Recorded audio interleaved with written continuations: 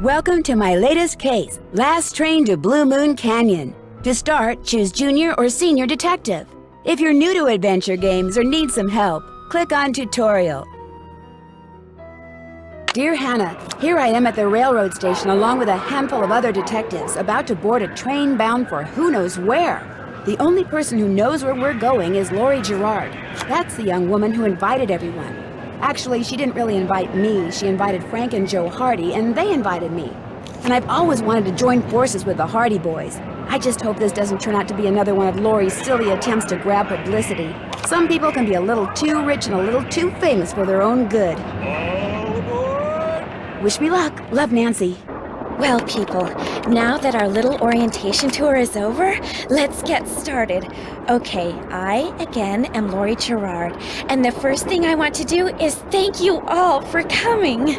John Gray, I am so thrilled that you're taking time out from that TV show of yours to do some ghost hunting here with us. I mean, Ghost Chasers is like the best cable show ever. And Charlena Purcell, I cannot tell you how much I adore those romance novels you write. Your characters just seem so real. And all that stuff you know about the Old West, you are just awesome. And Tino Balducci, only the most famous police detective in the country. And then there's Frank and Joe Hardy. They're amateur detectives. My dad and their dad are old friends. And you must be the other amateur detective, their friend, Natalie? Nancy Drew? Whatever. All right, I'll bet you're wondering where we're going. Well, we're going to Copper Gorge, Colorado. Why? To solve the mystery of what happened to Jake Hurley, the man who originally owned this train. Because see, one day in 1903, this train was found in a place called Blue Moon Canyon, which was out in the middle of the Nevada desert. Only the engineer was on board, and he was dead. As for Jake Hurley, he had disappeared from the face of the earth. Oh, and two more things. Before he disappeared, Jake was rumored to have found the richest gold mine in the world. And the train he owned, this train, his wife Camille died on it while they were going to the gold fields. It was rumored to be haunted. She's gone. Oh my gosh. What in the world? Hey, what's going on? People should never go tampering with things they don't understand. Oh, brother. It's okay. Everybody just stay calm. No need to panic. I'll get to the bottom of this. Well, Nancy, you're up on all that social etiquette stuff. What are you supposed to do when your hostess vanishes into thin air? If I don't seem concerned, it's because I'm not. Lori Gerard is a young woman whose only goal in life is to be famous. She craves attention and habitually uses her father's considerable wealth to get it. So you think her disappearing like that is just some kind of publicity stunt? I just think she couldn't resist showing off in front of all of us minor celebrities. What was your name again? Nancy Drew. You and I have actually met. Sort of. I called you not too long ago when I was at Shadow Ranch. You gave me some information about Dirk Valentine. Ah, Nancy Drew. You don't remember me, do you? No. Have you ever met Lori's other guests before? Psst! Nancy! Come here! Excuse me for a second. Hey, Nance. Where have you two been? I followed Tino Balducci. And I went after John Gray. He went straight to the room in the car that used to be Camille's and didn't come out again. I could hear all these weird noises coming from inside. Did you talk to him? I was just about to go in, but the next thing I know, Joe's got my arm in a vice grip and is dragging me back here, babbling about how Balducci's our guy. He found something on the floor right where Lori was standing when the train went dark. I saw him pick it up and put it in his pocket. Then he left. Did you see what it was? When I tried to talk to him, he just kind of brushed me aside and said something snotty like, "I'm on the job here, Junior, so just go back to the playground and stay out of the way." In case you two hadn't noticed, we're not getting a lot of respect around here. Can't we at least tell Balducci that we do stuff for ATAC? You know the rules. ATAC? American Teens Against Crime. We do a lot of undercover work for them. Wonder Cop's probably never even been undercover. Joe, let it go. What'd Charlena have to say? She thinks Lori is faking this whole disappearance thing. She's not the only one. How can you say that? You heard Lori scream. Anybody can scream, Joe. Especially girls whose fathers have given them acting lessons along with everything else they've ever wanted. What about you, Nancy? What do you think? I kind of agree with Frank. You've got to be kidding. Do you think maybe one of Lori's other guests is in on her disappearance? It's certainly possible. From the way she talked, it didn't sound like she knew any of them. Maybe that's what she wanted us to think. Or maybe that's what one of them wanted her to think. Well, whether Lori disappeared by force or by choice, what we've got to do now is find her. Absolutely. Has anyone talked to the engineer? Not that I know of. Then I'm going to head up front and tell him what's happened. Maybe he knows something we don't. Good idea. In the meantime, we'll take another look around in here. Great. Catch you later. Engineer, what do you want? Hello, I'm one of the passengers, and I just thought you should know that Lori Gerard has disappeared. So? I just thought you might want to call the police or something. Hey, all I know is I take orders from Miss Gerard, okay? Right now my orders are to get this train to Copper Gorge non-stop. And until Miss Gerard tells me otherwise, that's what I'm gonna do. But Lori may not even be on the train anymore. Look, Miss Gerard may not be a rocket scientist or anything, but even she knows better than to jump off a moving train. But... Now, if you'll excuse me, I got me a train to run. A square and a duck.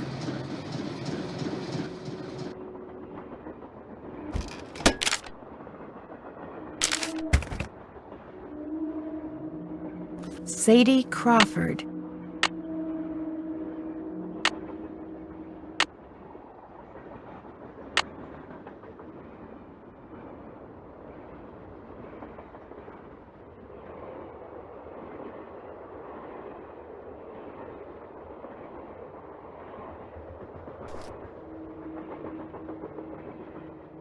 It looks like there's something behind this painting, but I can't seem to move it.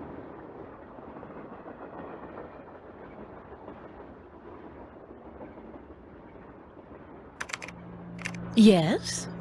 What are you working on? I'm writing my next book. I'm on a deadline, so until I write those two most wonderful of all three-letter words, the end, everywhere I go, my laptop goes, and every chance I get, I write. What else do you know about Jake Hurley? You know, the man who originally owned this train? Wealthy, imaginative, adventurous, stubborn, egocentric, and most importantly, he was smitten at the age of 35 by a young French woman named Camille Voulet, who died about a year after they were married. Where was he from? East Coast, Philadelphia, I think. His parents were British aristocrats. Sometime in the 1870s, he decided to seek his fortune out west, so he had this train custom built so that he, and some years later his wife, could traverse the mountains and plains in relative comfort. So he went west and became a miner? All anyone knows for sure is that years after Camille's death, he showed up in Denver with a pouch full of gold nuggets and semi-precious stones, which he used to purchase mining supplies. He refused to say how he'd come by them, which of course led to speculation that he had found a fantastically rich vein somewhere, although to this day, its existence remains unsubstantiated and its location quite unknown. Why do you think Lori invited you on this trip? No doubt because I'm such an authority on life in the Old West, and because I'm so good at using old information to unearth new information. My knack for research is, well, it's a gift. I'll touch bases with you later. Let me know if you run across anything juicy. Is this Jake and his wife? Yes.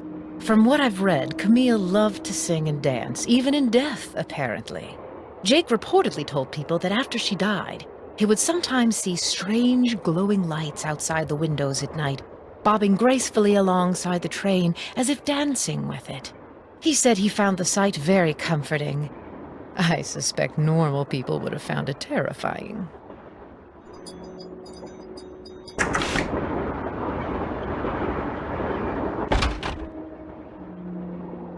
Pretty. Looks like some kind of gemstone.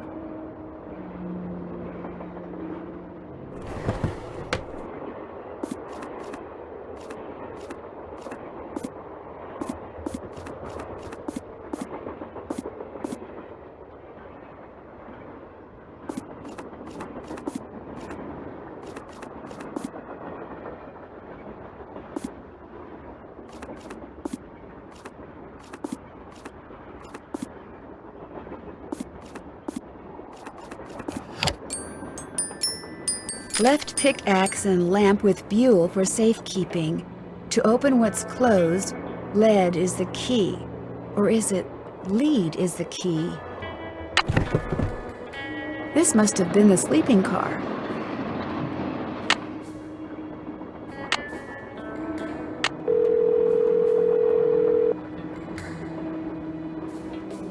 Hello? Hi, Bess.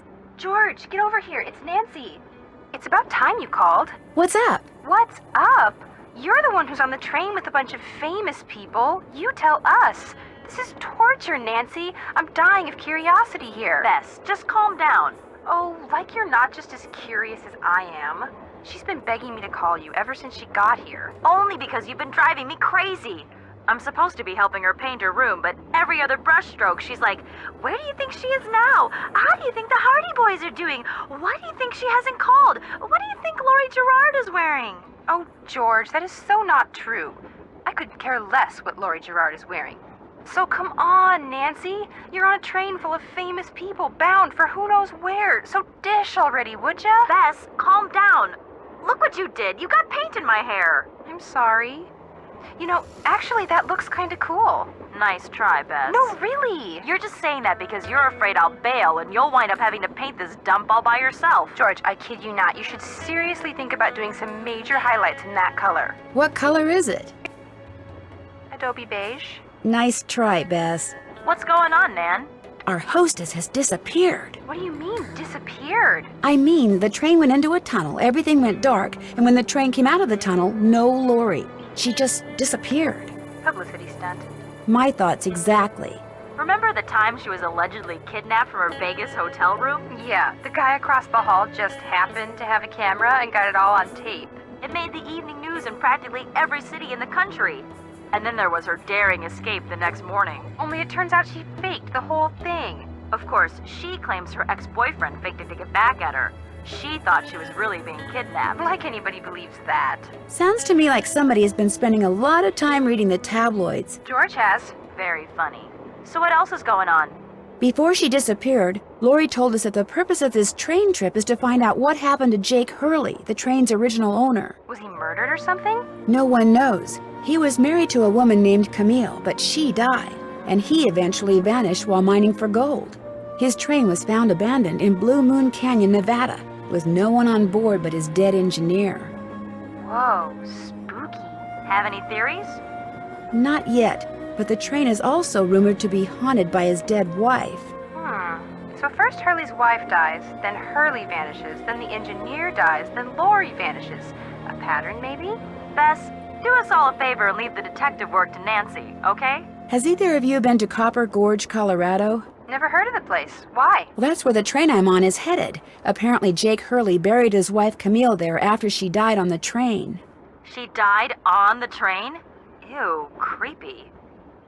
Jake used to see strange lights at night bobbing alongside the train and thought it was Camille dancing. Super creepy. Yeah, I just got goosebumps. Which is hard when you're practically covered in paint. I'll talk to you guys later. We'll be right here. Yeah, washing the paint out of our hair.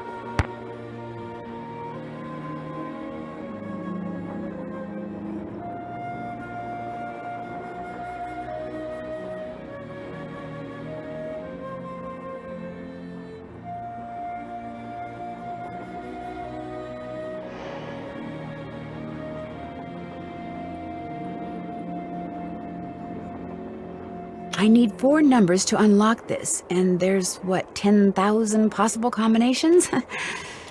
Guessing could take me a while. Better not mess with that puppy.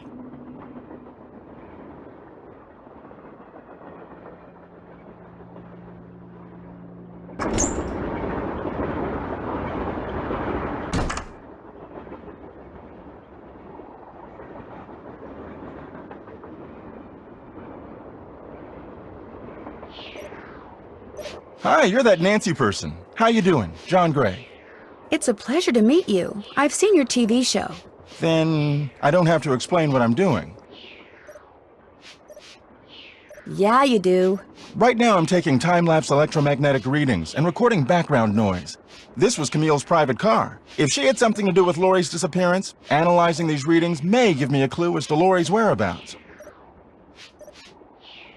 Do you really think that a moving train can be haunted?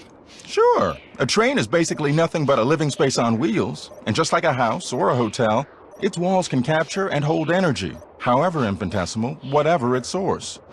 You see, what to most people are ghosts are actually temporary distortions in local electromagnetic fields caused by the presence of residual psychic energy generated by the person or persons who frequented that particular locale. That's my working theory, at least. That's very interesting. It's all very scientific. But the fact is, Lori's missing, and I, for one, am doing everything in my power to find her. The vibes I'm getting make me think she could be in serious trouble. Charlena Purcell thinks Lori is just playing some kind of joke on us. Charlena Purcell writes romance novels. End of comment. What do you think of Tino Balducci? I kind of feel sorry for the guy. After catching those bank robbers, he can't just be a good cop anymore. He's got to be a great cop. Tough to perform under that kind of pressure. Is Lori a friend of yours? First time I met her was when I boarded this train with all the rest of you. I knew her by reputation, of course, like everyone else who reads the tabloids. It doesn't appear that anyone aboard this train is her friend. Maybe she planned it that way. You mean so we'd concentrate all our efforts on finding Jake Hurley? Possible, although she really doesn't strike me as being the planning type. Well, I'll catch you later. Pleasure talking to you. Sickly Sarah caught a germ so new, it made one of her pretty green eyes turn blue.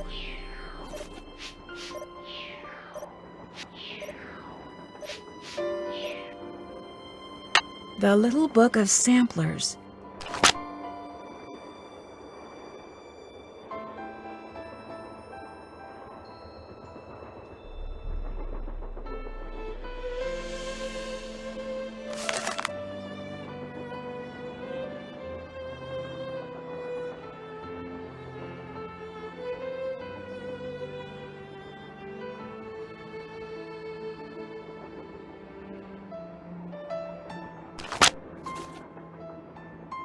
This looks like some sort of game. Darn.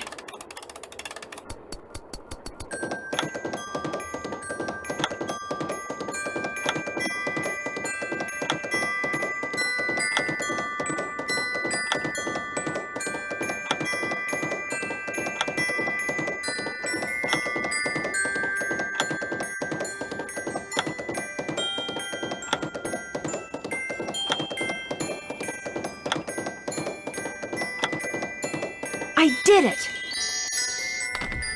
Wonder what's in here.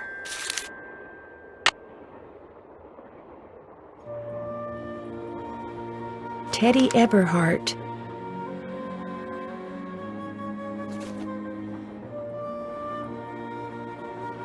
What shall I play?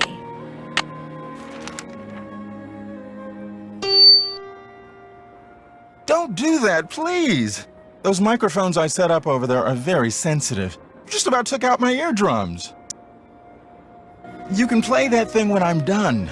I'll let you know when that is, all right? Okay. Looks like Camille was teaching herself how to play the piano. Thomasina O'Neill.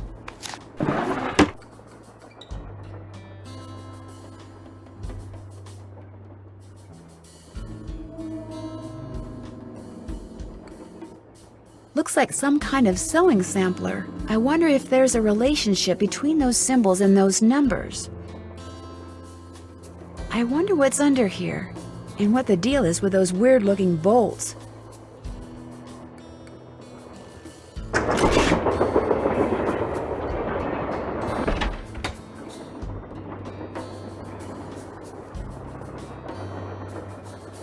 Hey, Nancy, right? That's right, Nancy Drew. Amateur detective, huh? Ever thought about becoming a real detective? You know, like me? You mean become a police detective? No, I never have. It's a great job, you know. I love it. You, heard about those bank robberies I solved, right? Tell me about them. Baffling case. Two-man team at 17 banks in 3 states in 5 days? FBI had no idea who the perps were. But after forcing their vehicle to a stop, confronting them, despite the fact that they were armed and giving chase, I single-handedly made the collar. I heard they stopped because you accidentally rear-ended them. You heard wrong. You see, Nancy, when somebody does something really remarkable in this country, the first thing everybody else does is try to tear them down. Reporters, late-night comedians, even some of my fellow officers. All have been spreading vicious lies about me. Why? Because they've never done anything remarkable in their sorry little lives, and they're jealous. Anyway, you should look around in here. Lots of interesting stuff. This was Jake's private car, you know. I understand that you found something on the floor in the dining car. Yeah, at first I thought it was an old coin, but it turned out to be some kind of slug. Where do you think it came from? Probably been lying there for 100 years. May have served a purpose back then, but now, worthless. May I see it? Sure, in fact, here, keep it. Wear it around your neck or something. That way, when people ask you where you got it, you can tell them Tino Balducci gave it to you. The Tino Balducci. Oh, thank you. What else can I do for you? So, what do you think happened to Lori? Well, she could have been kidnapped, she could have been tossed off the train, she could be hiding from us. But I obviously won't know which until I've gathered all the facts. When do you think that will be? I'll know the facts when I know the facts. The truth can't be rushed, you know. Have you had a chance to talk to Charlena Purcell? Now, why would I want to do a thing like that? You don't like her? I can't stand those sappy books she writes. And seeing as I said as much during an interview on national TV once, it's a pretty safe bet she doesn't like me. Have you talked to John Gray? The ghost guy? Total quack. Only reason I'd talk to him would be to arrest him for fraud. You've been a big help. Don't mention it.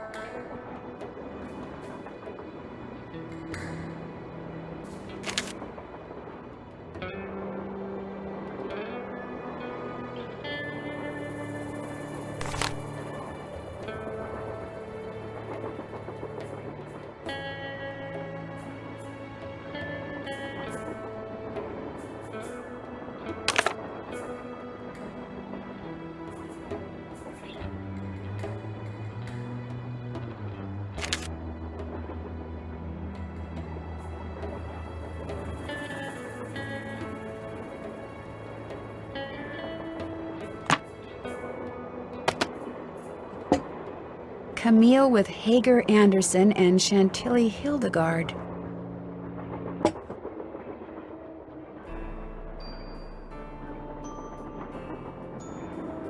Looks like an old-fashioned cigar box. Wonder why it's locked.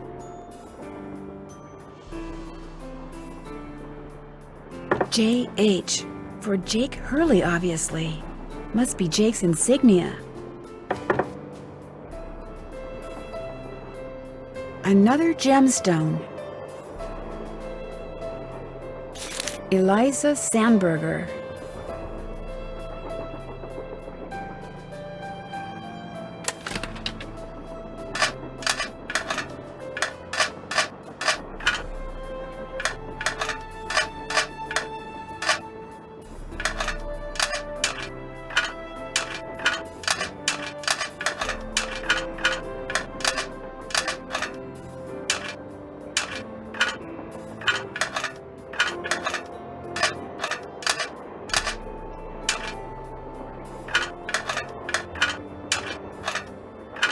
There, all done.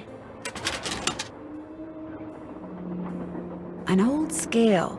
Strange. It seems to be built into the wall. Those symbols look like the ones I saw in that sampler.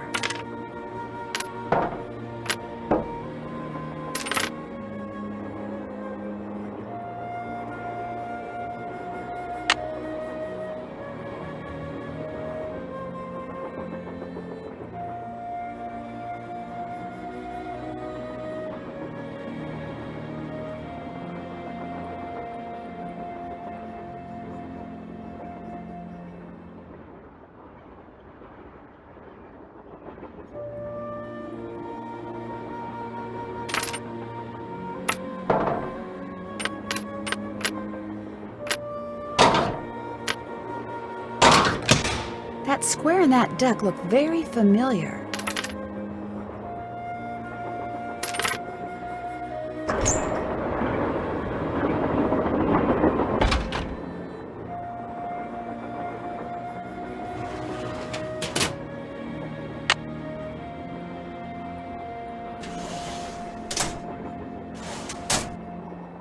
Silver.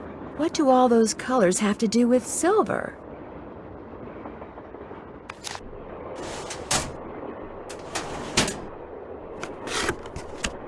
Looks like to make this thing, whatever it is, I'm going to need a spyglass, a pickaxe, and a lamp. Citrine, amethyst, zircon, those are all gemstones, I think.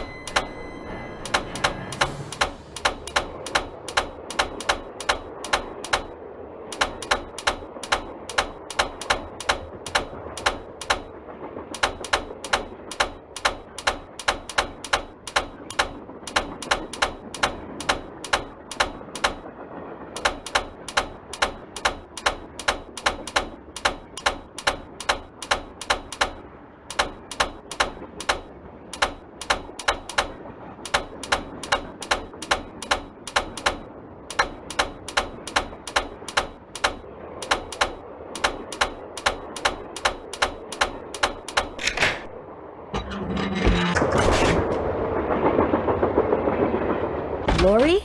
Oh my gosh! I never thought you'd be the one to find me. No offense. Nadine? Nancy. Nancy Drew. Well, as you can see, I wasn't really spirited away by ghosts or anything. That bookshelf in the dining car, you step on this thing in the floor in there, and it slides open. I practiced disappearing for weeks. So it was just all for show? Well, not entirely. See, here's the deal. My dad wound up with this train when he bought out Noram Shipping. They'd been storing it in this old warehouse outside St. Louis for so long that everybody had just forgotten about it. Anyway, after mass begging on my part, Dad had the train restored to working condition and got me an engineer and track permits and all that other stuff until finally, here we are, on our way to find out what happened to Jake Hurley. I think you were going to explain why you kidnapped yourself. Oh, right. Well, see, I was one of the first people in 100 years to set foot on this train, okay? Everything was just the way it was when Jake disappeared. Except I also found this. It's a letter that Jake wrote in 1901 to his niece back east. He was real paranoid about claim jumpers, which is why he never told anyone where his mine was. But he was also afraid something would happen to him and no one would ever know where it was. So he wrote this letter to his only living relative, Ruth Kensington. Here, take it. You want me to have it? Why? Because you found me. See, in that letter, Jake tells Ruth that everything she needs to figure out where his mine is on this train. He also warns her that his wife's spirit is on the train too, which kind of creeps me out. But the thing is, to find Jake's lost mine, we need the train. How do you know this Ruth person didn't find the mine decades ago? Mostly because I found that letter in the wastebasket. It was like she'd gotten so ticked off, trying to follow her nutty uncle's clues, that she finally said to heck with the whole thing. So you want me to try to figure out where the mine is? Uh-huh. As for the other people on board, if you want to show them that letter, go ahead. It's totally up to you. We're going to Copper Gorge because that's where Jake buried Camille, so I figured his mine might be somewhere around there too. But if you think we need to go somewhere else, you just let me know and I'll have the engineer take us there. How come you didn't try to find the mine yourself? Maybe I did. Or maybe I just thought letting other people try to find it would be a good excuse to throw a party. I like parties. How well do you know your guests? Well, I don't know you or those Harvey guys at all. Hardy. Frank and Joe Hardy. Whatever. I didn't know John Gray before this either, but I love his show, and I figured he'd jump at the chance to investigate an honest-to-goodness haunted train, and now that someone has finally found me, I can finally go meet him for real. What about Tino Balducci? I met Tino right after he got famous for solving those robberies. Inviting him here for this was a no-brainer. I mean, what an awesome detective. And those piercing eyes of his, you just know his mind's in there going 90 miles an hour. How well do you know Charlena Purcell? I just know her from her books, which are so good. In fact, I just started reading her latest one, The Moon Tells No Lies. See, what I'd really like to do is write romance novels. Everybody who knows me says I'd be really good at it. In fact, a while back, I sent Charlena some ideas, you know, just to see what she thought. And? She hated them. We'll talk some more later. You go, girl! The 3rd of November, 1901, from somewhere in Colorado. Dear Ruth, I know that we've never met, but now that your father, my estranged brother, is gone, you are my only living relative. I am writing to you to tell you about my mind before I, too, depart this earth, and its location is lost forever. I cannot tell you outright where it is, lest this epistle fall into the wrong hands, but with the information which follows, and with my train, which shall be yours upon my death, I promise that you'll be able to find it. First, you will need a map.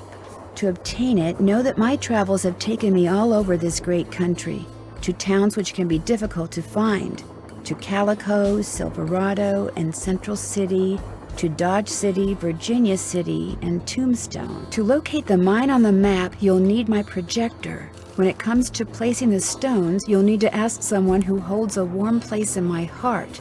I have stored his name accordingly, but to retrieve his name, you'll have to give the dolls an order. This will require looking inside Camille's dancing shoes for the name of their maker, and wearing the shoes as you perform her favorite step on the dance floor. As for my beloved Camille, she has 4 words for you, words which, when translated into numbers and used in combination, will help power my projector. But alas, she's taken them with her to her grave. So go to Copper Gorge, Colorado, and pay your respects, and let some of her goodness rub off on you. I promised Camille that this train would always be her home. In return, she promised to never leave, and indeed she never has. People say I'm crazy, but I've seen her, and heard her, and feel her presence on the train even today, 20 years after her untimely death. So above all else, my dear niece, let nothing happen to my train. It holds wonderful things. Kindest regards, Jake Hurley.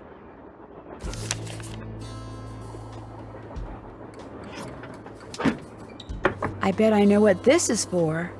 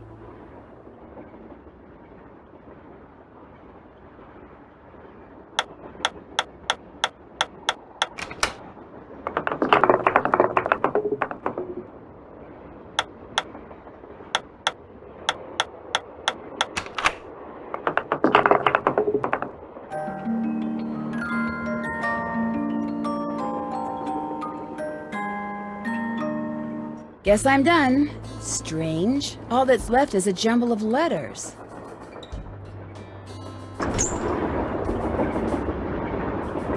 That That must be the projector Jake mentioned in his letter to Ruth. Looks like I need to enter 8 letters into this thing. The question is, which 8 letters?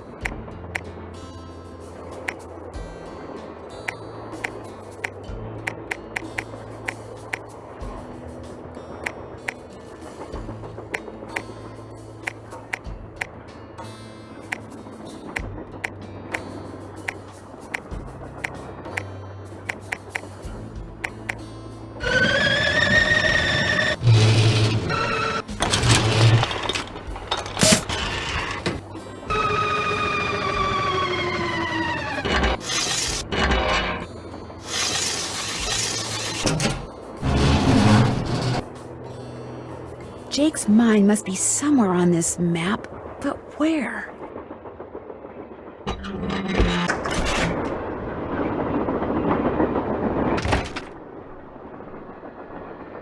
Looks like a dance floor, maybe? Darn, the name of the shoes is so faded I can't tell what it is. Maybe Bess and George can help me figure out who made them.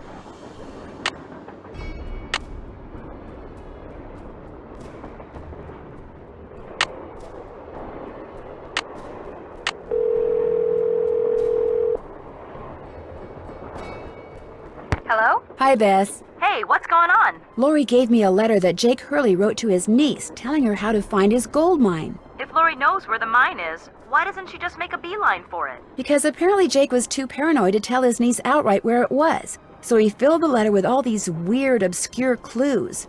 I don't think Lori could make heads or tails of them. I know I barely can. Sounds like when he lost his wife, Jake may have lost a few marbles as well. I get the definite feeling Lori Gerard has a thing for Tino Balducci. I saw him on TV once. He is very cute. Lori thinks he's the world's greatest detective. And you don't? Let's just say I'm glad he doesn't work for our police department. I think the only reason he's famous is because he looks good on camera. Well, I think you two are being way too hard on him. Just because he's good looking doesn't mean he can't also be smart. In fact, maybe Balducci tries to look incompetent on purpose. You know, to give the bad guys a false sense of security so it's easier to catch them. Ever think of that? No, Bess? I never did. Well, there you go. The name of the company that made Jake's wife's dancing shoes is too faded to read. But to find Jake's mine, I need to know what it is. Hey, I know what you can do. Take a picture of them with your cell phone, then send it to us, and we'll check them out for you. But I thought you guys had to paint Bess's room. Boring. Besides, we're going to have to take a break soon because we're almost out of paint. Probably because Bess has gotten more on me than she has on the walls. Anyway, send us a picture of the shoes via cell phone as soon as you can. Actually, I already sent you a picture of the shoes. Well then, hey, we're on it. Ah, you guys are the greatest. I know. Need anything else? I'll talk to you guys later. Okay. Well, George, back to work.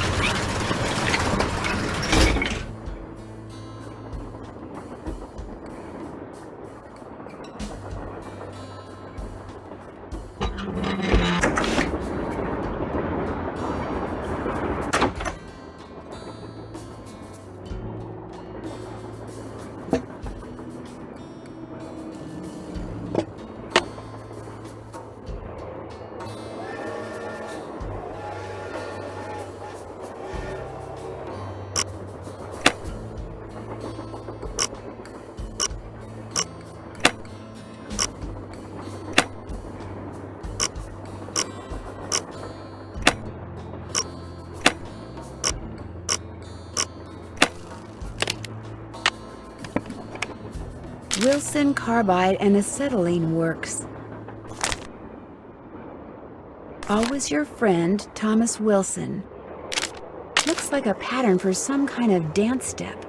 Maybe I'd better keep this.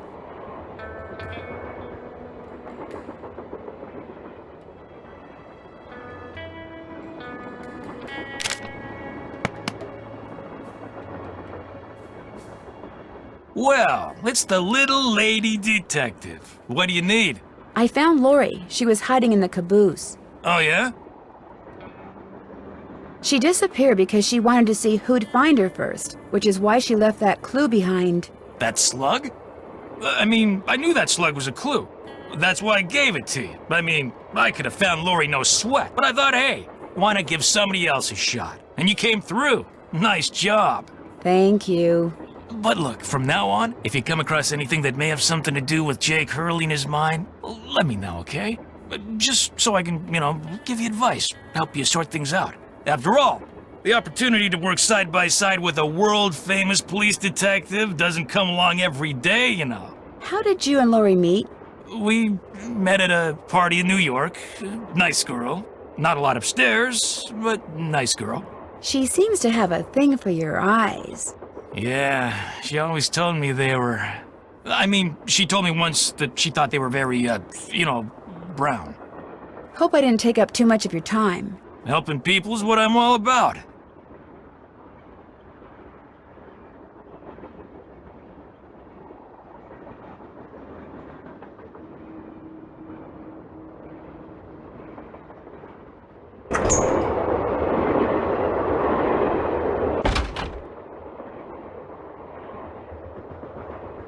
That tool I saw in the caboose. I bet that's what you used to unscrew these bolts.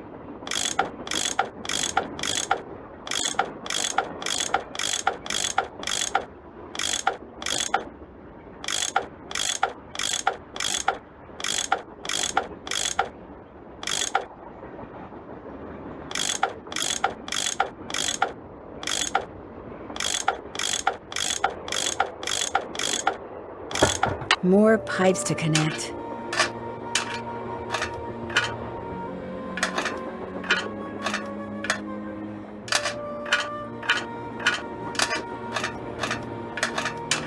Here we go.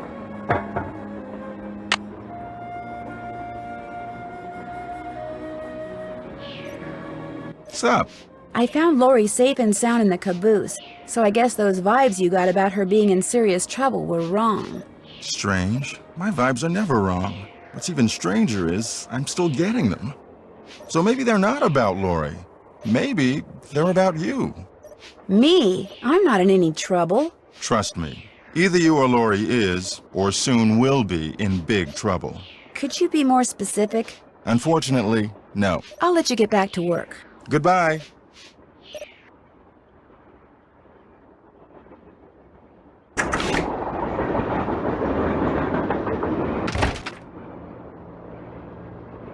What is that?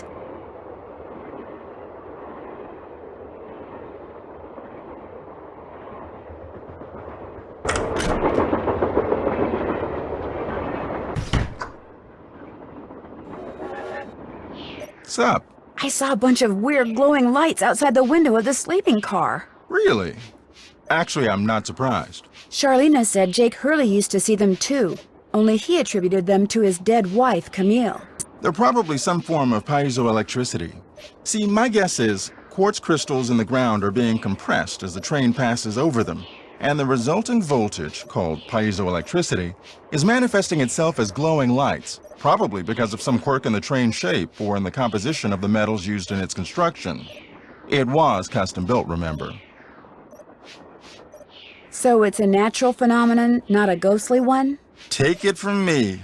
Old Mother Nature is capable of some pretty scary stuff. Thanks for the chat. Come back anytime.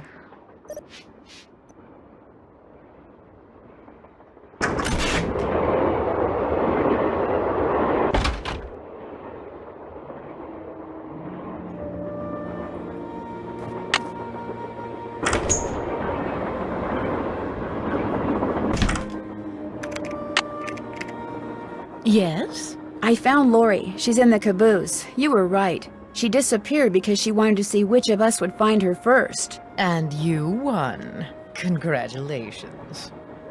The others on the train, John Gray and that police detective, do you know them very well? I don't know them at all. Needless to say, I don't watch television, so I've never even seen Mr. Gray before. Although I do know that his profession, if you can call it that, is rife with crackpots. As for Mr. Balducci, from what I've read, his success in solving those robberies was less a matter of talent and more a matter of being in the right place at precisely the right time. In other words, you don't think he deserves all the attention he's getting? No. You and those two Boy Scouts you're with would make better detectives. Is that all, dear? Did you know that Lori wants to be a romance novelist? Doesn't everyone? Do you think she could do it? No. Could we please talk about something a little more pleasant? I'll touch bases with you later. Remember, if it's juicy, I want to know about it.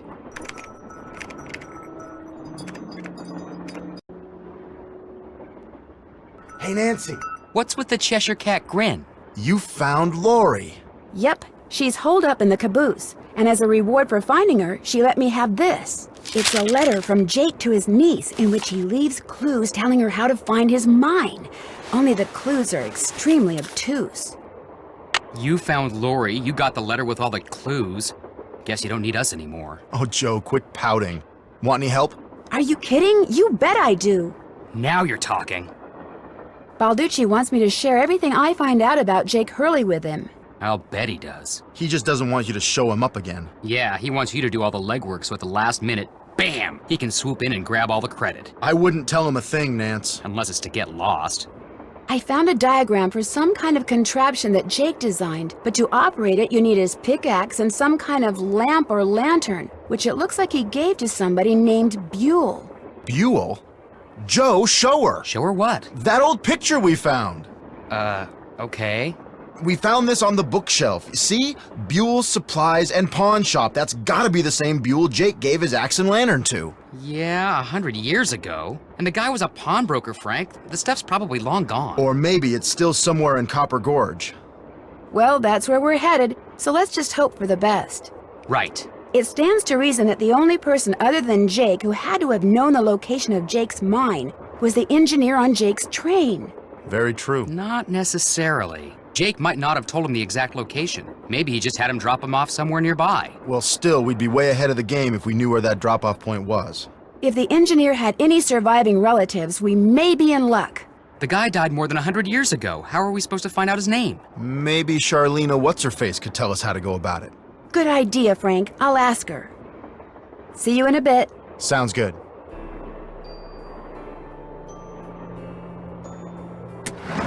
This must be how Lori disappeared. More questions? How would I go about finding out the name of Jake's train engineer? If you're smart, you'd ask me. And because my work is going surprisingly well, during my next break, I'll log on to my archives at home and see what I can turn up. That'd be great, thank you. Whoever invented the cellular modem, that's whom you should thank, dear. I'll let you get back to your writing. All right, then.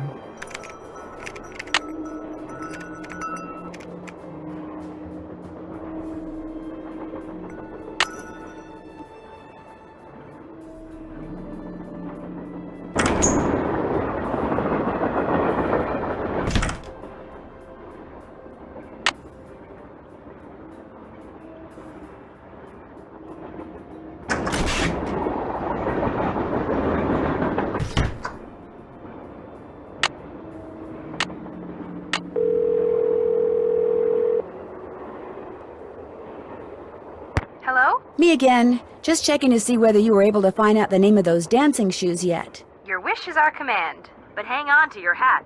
The name is a real mouthful. The shoes were made by Chaussette Chateauyantes, Chaussettetes, Chatoyantes. That's French for shimmering socks. Apparently, if you were into dancing in the 1870s, that was the company to get your shoes from. Chaussette Chateauyantes. Got it. Thanks, guys. Thanks for letting us help. Tino Balducci definitely has a thing for Lori Gerard. So there's some kind of mutual attraction thing going on between them? Something's going on between them. I'm not really sure what. Well, find out. I mean, that's a mystery worth pursuing. To heck with this Jake Hurley stuff. You'd give up the possibility of finding gold for gossip, Bess? For gossip this good? Oh, yeah. Catch you later. We'll be right here.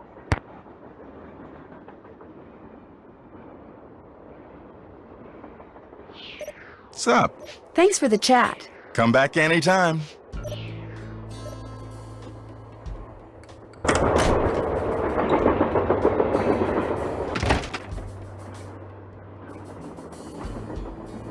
Glad you dropped in. Lori told me she'd given you a letter from Jake Hurley that says how to find his mine. I didn't mention it before because it's very bizarre. Lori should have given that to me. I mean, I'm the trained professional around here. Let me take a look.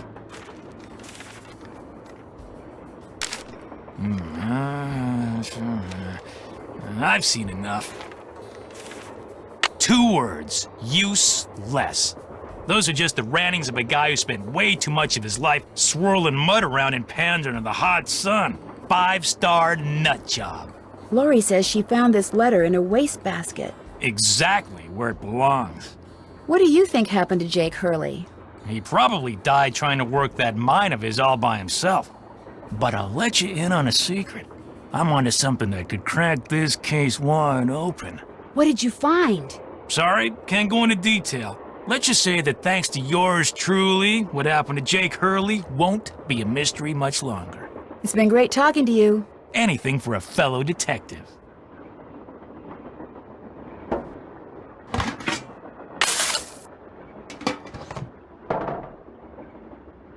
That could be one of the gems I need. Maybe Tino will let me take a closer look. That could be one of the gems I need. Maybe Tino will let me take a closer look.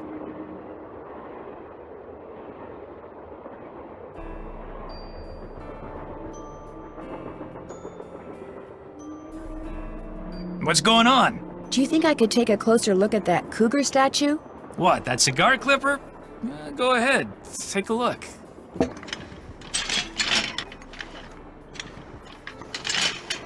I'll bet I need this stone to build that thing in the diagram I found. But if I remove it now, Tino will know I'm onto something. Interesting. I just wanted to get a good look at it, that's all. What else can I do for you? You've been a big help. Not a problem.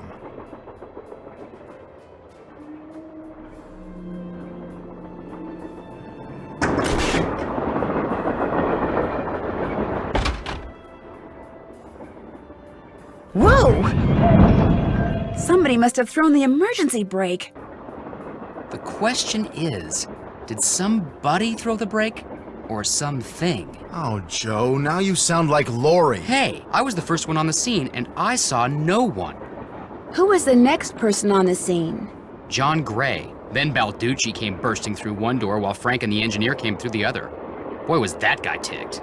He said the train could have derailed. He reset the brake, muttered a few choice words, then headed back to the engine just as you and Lori showed up. Everybody was there except Charlena. I don't think she left her laptop the whole time. Do you think she could have thrown the brake and snuck back to her laptop without your seeing her? Not likely, but possible, I guess. The question is, why? What did she or anybody else stand to gain by stopping the train? Answer? Nothing. Which is why I think we should at least consider the possibility that something less human in nature may be at work here. Ah, Joe. I'm going to see if Balducci's done dusting for fingerprints. Catch you later. More questions? Would you like to see the letter that Lori gave me as a reward for finding her? The one in which Jake Hurley supposedly tells his niece how to find his lost mine? No, thank you. I happily leave it to you to try to solve the mystery of his disappearance. You can afford to look foolish, dear. I can't. Do you have a theory as to who pulled the emergency brake? Well, I know it wasn't me. I assume it wasn't you, and I highly doubt it was Lori. So that leaves those 2 friends of yours, Mr. Gray and Mr. Balducci. Have you run across many haunted train stories in the course of your research? A few, but most train-bound ghosts that I've come across seem to have better things to do than sit around pulling emergency brakes. Were you able to find the name of Jake's train engineer? I came across 3 references to the fact that Jake had an engineer, but I'm afraid none of them included his name. I failed. Sorry. Aren't you even going to try finding out what happened to Jake Hurley? No time. The only reason I haven't insisted that Lori release me from all this silliness is there's always the possibility that what happened to him has the makings of a bestseller, although I highly doubt it. Why are you so sure that Jake's story wouldn't make a bestseller? His story is an all too common one. A man wanders off into the desert in search of gold and never returns. Why? He either doesn't have enough food or water, or he encounters hostile natives. But why was his train found out in the middle of nowhere with just the dead engineer on board? That does make the story a little more interesting. My guess is the engineer got tired of waiting for Jake to return, took off in the train to get help, and died of a heart attack along the way, after which the train rolled to a stop in Blue Moon Canyon. Anyone experienced enough to single-handedly run a steam engine would have been quite a bit older than Jake. What do you think happened to Camille? She probably died of something mundane like pneumonia or even measles. Now, if it was wintertime when she died, and they were in the mountains, Jake no doubt kept her body on the train for months before he buried her, which is rather delicious in a morbid sort of way. Well, I'll let you go. All right, then.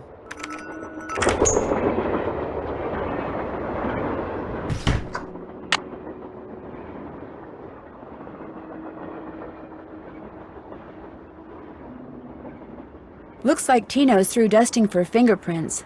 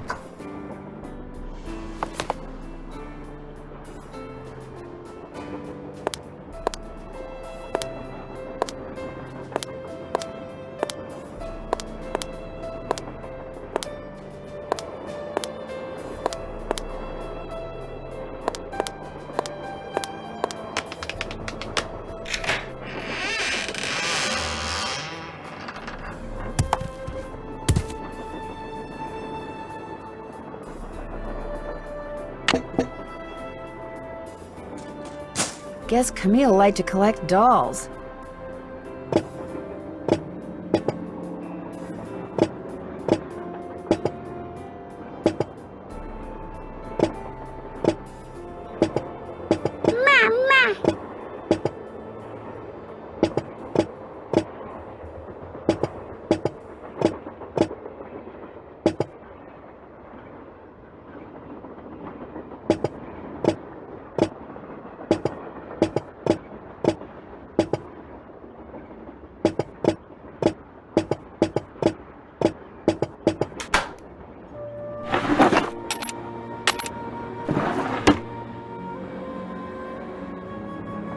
Yes? I hear that Tino and you used to be an item. How did you know that? I'm a good detective, remember? We went out a couple of times, yeah. As for why we stopped going out, you'd have to ask him. Do you have any idea who threw the emergency brake? I know exactly who did it. How do you know? Well, who else could it be? Camille. None of us has any reason to stop the train but Camille. She doesn't want us to find Jake's mine, so she's going to do whatever she can to keep its location a secret. She is dead, you know. Well, duh. That's why I know it's her. What's more, your friend, that Jim Harley guy?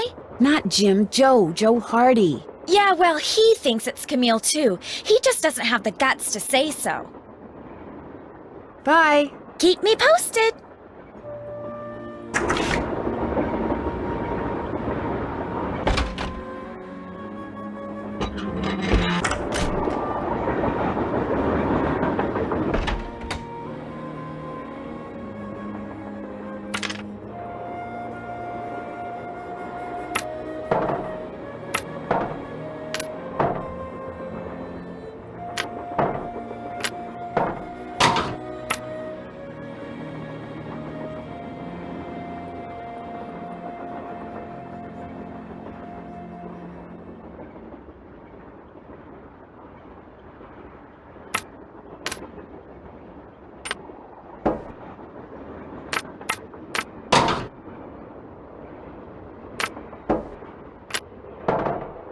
With any luck, I just opened the stove in the dining car.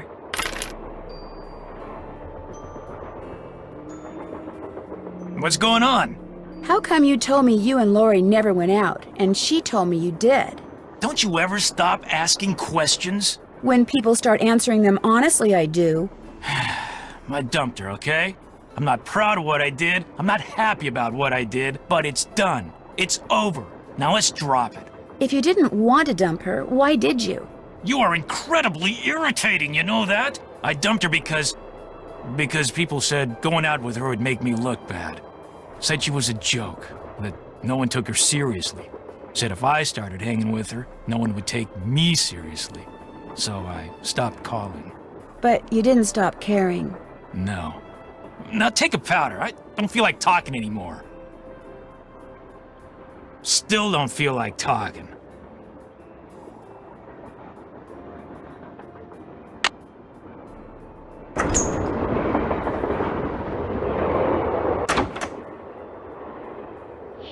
What's up? So are you making any progress in here? Oh yeah, not only am I getting some real unusual EMRs, that's electromagnetic readings, but take a look at this. You've got something? I set up a camera and took some time-lapse photos. Sometimes I was in the room, sometimes I wasn't, but somewhere along the line, I managed to get a shot of Camille. Where? You don't mean that little blob, do you? Yep, that's Camille. Okay. You're skeptical. That's cool. Just remember, the key word when it comes to ghostly phenomena is energy. That blob is the result of Camille's residual life force, spirit if you will, reacting with the chemicals in the photographic paper. Couldn't it just be a flaw in the photographic paper? Okay, it could be that too, but it's not. Trust me. Do you think Camille's residual psychic energy is what threw that emergency brake? That's a good question. Applying force to an object by distorting its electromagnetic field requires such a highly organized concentration of energy that I'm inclined to doubt it. So a person pulled that handle. Ask me again at the end of this trip.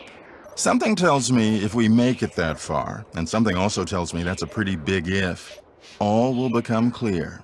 I'll let you get back to work. Come back anytime.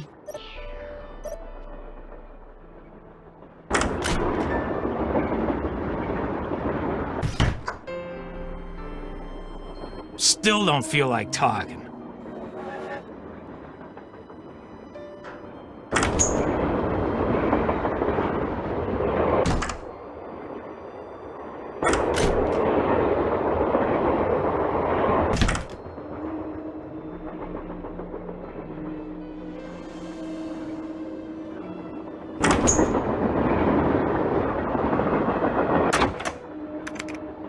More questions? I'll let you get back to your writing. All right, then.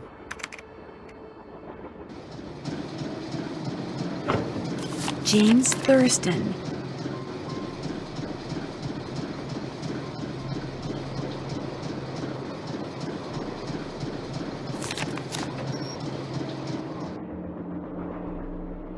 Nancy, you missed it. Missed what? The argument of the century. Joe, he's exaggerating. Aw, come on, you heard them. They were ready to tear each other to shreds.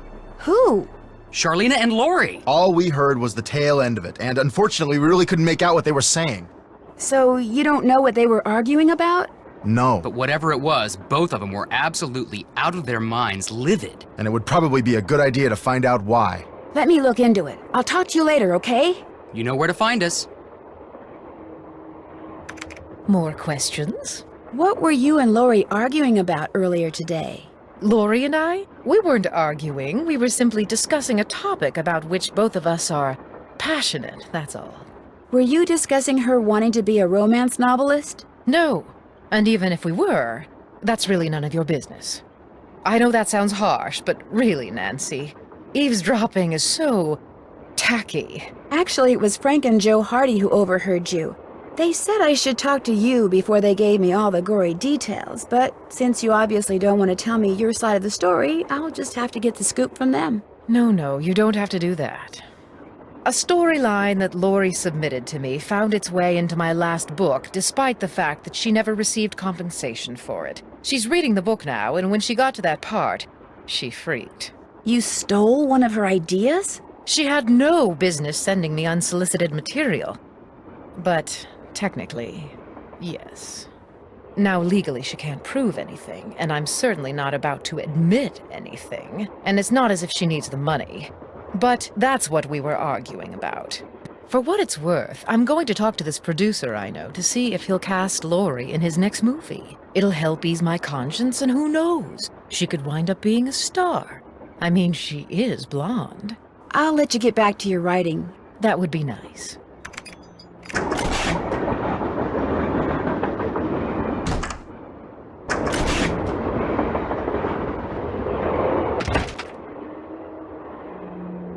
Hey, how's it going? I think I know the name of Jake Hurley's engineer. James Thurston. Great! What else do you know about him? Well, nothing. Good. Good. Yeah, finding out more about him will give us something to do. We'll look into it. Talk to you later. Sounds good.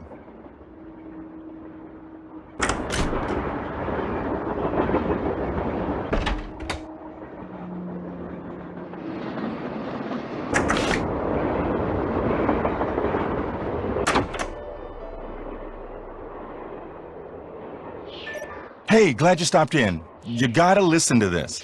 What have you got? I put this digital recorder in the corner where Camille showed up in that picture and turned it on so it would just keep recording. Now when you play it back at normal volume, all you hear is background noise. But when you turn the volume way up and run the signal through a filter or two,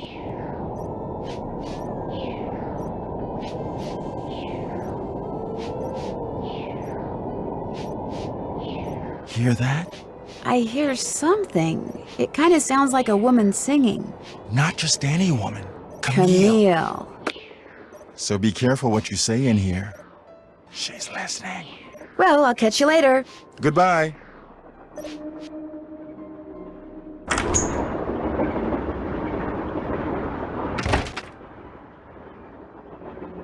I can't stay mad at a fellow detective. What do you need? Did you find any fingerprints on the emergency brake handle? None that were any help, thanks to Casey Jones up there. I told the old geezer not to touch anything, but he went and got his big, fat, oily paw prints all over the place. If we didn't need him to drive the train, I'd charge him with obstruction of justice. Did you do anything else besides look for fingerprints? Of course. As a matter of fact, I found this. Probably fell out of the perp's pocket while he was yanking on the handle. Looks like some kind of thermometer. Yeah, like the kind a certain ghost hunter uses on that bogus show of his. You think John Gray threw the brake? But why would he do that? Because they're thinking about axing his show, that's why. I checked with this buddy of mine in L.A. Gray's got to come up with something real big real soon, or he's toast. And you can't get much bigger than a train with a spooky past that's prone to strange accidents, now can ya? Have you confronted John with your suspicions? All in due time. I always like to get my ducks in a row before I make an arrest. You're going to arrest him? Hey, the train could have derailed. We're talking reckless endangerment, attempted assault, maybe even attempted murder. John Gray wanted publicity. That's exactly what I'm gonna give him. It's been great talking to you. Don't mention it.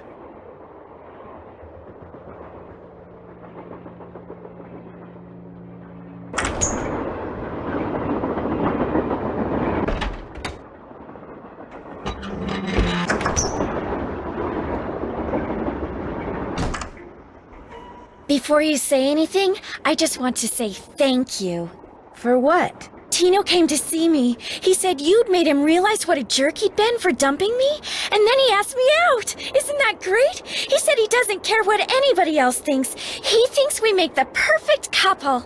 Well, I can't argue with him there. So what do you want? Bye. Keep me posted.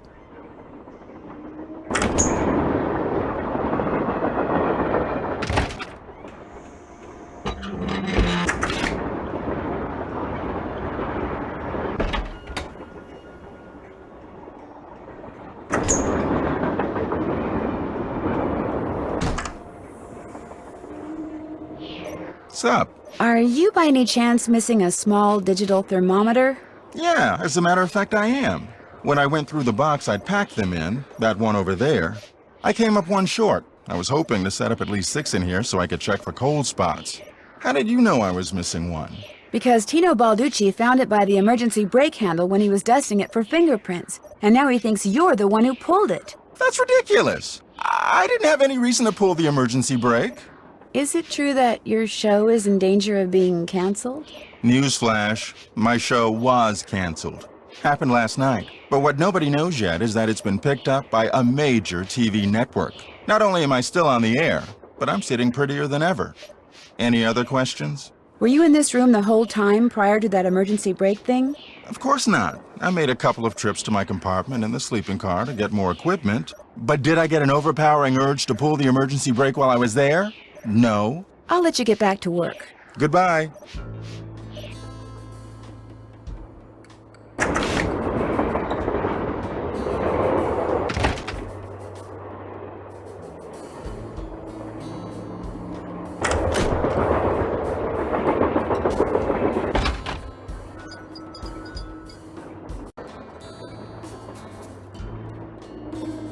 Hey, how's it going?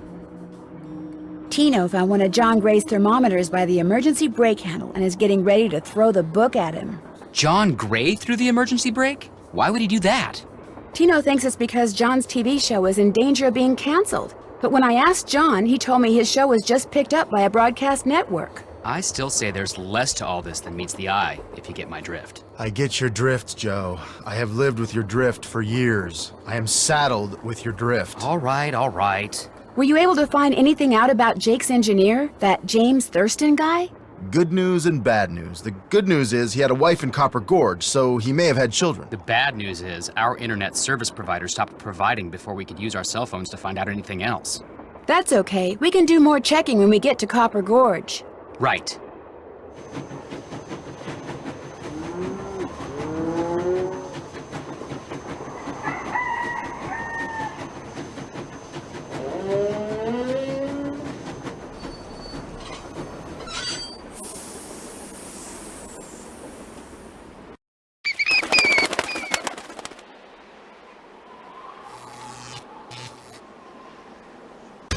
Hey there! Welcome to Buell's Old Time Taffy House. Come on over here. Welcome, stranger.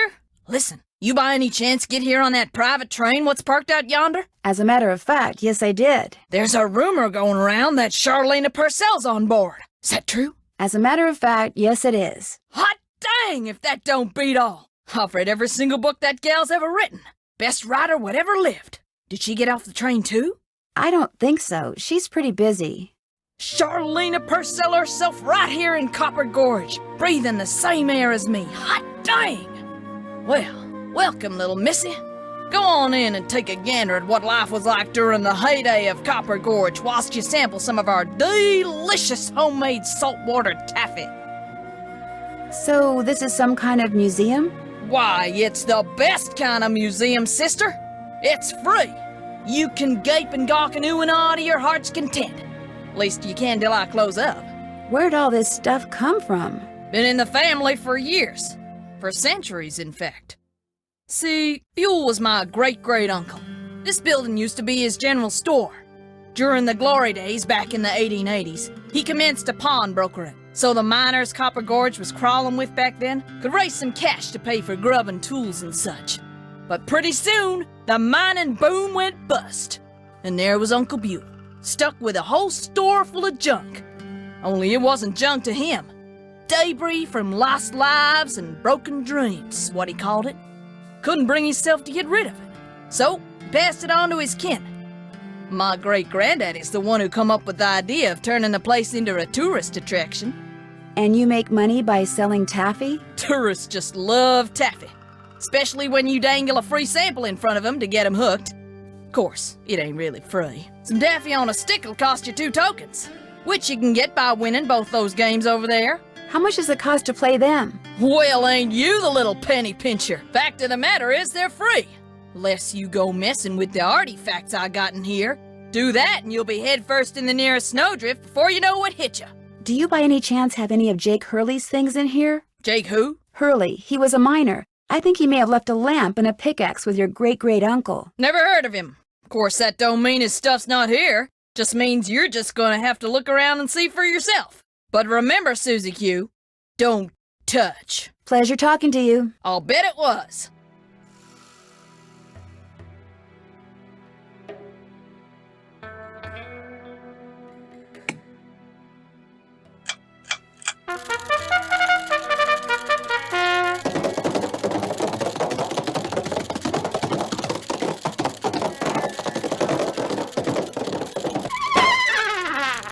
Phooey.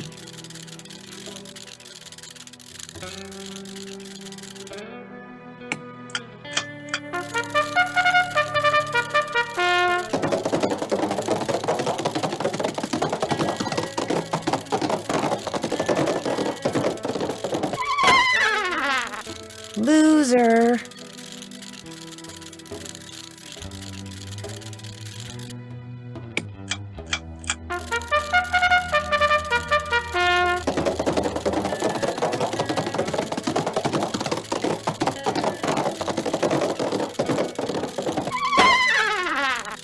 Phooey.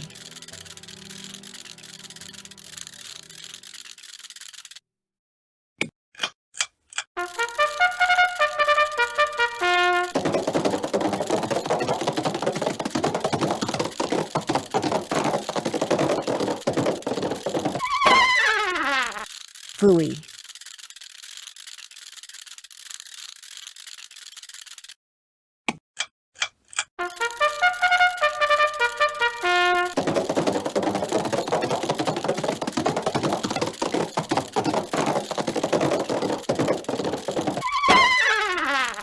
Loser.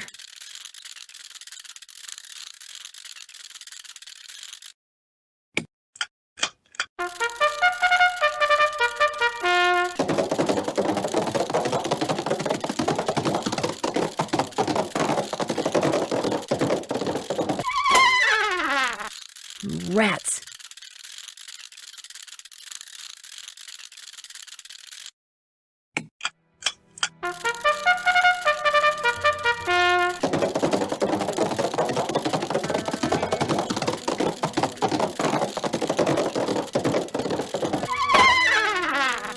And I lose.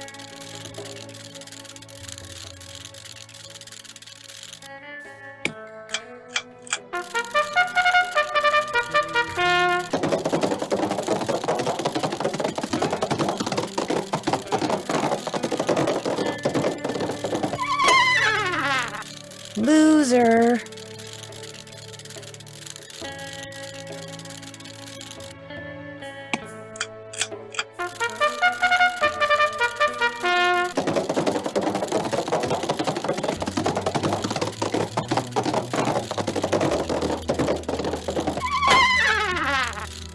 Rats.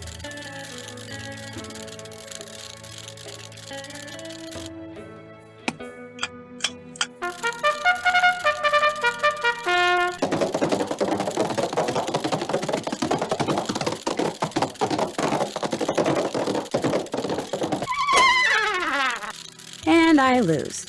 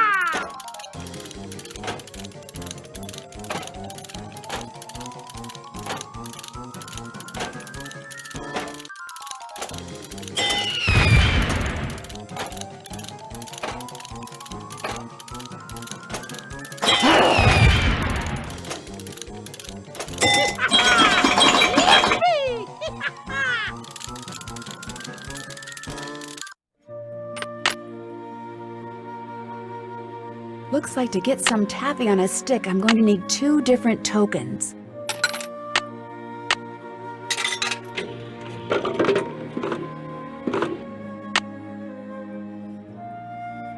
This looks just like the insignia I saw on the train. I'll bet this was Jake's trunk. You ain't touching anything over there, are you, missy? Oops, I'd better go ask permission before I mess with this. You still here? Do you know what's in that old trunk over there? Why? You ain't been fooling with it, have you? Oh no, of course not. No, I just thought it might contain the lamp and pickaxe that I asked you about before. Well, if it does, you can forget about him, 'cause it's locked. None of my kin have ever been able to figure out how to open it. Not even my cousin Alvin, and he went to junior college. Would it be okay if I tried to open it? Well, now, I certainly ain't gonna let you break it open if that's what you're getting at. Oh no, I would never use force, believe me. But in order to try to get it open, I would have to, touch it. Nope, sorry, not gonna happen, little missy. Unless... Unless? Tell you what, you get Charlene Purcell to come in here so's I can shake her hand, and I'll let you fiddle with that trunk till the cows come home. You know what? I've got a better idea. Now, what could be better than me coming face to face with the lady who writes the finest literature this here country's ever seen? Well, that's just it. If you were to just meet her, you'd have nothing to show for it. Afterwards, she'd go her way and you go yours, and that would be it. But if you were to, say, get her autograph, well, then you'd have something to hang on the wall and brag about. Okay, make it so's I can meet her and get her autograph. Oh, but the thing is, she's on a deadline, and if you take her away from her writing, she may fall behind. And if she falls behind, her publisher may pull the plug. And if her publisher pulls the plug, it could ruin her career. Do you really want to risk ruining Charlene Purcell's career? Good heavens, of course not. All right, you just get me Charlene's autograph, and you got a deal. Just make sure she uses my name. I want it real personal-like. You bet. And your name is? Fatima, with an F. None of that weirdo PH stuff. Okay, Fatima. I'll be right back.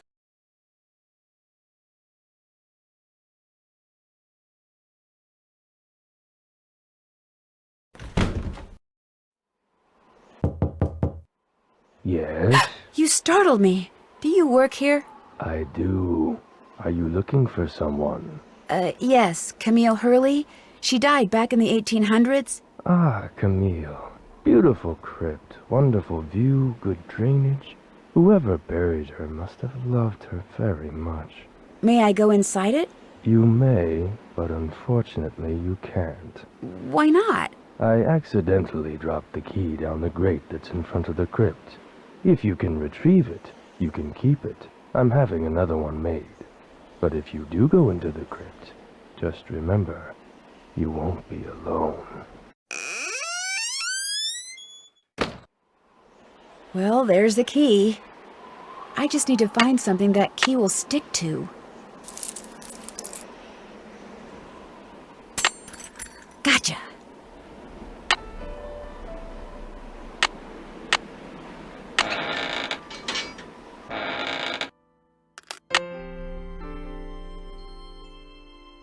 In the letter he wrote to his niece, Jake said she should go to Camille's grave and let Camille's goodness rub off on her. Rub as in rubbing, maybe? I need something that'll help me make sense out of all those lines.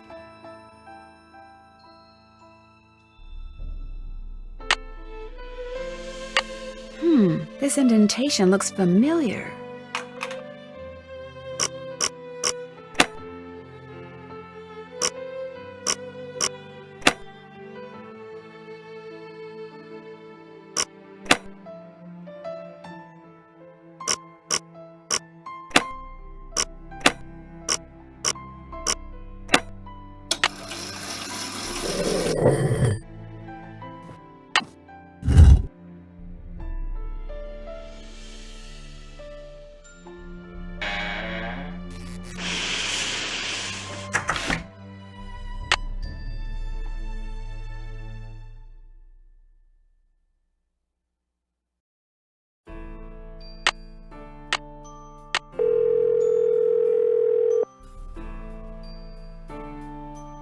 Hello? Hi, Bess. Hey, Nance, listen, I'm dying to know. What's it like to finally work with Frank and Joe Hardy?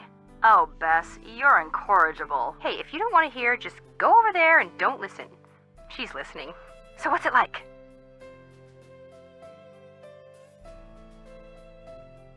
Well, Frank is serious and methodical, while Joe is kind of happy-go-lucky and impulsive. They're not trying to boss you around and be all manly all the time? No, not at all. They're great. George has a thing for Frank. Well, you like Joe. But the real question here is, which one does Nancy like? Ooh, yeah. Which one do you like? Neither. I like Ned, remember? Oh, yeah. Ned. Good old dependable Ned. You think he's boring, don't you, Bess? You think I think he's boring? Hey, I think what you think is much more important than what I think. Translation? She thinks he's boring. If you like funky little museums, Copper Gorge has one that's right up your alley. What's in it? Stuff from the mining era of the 1880s, mostly. And taffy. Lots of saltwater taffy. Saltwater taffy? I love saltwater taffy. What were you doing in there? Looking for things that may have belonged to Jake Hurley. Did you find them? I found an old trunk that I'm pretty sure belonged to him. Well, get back in there and get it open. Did I mention that I love saltwater taffy? She gets the hint, Bess. John Gray claims to have Camille's voice on tape. Really? Did you hear it? I heard a woman singing, but it was very faint. You heard an actual ghost? Bess, whatever I heard was barely audible. For all I know, it could have been a voice off the radio or something. Did the real Camille like to sing? According to Charlena, she did. Well, there you go. You heard a ghost. Oh, Bess, you are so gullible. Open-minded. Gullible. Charlena and Lori had this big, huge argument, and you'll never guess why. Lori called Charlena a hack. No. Charlena called Lori an airhead. No. Bess, she doesn't really want you to guess, okay?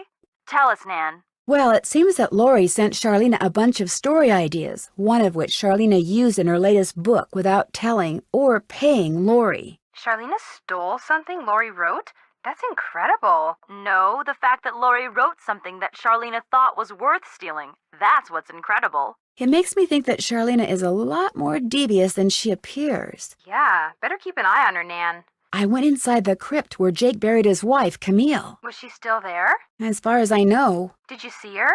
No, she was kind enough to stay in her coffin. Was it like totally gross and creepy in there? No, it was very peaceful. Almost pleasant. Any idea how she died? Charlena thinks she probably died of some common disease, like measles or something. I'll bet you Jake had something to do with it. The guy who takes care of the cemetery says he can tell from the way he buried her that Jake must have loved Camille a lot. Ah, but did he love her? Or did he just have a guilty conscience? That's the question. I better go. Remember, when in doubt, call. More questions? I met a huge fan of yours in town who'd really, really like your autograph. An autographed picture would be even better. Imagine that, me having fans way out here in the boonies. Well, I'm sure I have a picture around here somewhere. But what I don't have is a pen. Usually I just ask my assistant for one. I have a pencil here somewhere. A pencil won't do, dear. It has to be ink. See if you can borrow a pen from somebody.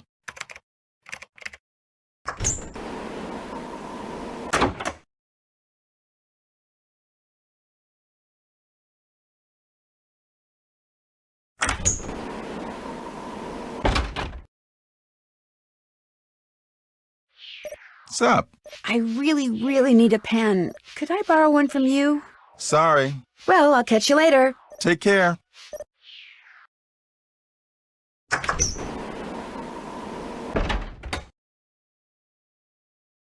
What's going on?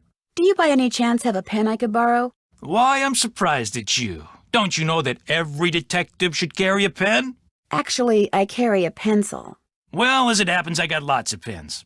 Tell you what, if you can play that Leaping Lizards game I found over there and do better than I did when I played it, which shouldn't be that hard seeing as how smart you are, I'll give you a pen. What do you say? Sounds good to me. Okay, the object of the game is to get rid of as many lizards as you can by jumping them with other lizards until you can't jump anymore. Last time I played, I wound up with just 5 lizards. If you can wind up with only 4, the pen's yours.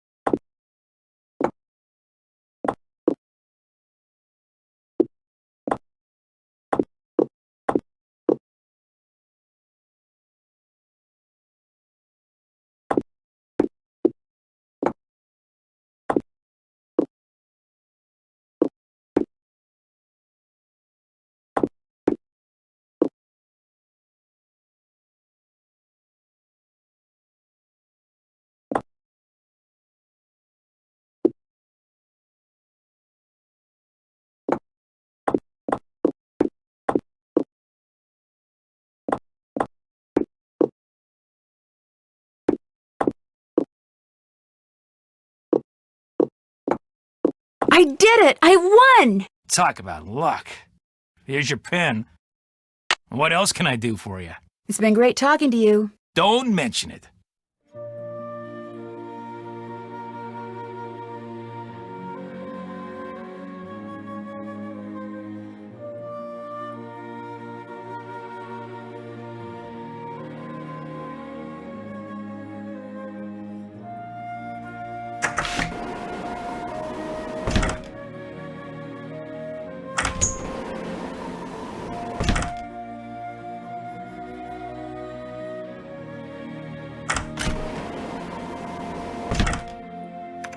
Have you found a pen so I can autograph that picture? I got it from Tino. You can keep it.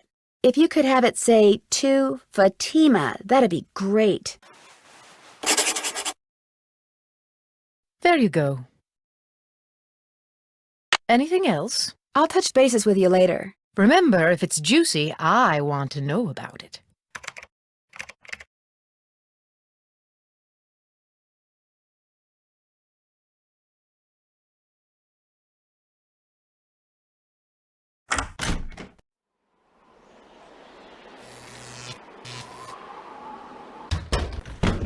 Hey, Nancy. There you are. We've been looking for you. Yeah, you won't believe the lucky break we caught. Lucky break? Hey, that was the result of good old-fashioned detective work. It was the result of your insisting we stop for a cheeseburger. Guys, what's going on? Well, it turns out that a grandchild of Jake's engineer still lives around here. What's more, he hangs out at the local diner, comes in every day. Apparently, he's pretty ancient. Ah, and you found that out when you stopped there so Joe could get a hamburger. Cheeseburger. The thing is, the owner of the diner wouldn't agree to point the guy out unless one of us fills in for his short-order cook. He's got to go home and wait for the cable guy or something. And since Joe here barely knows how to boil water, guess who got the job? Way to go, Joe. Hey, I can boil water. It's just that when it's got things floating in it, I get confused. Speaking of confused, get this. Balducci convinced Lori that Jake's mine is somewhere right here in Copper Gorge, so he, Lori, and John Gray are hiking up the mountain out there even as we speak. Like that bumblebrain's gonna find anything. Sounds like now might be a good time to do some serious poking around on the train. Good thought. Hey, I better get going. Wish me luck. I'll go with you. You can make me a cheeseburger.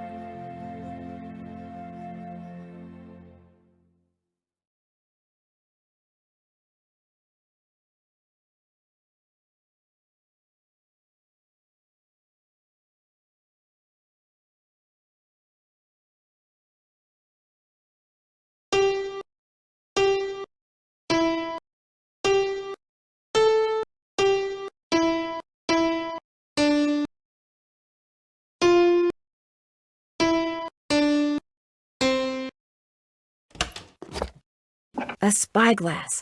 I'll bet it's the one I need for Jake's projector.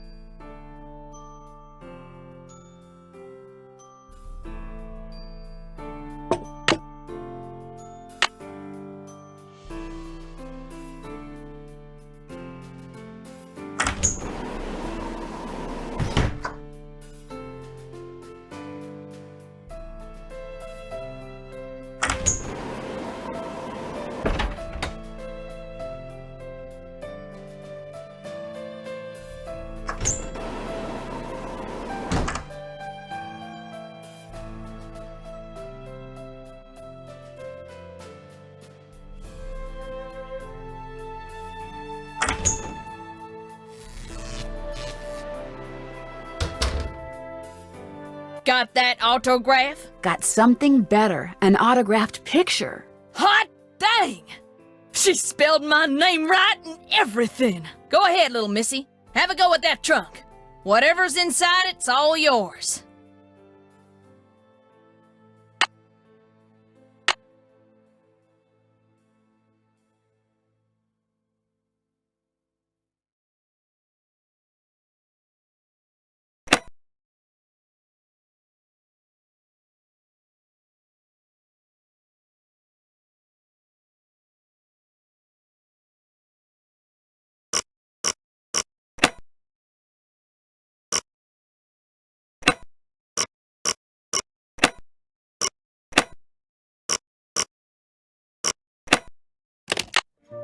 Well, here's Jake's lamp. Another slug. Could come in handy. But where's his pickaxe?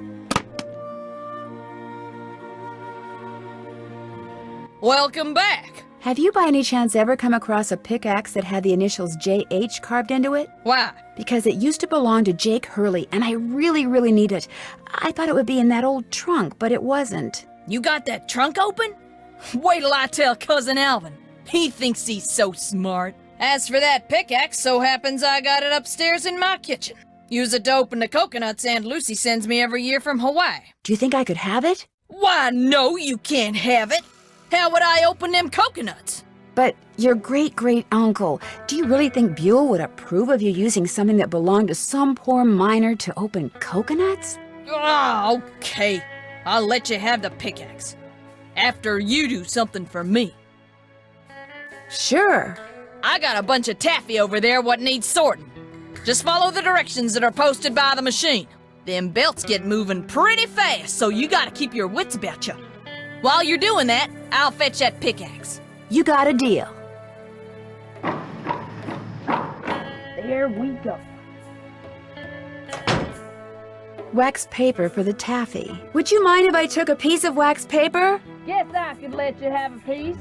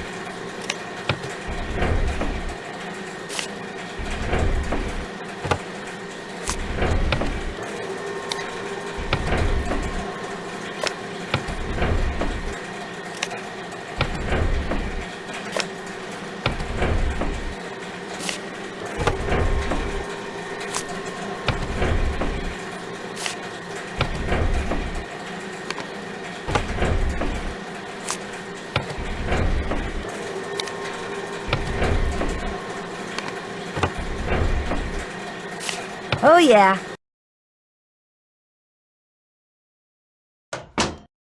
Got that taffy sorted? No problem. That was easy. You sneak any freebies while you were at it? Oh, no, I would never do that. Well, ain't you the goody two-shoes?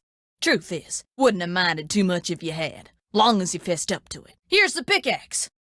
Cracked the handle pretty bad on the last batch of coconuts. You sure you want it? Positive. There you go. Don't hurt yourself. I won't. Thank you.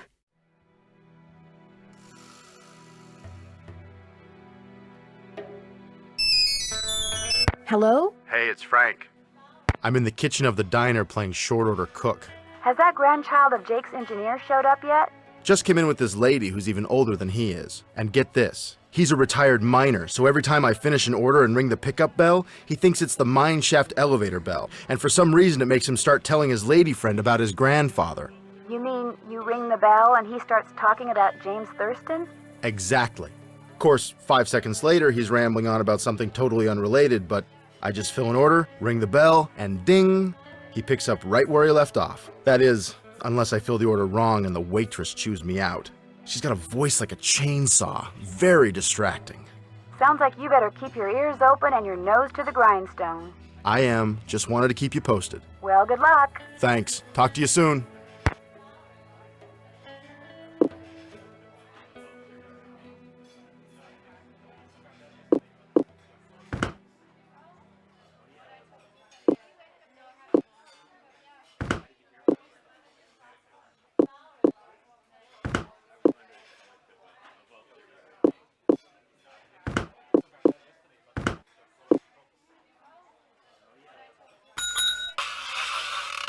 So do you know what you want to order yet, Edna? I'm still looking. Did I tell you that my granddaddy was the engineer on a private train owned by one of the richest men that ever passed through Copper Gorge? Jake Hurley was his name. Yes, sir, my granddaddy was Jake's private engineer for more than 25 years. Told my daddy that men don't come any crazier than Jake Hurley, or any nicer. Treated my granddaddy real well, and told him stuff. Real important stuff. Stuff he made my granddaddy swear to never ever forget. Stuff that my granddaddy told my daddy, and that my daddy told me. Why don't you get the egg salad, Edna? Eggs are back to being good for you, you know. Seems like just last year all those scientific types were saying your arteries would clog up if you so much as looked at an egg. But nowadays, well, all of a sudden eggs are chock full of vitamins and proteins, and eating them's not only okay, it's what they recommend. They should either make up their minds or keep their mouths shut. Make eating more pleasant, that's for sure. Yes, sir, Jake Hurley told my granddaddy things he never told another living soul. Not even his wife. I tell you about her, Edna? I don't think so. Camille was her name. Camille Boulet. That's French, you know. Of course, she died so young that poor Jake didn't have time to tell her anything. According to my granddaddy, one summer day she had a dizzy spell and fell and hit her head. She didn't take well to the heat, see? And sometimes in the summer, when they were going through the desert, why, that train would be just like an oven. Anyway, Granddad said she got right up afterwards and seemed okay. But a couple hours later, Jake found her in her room, dead as a doornail. Now there's another expression that kind of makes you wonder. Dead as a doornail. How can something be dead if it was never alive to begin with? And why a doornail? Why not something else that begins with a D? Like dish rag or dust mop. Dead as a dust mop. That's kind of got a ring to it, don't you think? The way my granddaddy died, that was kind of strange too. I ever tell you how my granddaddy died? No, I don't think you did. My daddy, he came home from school one day to find a railroad official telling his mom that Granddad been found dead in Blue Moon Canyon, Nevada. He was in the engine of Jake Hurley's train, just kind of slumped over with his hands still on the throttle. The strange thing is, nobody else was on board the train, yet the door to the engine was locked and barred. It was like Granddad was trying to keep someone out, like he was running from something, like something finally scared him so bad his heart just stopped. Of course, he was in his 60s at the time, and back then that was old. Doesn't seem so old now, does it, Edna? Here I am, pushing 93, and still spry as a spring chicken. Spring chicken! Now where do you suppose that expression came from? Why not spring goose or summer chicken? Ah, life's just one puzzlement after another, isn't it, Edna? I ever tell you about the mine my granddaddy said Jake Hurley'd found? He found a mine? A couple years before he died, Granddad told my daddy that Jake found a vein in the mountains somewhere and was mining it all by himself, so no one would steal it out from under him. He wouldn't even tell Granddad where the mine was. What he'd do is have Granddad drive the train real slow so he could jump off without Granddad seeing him. Then Granddad would pick him up at a prearranged spot a few days later. Oh, they didn't call him Crazy Jake Hurley for nothing. Speaking of crazy, you see how much Abner's charging for a haircut at that shop of his now? $20! But what's even crazier is people are actually paying him that. I told him the only way I'd pay him $20 would be if I came in with hair down to my knees. He just laughed and said I was a crazy one. $20 for a haircut? What is this world coming to? But the craziest thing Jake Hurley ever did was tell Granddad the secret to finding his mine. He made him swear to tell it to my daddy and nobody else. Eventually my daddy, he told me, and it was so bizarre that I remember it to this day, though I sure don't understand how it'd help anybody find his mine. But since my daddy didn't tell me not to tell anybody, this is what Crazy Jake Hurley told Granddad, word for word. The eye of the tiger is fixed on a star. Zircon lies in fingers that scar. Amethyst floats in a hand from the deep. Citrine is what the foul mouth shall keep. Tourmaline by a soft arm is ensnared. Peridot rests at the foot of the mare. The eye of the tiger is fixed on a star. Zircon lies in fingers that scar. Amethyst floats in a hand from the deep. Citrine is what the foul mouth shall keep. Tourmaline by a soft arm is ensnared. Peridot rests at the foot of the mare? Frank, are you sure that's what he said? I'm positive. Are you sure that's all he said? Look, this guy was old, okay? I mean, we're talking Jurassic. And guys that old don't joke around. They don't have time to. What you just heard is what I heard, word for word. Got anything else? I almost forgot. You gotta check this out. It's just an old letter, Frank. You bet it's an old letter. From Samuel Clemens. Oh my gosh, where'd you get this? I found it in the caboose. Apparently he and Jake were pen pals. Wish I had a famous writer for a pen pal. When Joe gave it to me, I about flipped. I know I should turn it over to Lori, and I will, but it's just so darn cool. I still don't see what the big deal is. I mean, it's not like it's from Mark Twain or anything. What? Talk to you later. You know where to find us.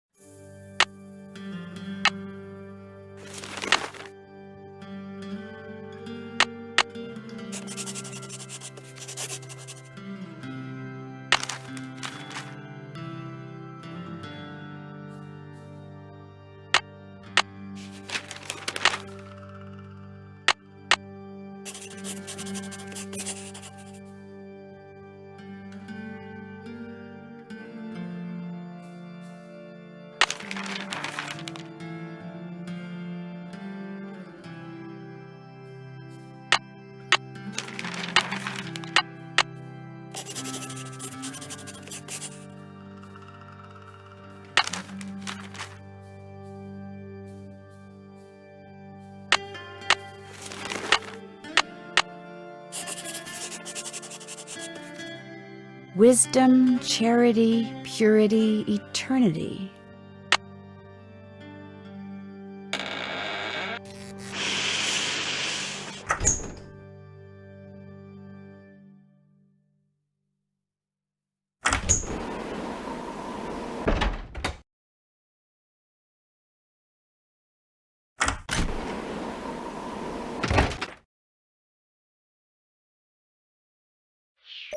What's up?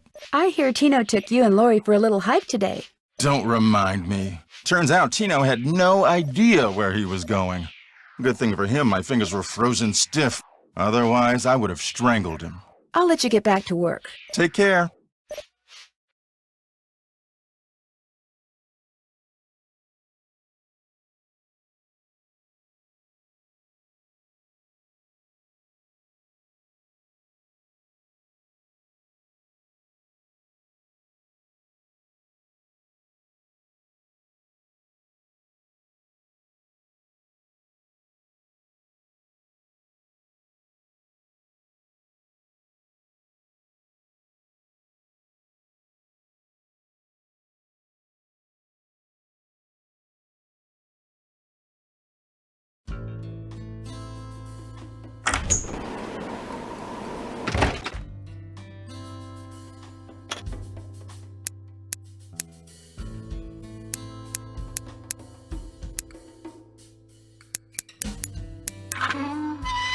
More pipes. Why am I not surprised?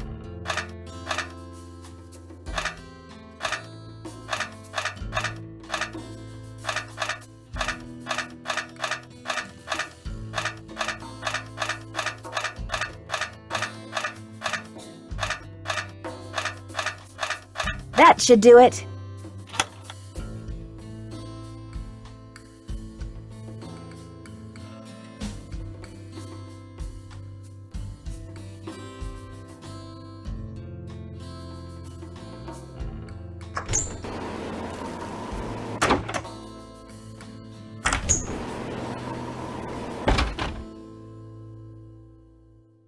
What's going on? So, how did your expedition to Jake's mine turn out? Well, as you may or may not have heard, I didn't find the mine, but at least now I know where it isn't, which is just as good as knowing where it is. Sorta. Hope I didn't take up too much of your time. Don't mention it. I wonder if that eagle has something to do with the eagle in that painting in the dining car.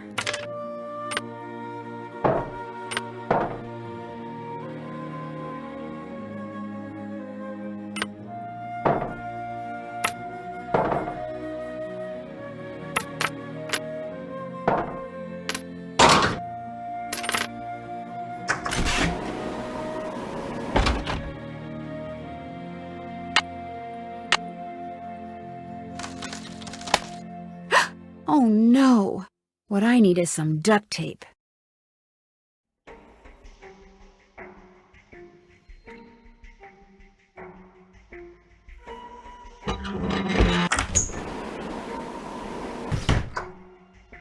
Yes? I hear Tino took you and John on a trek to Jake's mine. Jake's mine, my eye. We went tramping through the snow, lugging all this equipment John insisted on bringing, and where do we end up? At this teeny tiny, half-rotten, tumble-down outhouse. He led you to an outhouse? Well, he said it was the opening to a mine shaft, but then John said if it was, shouldn't the hole be going into the mountain instead of just down? So they stood there arguing until Tino finally grabbed a shovel, went inside, and started digging. What he found was definitely not gold. What did John say?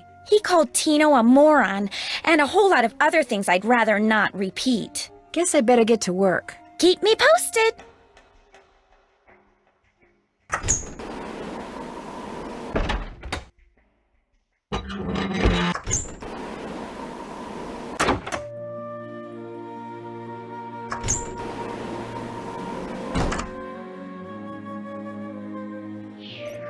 Sup? Would you by any chance have any duct tape? Got some right there in my gearbox. That's the good news. The bad news is, I can't open the box. It's an antique lockbox that I found in this abandoned monastery I scoped out on my show last year. You can open it with either the key, which I just discovered I forgot to bring with me, or the combination, which you're supposed to be able to figure out just by looking at the box. Fortunately, I didn't put anything critical in there. I've never tried to open it without the key, but if you want that duct tape, go ahead and give it a shot. Thanks, I think I will. If you get it open, the duct tape's all yours. I bet the animals should start from the left shore.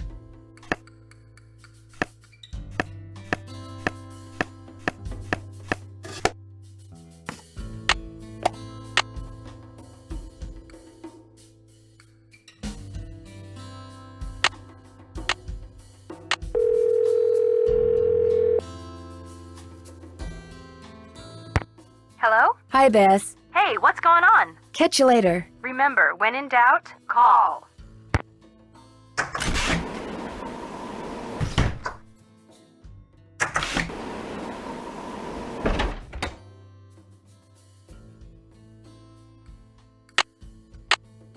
There, good as new. Oh, sorta.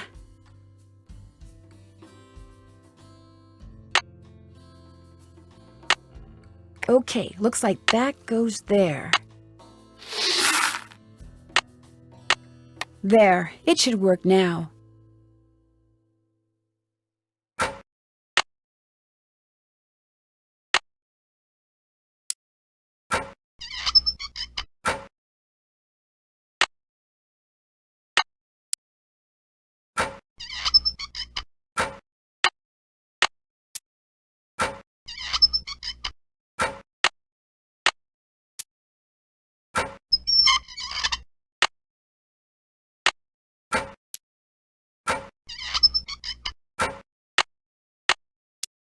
Whoa, looks like I did something right.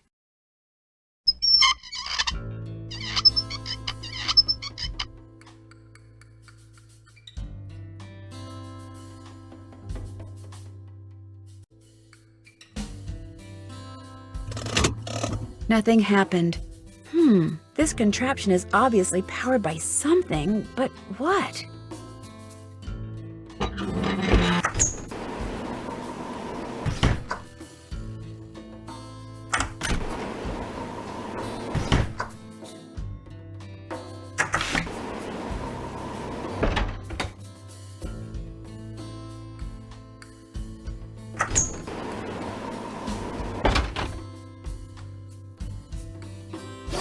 And naturally, we have still more pipes.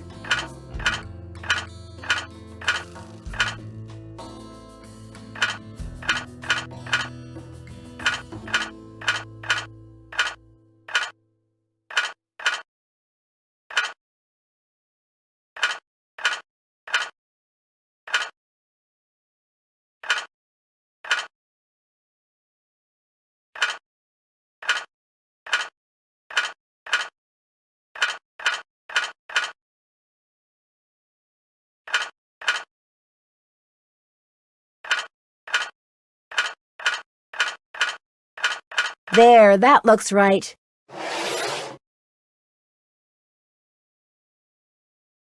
Looks like some sort of steam valve. Sounds like steam from the engine is moving through those pipes now.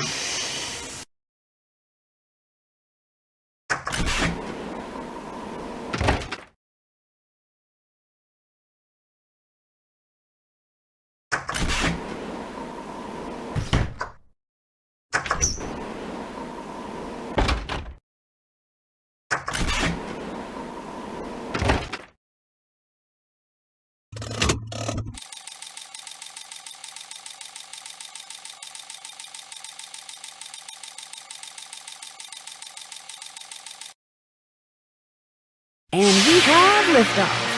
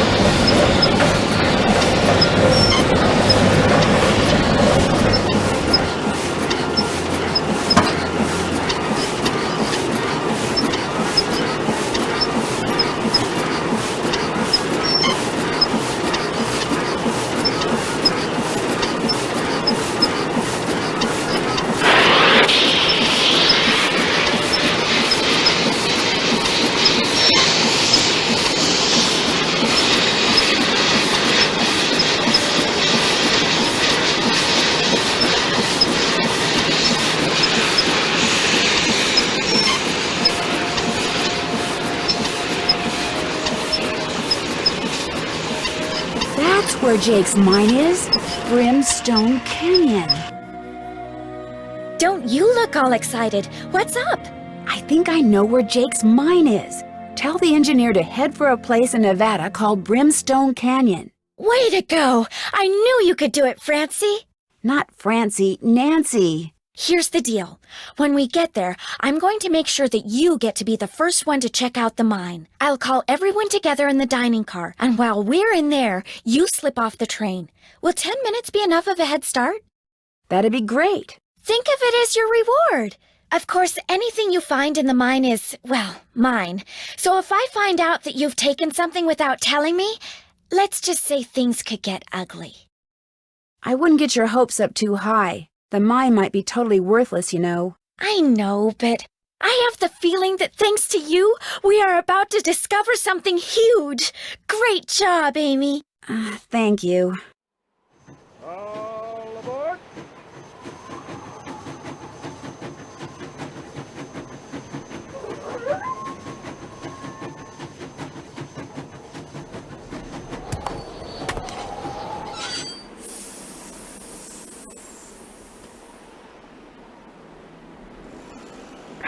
Sounds like the train's leaving. Where's it going? Well, Frank and Joe will make sure it comes back for me. I hope.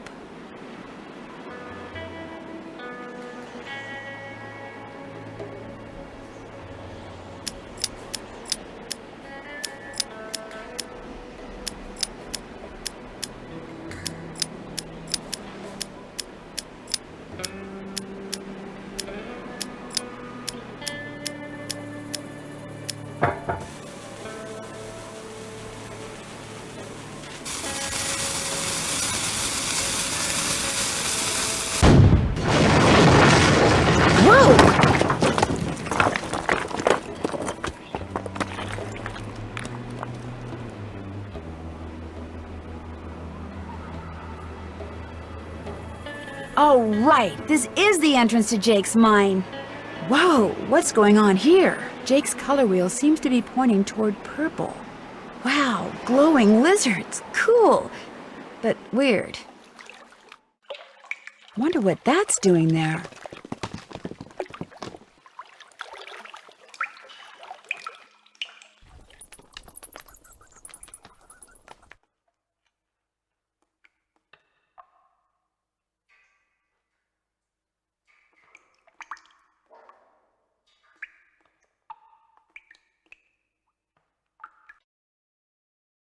Jake must have made those symbols. The question is, why? Another symbol.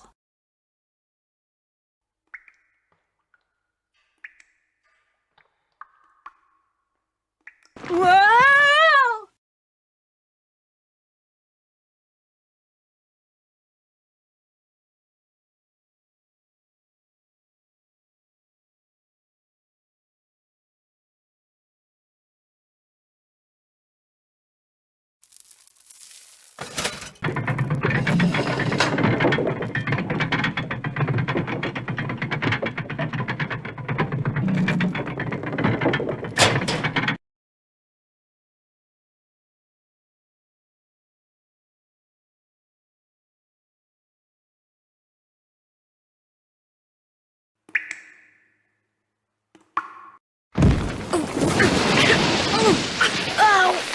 Oh, man.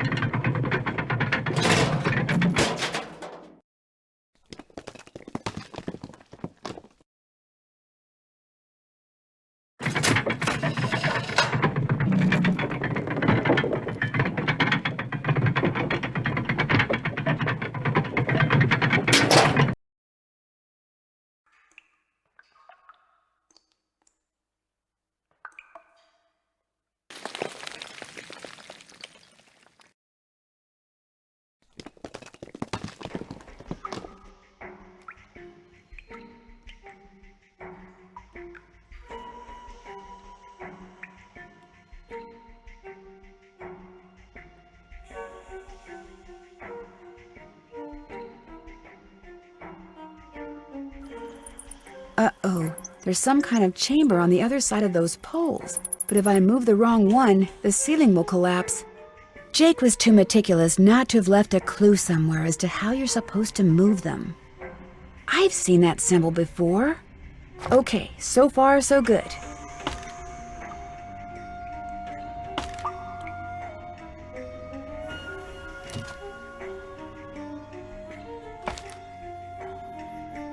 I should be able to get through there now.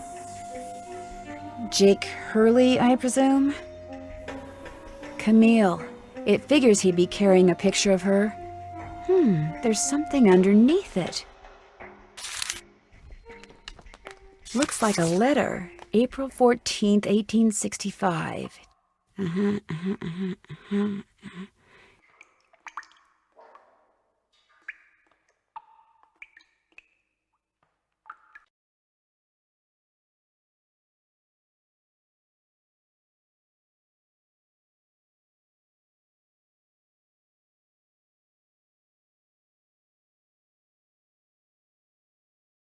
Your humble friend, Abe.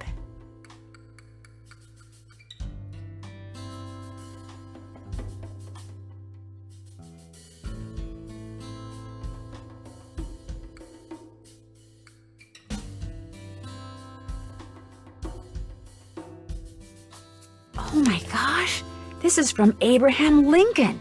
And April 14th is the day he was assassinated. This letter must be worth a fortune. That's just what I thought, too.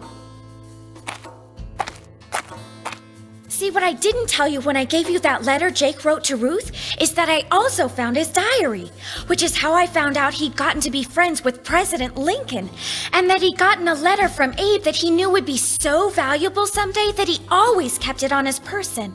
Can I have it? Sure.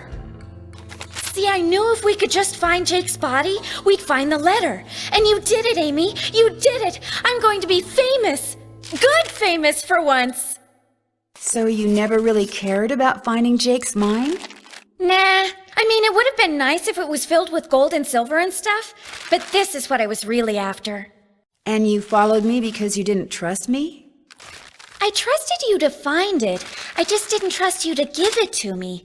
And now that you have, you know, I'd really, really be famous if I could say I found this all by myself. But even if I got you to lie for me, how do I know you'd keep lying? Oh my gosh. What if there was like this cave-in and we were trapped, but I was the only one who made it out? Excuse me?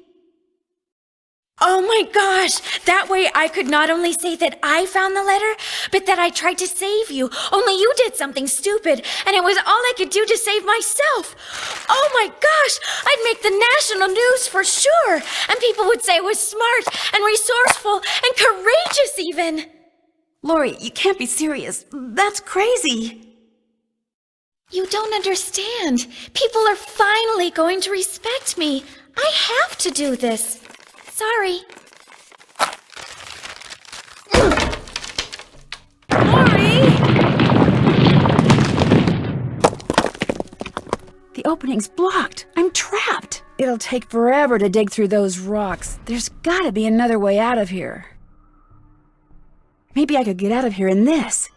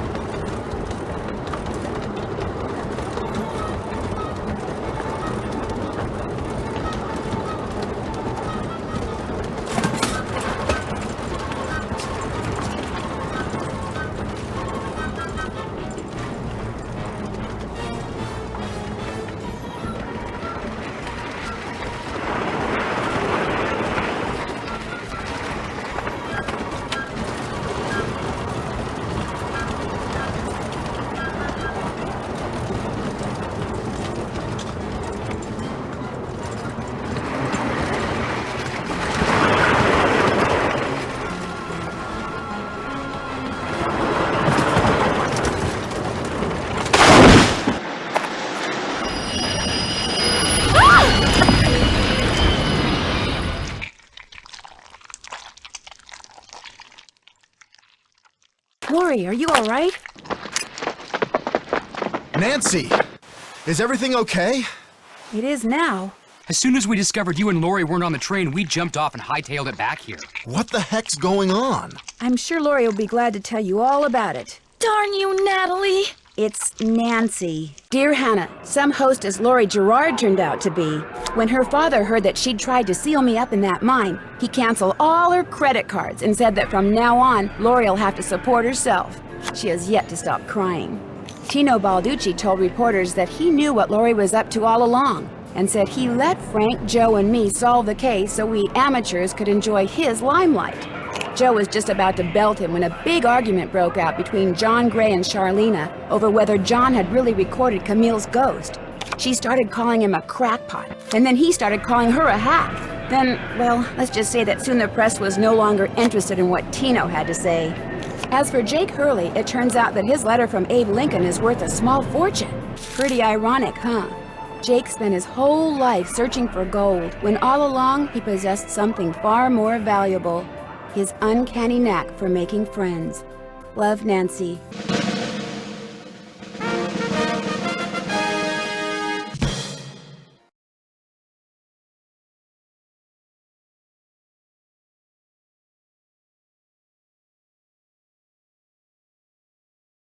Have you ever been to Paris, France? Well, préparez-vous, because that's where my next mystery adventure takes place. I'm going to be the assistant to Minette, a famous fashion designer.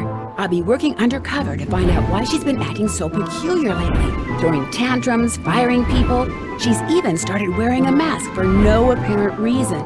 Her studio is in this spooky-looking centuries-old moulin. That's French for windmill. Of course, that doesn't have anything to do with her strange behavior. Or does it? Only one way to find out. Help me solve my next case. Danger by design. À la prochaine!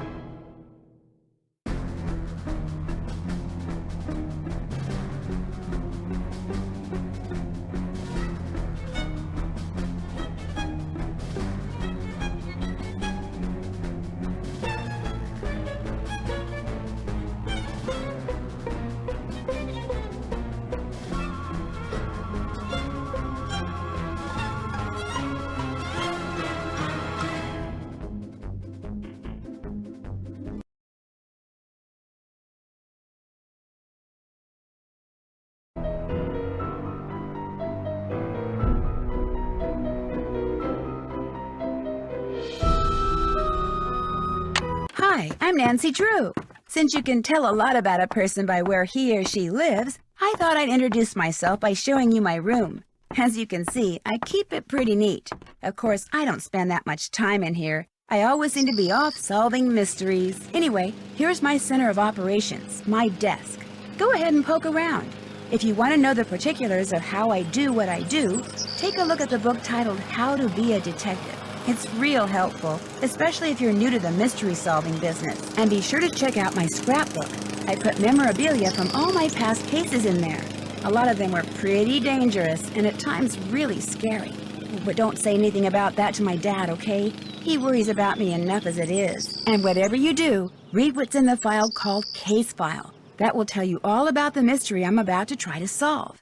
If you think you're ready to dive into that mystery, just click on the plane ticket and you'll be on your way.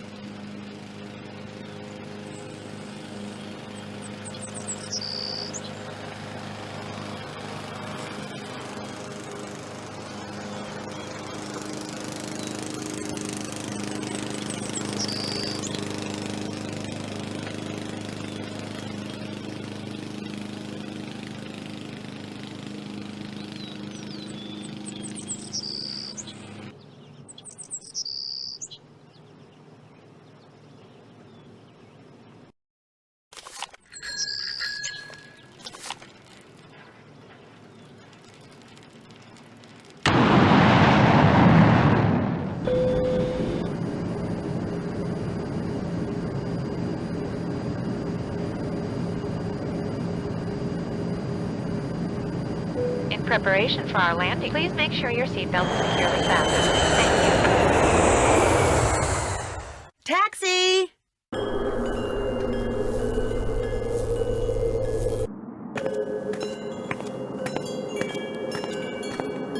Hello?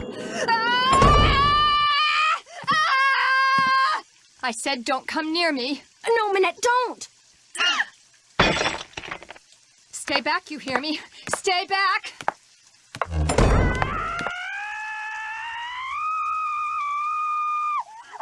Bonjour, vous êtes... are you Nancy?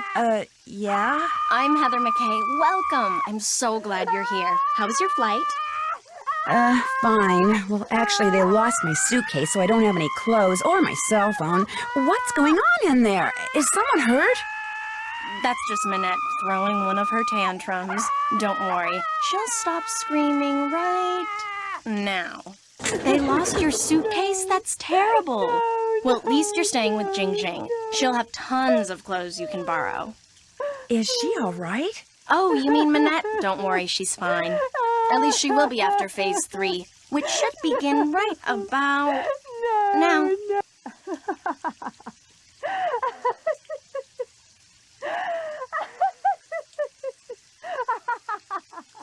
See, she uses this process that some shrink taught her to manage anger and frustration.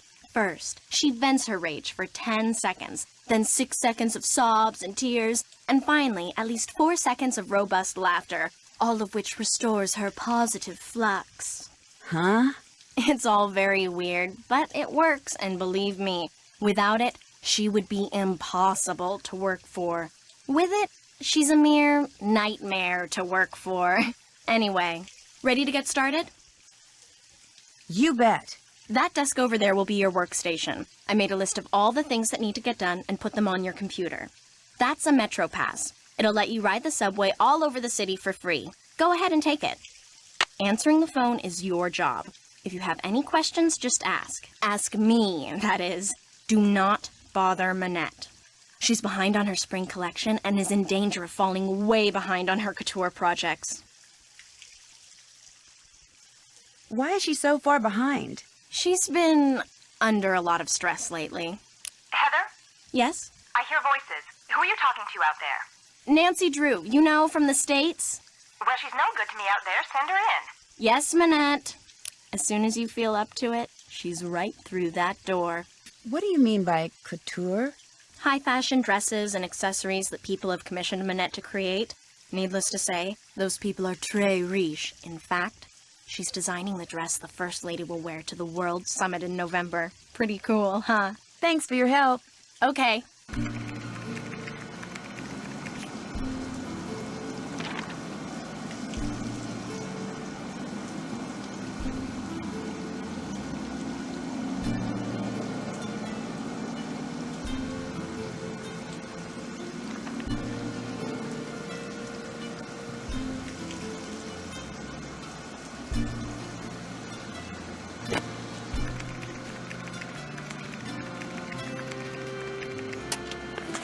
These doodles sure look familiar.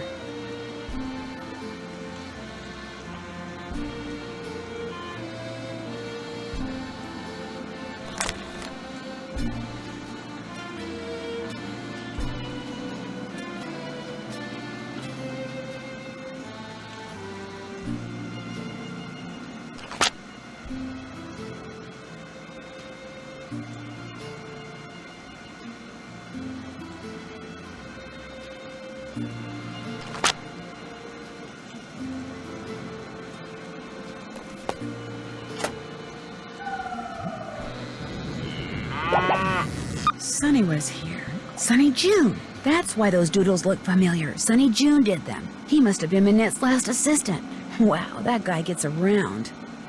Pick up envelope from J.J. Ling. Pick up fabric photos from Peter von Schwesterkrank. Deliver photos to John Michel Traquenard. Fix plotter. Do whatever Minette tells you to do and do it fast.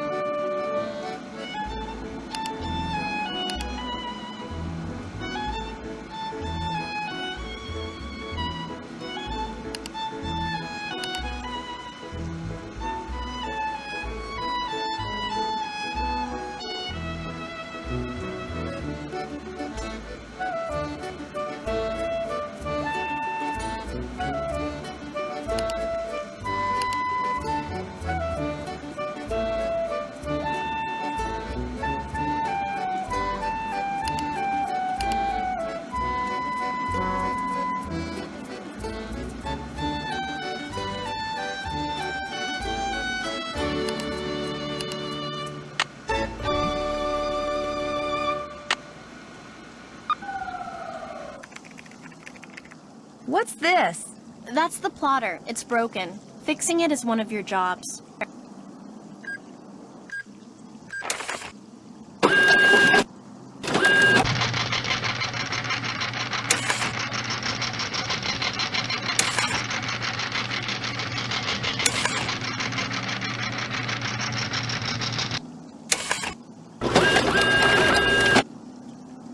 There. Get the phone, please. Bonjour, Manette's House of Design.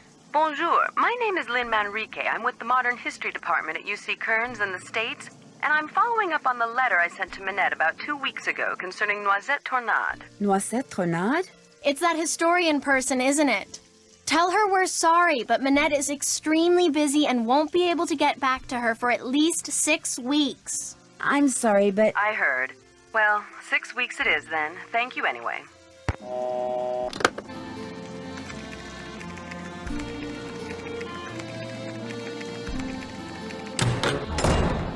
Well, there you are. I was just about to call Amy Grunhild and tell her that this internship thing she'd arranged for you was off. It's bad enough Amy foisting you on me like this.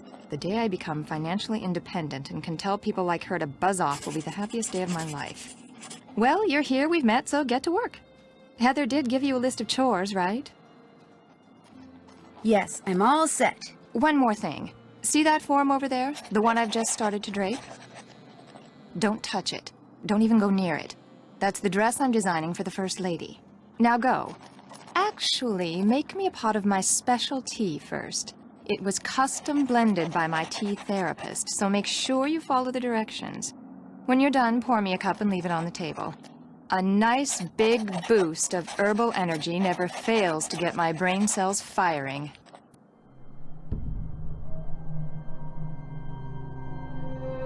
Let's see. To make Manette her tea, the first thing I should do is read these instructions. Then I should put whichever herbs the instructions say I need into this pot of boiling water. Then when I'm done, I should click on the teapot so I can pour the tea into a cup.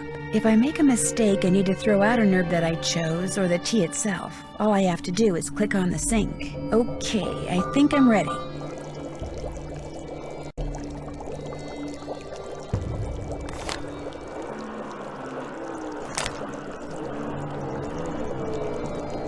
If Manette has had a temper tantrum in the last 14 days, and if she declares that blue is her favorite color on the day... Excuse me, Manette, but what's your favorite color? Red.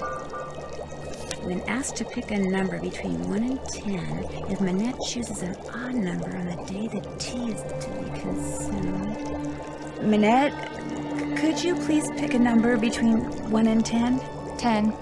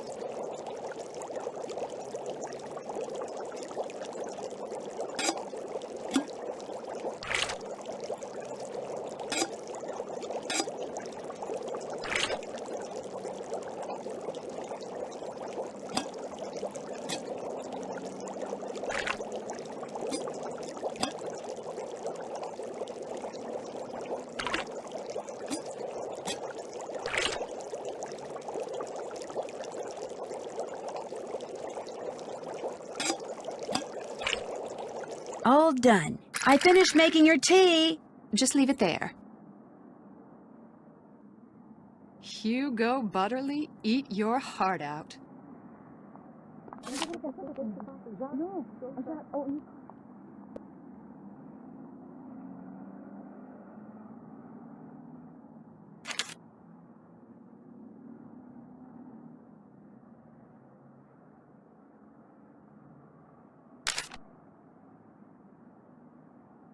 What happened to your wall?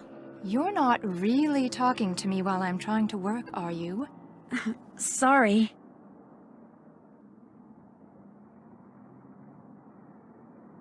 Not now, I'm busy. Nancy, come back here. The tea is utterly rude. I can already feel my creativity flowing again, building like a wave on the ocean, surging towards some unseen shore. I have another job for you, a very critical job. See the stuff that I've been studying? That, in essence, is my spring collection. Uh-huh. All those objects have certain things in common which speak to and stimulate the artistic sinews of my subconscious, from which all the designs I need will eventually burst forth. Uh-huh. They're all totally rude, but they're not enough. I need more, Nancy. You need to take the number 7 Metro to Pont Neuf, go to the flea market in Square de Vergalant Park, and buy me 4 more things with qualities identical to the ones each of these possesses. Use this bag. Put everything in there as soon as you buy it. I don't want anyone seeing what you bring me. It could give away my whole collection. Here's some money. I'm just supposed to go out and buy things? Stuff. I want stuff. New stuff that's just like this old stuff, only different. Now just take a good look at my stuff, then go. Go!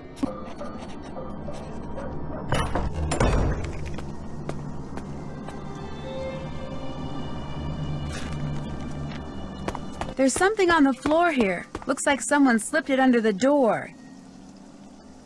It's for Minette. Go ahead and open it. Make the most of what little time you have left. Soon it will all be over. Oh no, not another one. Minette's gotten other letters like this? Letters, phone calls. They started sometime in April, then they stopped, then they started up again in July. And last month, someone sent Minette dead flowers every day for a week. She locks the letters up in her dodo box over there in order to neutralize them. May I keep this letter? Why? I mean, if you were some kind of private detective, I'd say sure, but since you're not, just put it in the dodo box. But I mean, okay. How do you open this thing? You don't. There's a lock on it, but Minette is convinced that if she opens it, all the wickedness in there will escape and wreak havoc. In fact, don't say anything to her about that letter. It'll just upset her, and if she falls any further behind, she'll have to cancel her show next month. And if that happens, she may as well cancel her career. Has this windmill or moulin always been a fashion design studio? No. In fact, until a year or two ago, this little old lady lived here. When she passed away, this place went on the market and Minette snapped it up. See, Minette has this thing about curves. She claimed working in a quasi-round environment like this would make her more productive. And has it? As if. But she has gotten a lot of press out of it. In fact, if there's one thing I've learned from Minette, it's that how a designer behaves is likely to get her just as much attention in the fashion world as what she designs. Why does Minette wear that mask? All I know is that back in March, on the last day of her big fall show, she showed up wearing that mask, and she hasn't taken it off since. You didn't know she was going to do that? No, no one did. Not even Dieter. That was her boyfriend at the time. Dieter von Schwesterkrank, the fashion photographer. Who is Dieter von Schwesterkrank? He's this awesome fashion photographer. But listen, as it turns out, I have to run an errand in that area, so I'll pick up those fabric photos. Oh no, that's okay. I'll do it. Finding his studio will help me get more familiar with Paris. In fact, why don't I run your errand too? No, that's all right. It can wait. Getting those prints to Jean-Mi is much more important. Why is that? Jean-Michel Trequenard is the fashion editor for Glam Glam magazine. All he really is a glorified gossip columnist, so it pays to be nice to him. Which, as you'll find out, ain't easy. His office is the Café Kiki on the Rue des Mauvais Garçons in the Marais. Look for the bald guy at the corner table. He'll have a cell phone in one hand and a fork in the other. What's with all the red paint that's splattered on the wall in Minette's studio? I came in one morning last month and there it was. Minette must have had a bad night. You didn't ask her about it? Minette always throws things when she's upset. Remember what happened when you first arrived? Oh yeah, the potted plant. I get your point. Well, I'll see you later. Allez, bye-bye.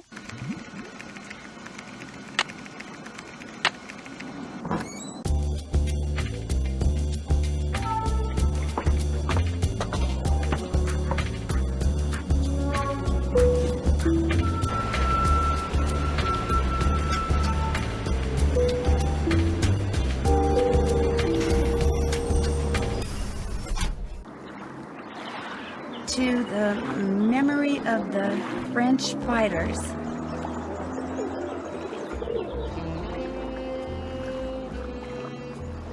Bonjour. Lequel préférez-vous? Parlez-vous anglais? If you buy, I speak whatever you like. I see you over there at the monument with the Cross of Lorraine. You are a tourist? Actually, I have a job here in Paris, but it's only temporary, so I guess I'm kind of a tourist. Tourists are good. I welcome tourists. I am Malika. I sell fine things from around the world. The others who sell here, they sell things which they pry from the muck of their basements. You see something you like? Well, how much are you selling the green rings for? They are green magic rings. They cost 15 euros. Too much. 4 euros is more like it. Voila. What else do you like? Guess I'm just not in a buying mood. When you come back, maybe then I have what you like. I'll remember that. Merci. Au revoir.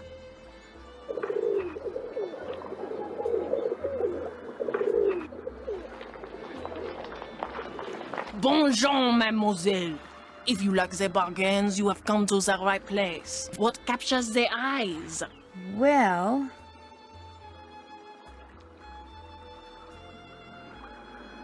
What's the price of this lava lamp? That lamp is very special. The truck which rises and falls inside it, unlike any I have ever seen.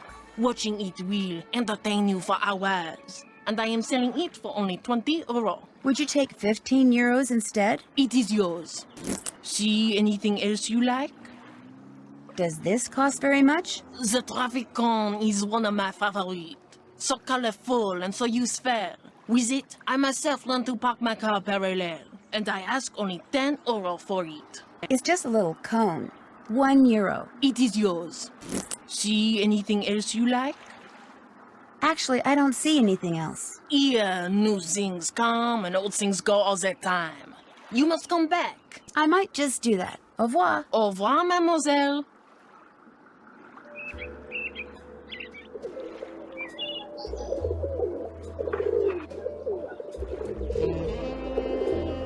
Bonjour, mademoiselle. Monsieur Marchand, à votre service. Bonjour, Monsieur Marchand. American tourist? Sort of. Is that okay? I like Americans. They are smart. I sell good stuff and they can tell. So, what are you going to buy?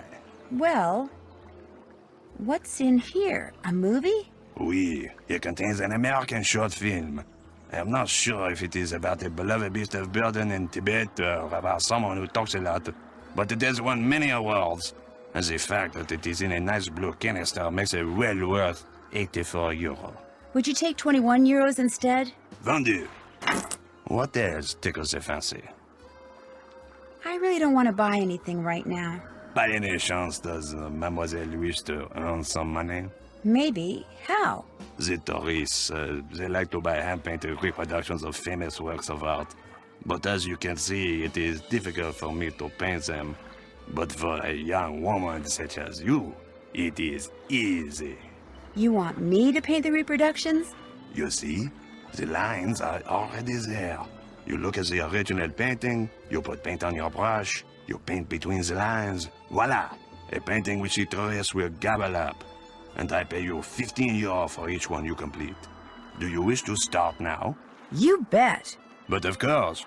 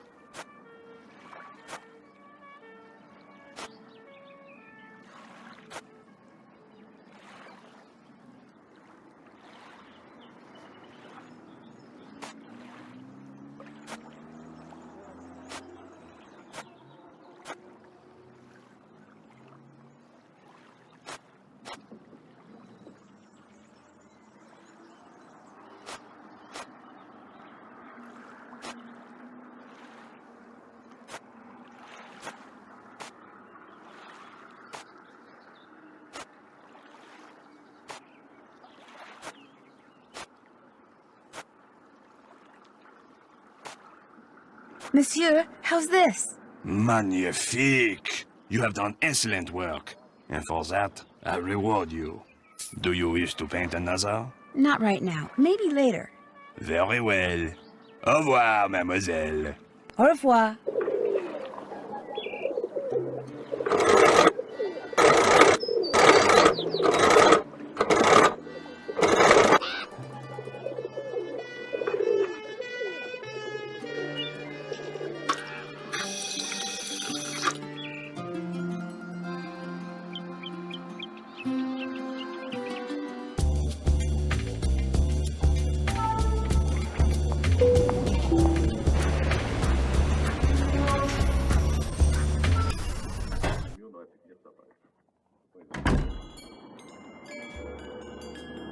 Come in, set your things down and come on over here. Hi, JJ Ling. I shake your hand, but I get flour all over you. Oh, and Heather called and told me about your luggage. No worries. I have plenty of clothes in every size imaginable. Your bedroom's down that hall. The airline lost my luggage once, told me it was gone for good and paid me $100. Then 5 years later, my suitcase shows up on my doorstep. And a bill for the $100 they'd paid me. Plus interest. Oh my gosh, really? What? You don't believe me? Of course I do. The worst part was I had to toss out almost everything that was in it. Clothes, makeup. I mean, the stuff was 5 years old, right? You like chocolate chip cookies? I love chocolate chip cookies. So do I. And the nice thing is, I'm about 3 pounds shy of being the perfect size 12 that I need to be for Minette. I have a very high metabolism. So, I make cookies, I eat cookies, and since you're here, I share cookies. Why does Minette want you to be a size 12?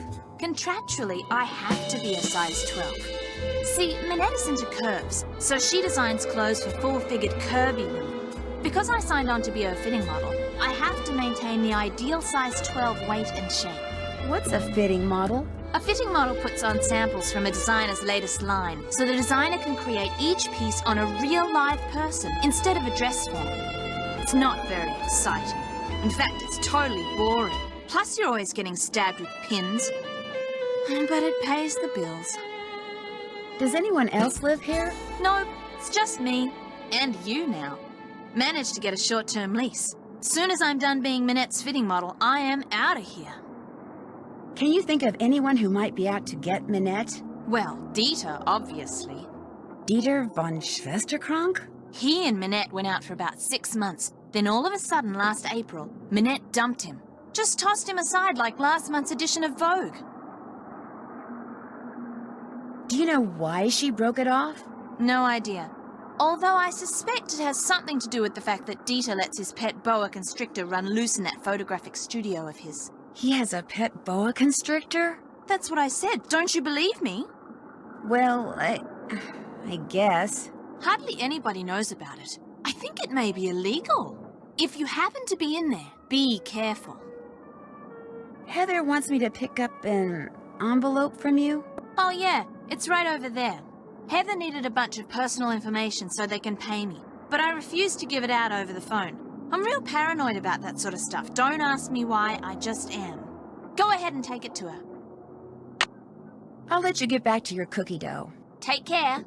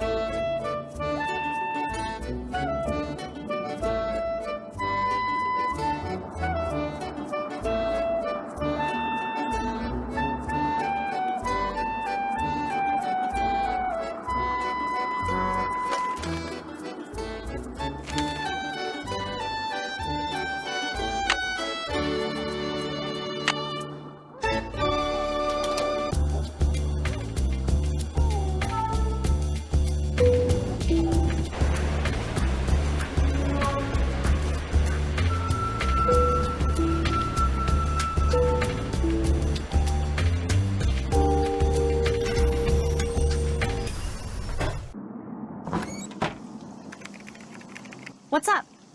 Do you work for Manette because you want to be a fashion designer too?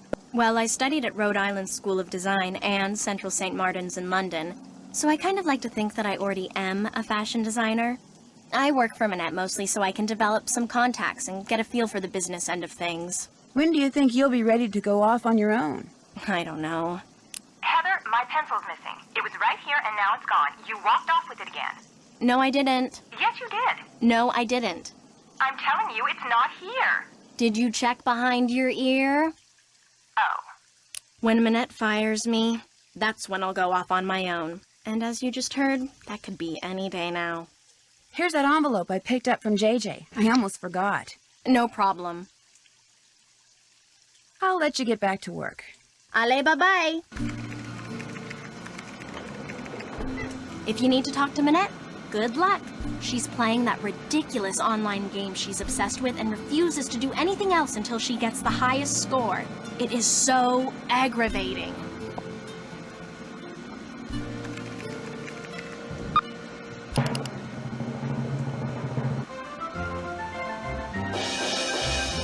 Do you happen to know what Manette's login is? I'm afraid I have no idea. I'm in. Game on.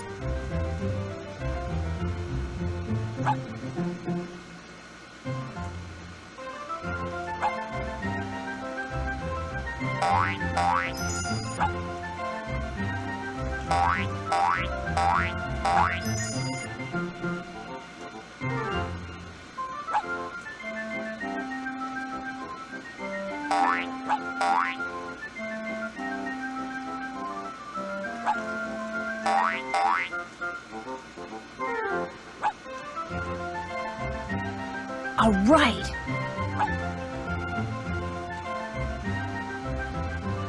I got the highest score. Or should I say Carol did. Oh my gosh, I did it. Heather, I won. I got the highest score. Send Nancy in here. We've got work to do, and I am on a roll. You're a genius. Now get in there before she decides she has to beat that score.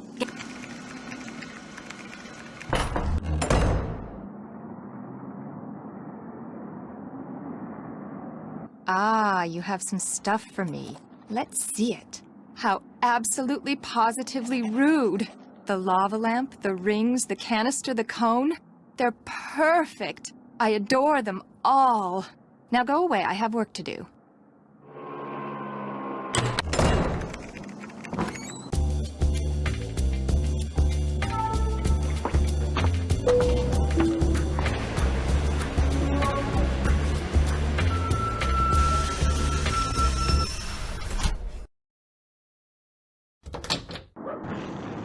No, don't say anything. Let me guess. You lost your passport, so you're looking for the American consulate to get it replaced. Only you wound up here because you asked a Parisian for directions, and you thought you understood what he said, only you didn't. Am I right? Well, you got the part about being an American right. But you're not lost? Ugh, I must be losing my touch. Dieter von Schwesterkrank. Please don't tell me you're a would-be model who thinks her career would take off if only I would photograph her. No, my name's Nancy Drew. Minette sent me here to pick up some fabric photos. Ach, I regret to say I have not printed them up yet, nor will I have time to do so for quite a while. Had I used my digital cameras, there would be no problem, but unfortunately, the essence of those fabrics was better captured by film. But I need to deliver them to that fashion editor, Jean-Michel Traquenard, today. My regrets once again. Do you know how to make prints? Sure. Then all is well. There is a binder on the bookshelf that will tell you how to make prints with the paper I use, which is Krollmeister Eskachrome PB paper. The darkroom is through the door with a red light by it, and the 4 negatives from which prints need to be made are next to the enlarger. I'm sure you'll do fine.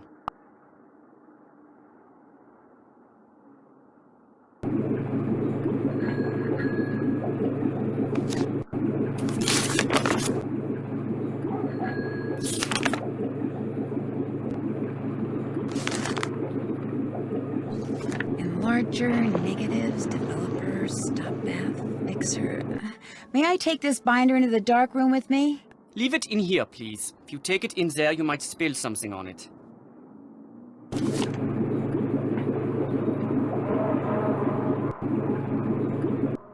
What's this? That's just a toy I made when I was a boy. Go ahead and play with it if you want. I still do. Nice camera. Is it digital? Yes, very high res though. Very limited capacity. Would you like to borrow it? I'd love to. Thank you. You're welcome.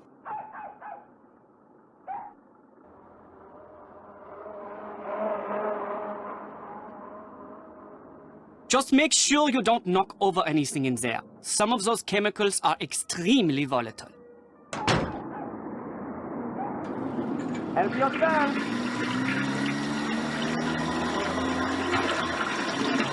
Whoa, look at all those bottles of chemicals. One false move and boom.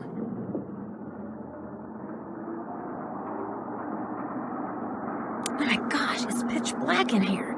With all those chemicals around, I'm going to have to be real careful.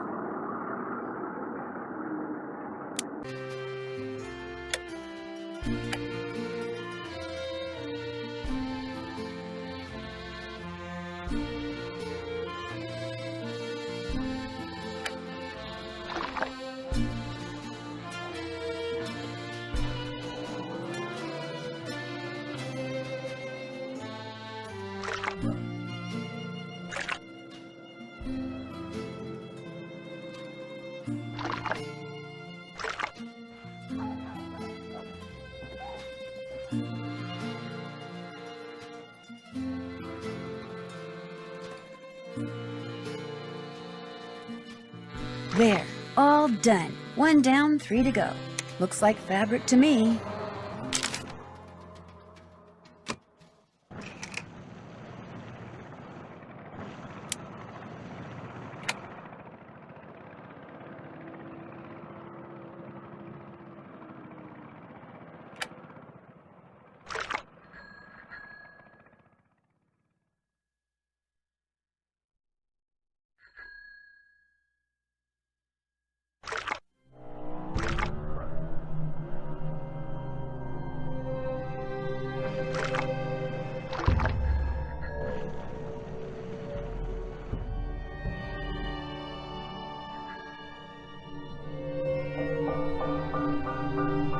There, all done. Finished another one. Beautiful.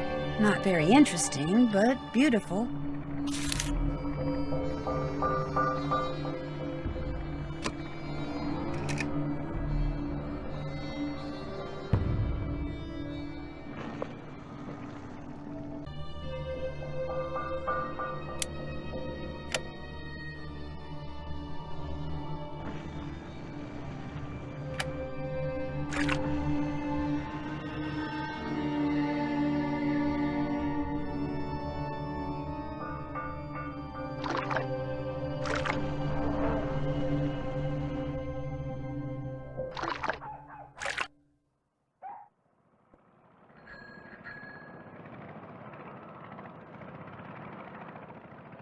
There, all done. I'm getting there.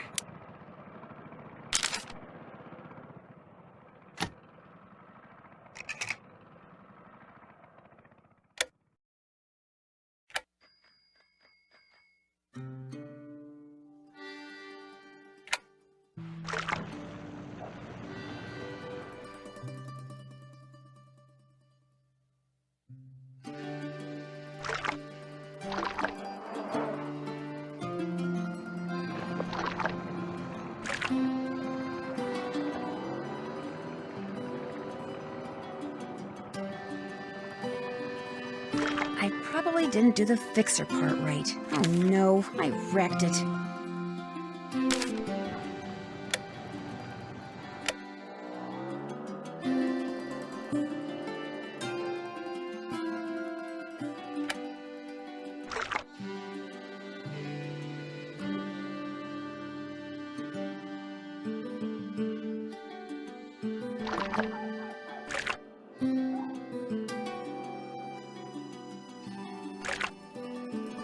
How are you coming in there?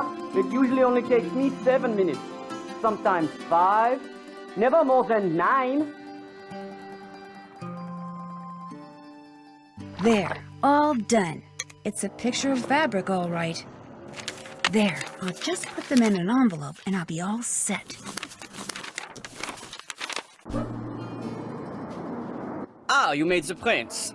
Now you get to have the pleasure of delivering them to Monsieur Traquenard.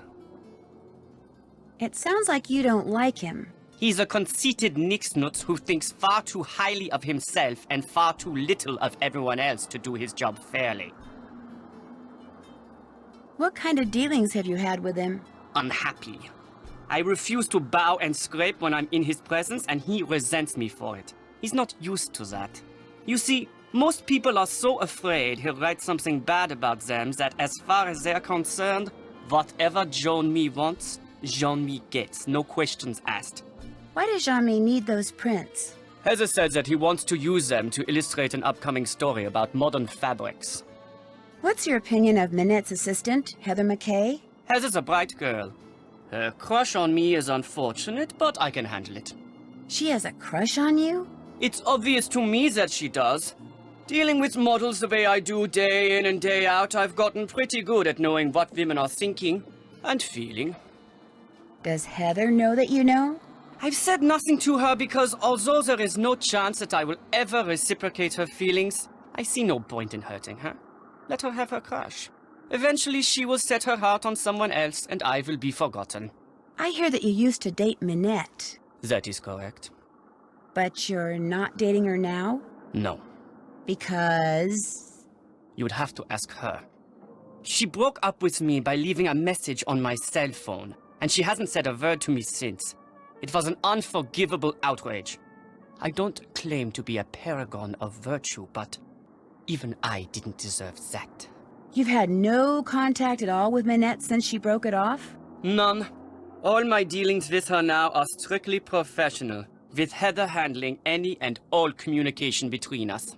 Maybe you should write her a letter. For your information, I've written her dozens of letters. I've just never sent any of them. How well do you know J.J. Ling? As well as I care to. The way she's always pulling out that annoying word game and begging people to play. And did you know that she won a lottery back in the States? That's right, she's actually filthy rich. What kind of person models when she's filthy rich? There's something not quite right about that girl. Is it true that you keep a pet boa constrictor in here? Don't be ridiculous. I would never keep an exotic pet like that in here. Although I may have lost an exotic pet like that in here once. You mean there is a snake in here somewhere? I'm sure it's found its way out by now. They get pretty active when they're hungry, you know, and I haven't seen it for months. But, just in case, watch where you step. Au revoir. Adios.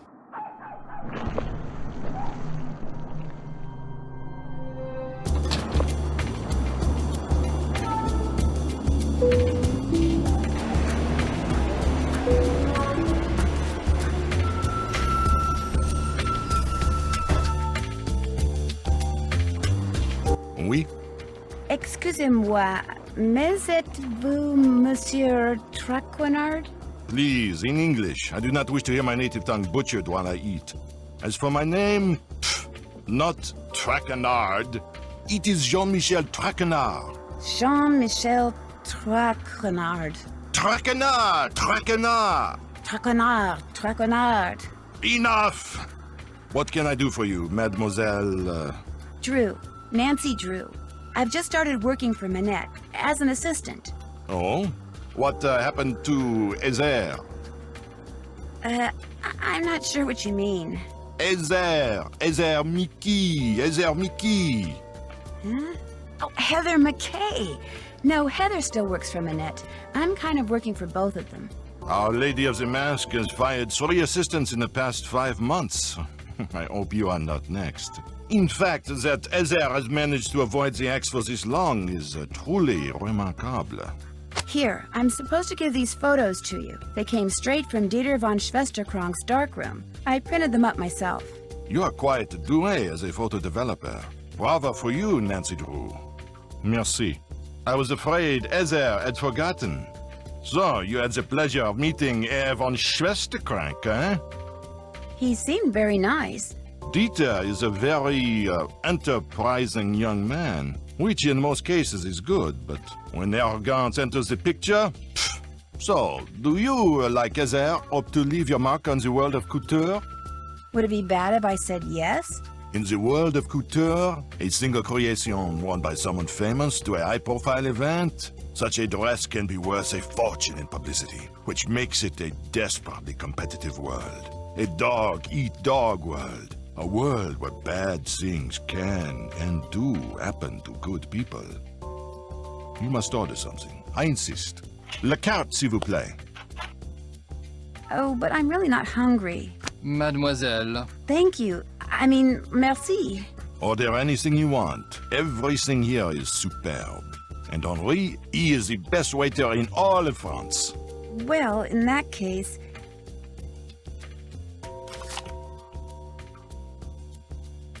The Cuisse de Grenouille. Oui, mademoiselle. Merci. Henri, ajoutez-le à mon édition, s'il vous plaît. Certainement. Uh-oh. This looks like... Frog legs. A brave but wise choice. They are magnifique. If you say so. That was wonderful. Excusez-moi, mademoiselle. So, what else do you wish from me? Do you have any idea why Minette wears that mask? I believe she is the victim of botched plastic surgery. Isn't Minette a little young to be undergoing plastic surgery? Some women with noses that would put birds of prey to shame are perfectly content with their appearance, while others with acceptable features are convinced they are more hideous than Frankenstein. Self-image. It can make people do strange things. If you had to name Minette's worst enemy, who would that be? Ugo Batelli, without a doubt. Not only do he and Minette have similar design styles, so that they are constantly competing for the same coup de clients, but both of them are unthinking, socially inept egoists. It is a rare week that goes by without one of them insulting the other. Has it ever gone beyond words? Not to my knowledge. You ask very curious questions, Mademoiselle Drew. They make me think you know more than you are saying. And as a member of the press, I'm not sure that I like that. Do you have a real office somewhere? When I'm writing my column, I go to my office at Glam Glam. When I'm researching my column, I come here. I have my telephone, which can do everything save sing the Marseillaise, good food, and a chair for whomever stops by. How can I contact this Hugo Butterly person? His phone number is right here in my digital assistant. Of course, it's extremely unlikely that you will be able to talk to him in person. Even I occasionally have trouble penetrating the wall of sycophants that surrounds him. So, what else do you wish from me? I'm staying with JJ Ling, the model. Do you know her? But of course, I know everyone who is anyone when it comes to fashion. And Gigi, she is a breath of fresh air. But what about JJ Ling? You mean Gigi Ling? No, I mean JJ. Gigi. JJ. En français, you pronounce G like J and J like G. She may very well be JJ in America, but in France, she is Gigi. How well does she get along with Minette? From what I hear, very well. Which is surprising when you consider all things. I assume she told you how she was tricked into a current contract with Minette. Yes, terrible thing being tricked like that. Of course, it was Gigi's agent who misled her, not Minette. Nevertheless, Gigi seemed very upset when I talked to her. She does not wish to be stuck in Paris for so long. The perils of being a model, eh? Thank you for talking to me. Au revoir, mademoiselle.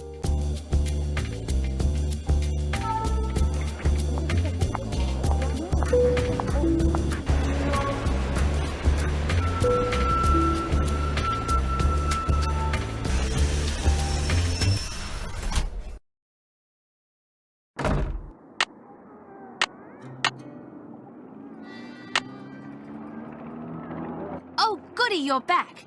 I'm really bored. Let's play Hangman. You know how to play, right? Hangman? Well, yeah, sure. Great. Okay, I'll think of a 6-letter word and you try to guess what it is. Ready? Ready. O. Afraid not. E. Bingo. T. R. You lose. Correct. S. Incorrect. N. Correct. B. Bingo. A. You won. Play again? No thanks. Anytime you want to play, just let me know. I'll be back in a bit. Take care.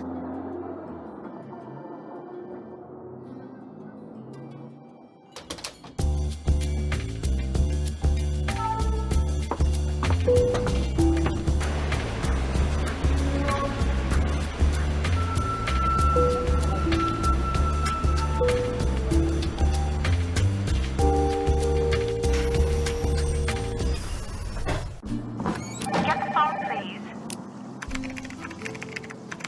bonjour. Minette's House of Design. Bonjour. Est-ce que c'est Heather? This is Nancy Drew. Nancy Drew. Oh my, that name is familiar. But for the life of me, I cannot remember why.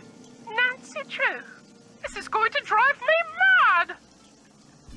May I ask who this is? Prudence Rutherford. Prudence Rutherford. Oh, shoot. I know you.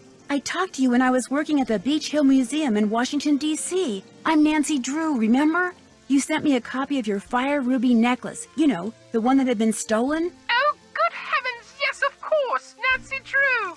Why, as I understand it, it was largely because of your investigatory prowess that my real necklace was recovered soon thereafter. What on earth is a nascent detective like you doing answering the telephone for Minette? Get down from there. Excuse me, dear. Nancy, tell her the designs are done and will be shipped to her by the end of the week. Then go to the work table and finish them. You want me to finish them? The instructions are all right there. Piece of cake. Are you? Why my husband insists on sitting here in my study in his soggy tennis talks when he has the run of the whole villa is beyond me. Oh, dear. Thanks to that scallywag, I've quite forgotten what we were talking about. I forget, too. But the important thing is, I'm going to ship you some designs very shortly. Oh, goody gumdrops. You should have them by the end of the week. Wonderful. I'm sure they're going to knock my socks off and blow me away, as you young people like to say. Lucille, get the deodorizer, please. Philip's been in here again, I'm afraid. Goodbye, dear. Or shall I say, à tout à l'heure.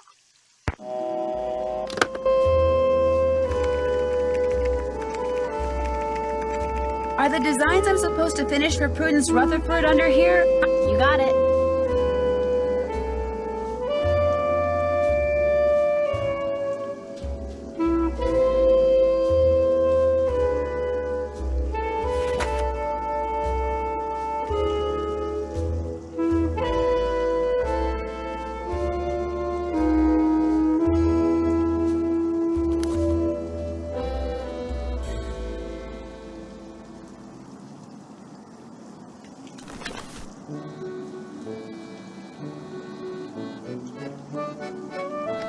First thing I need to do is flip up this plastic sheet.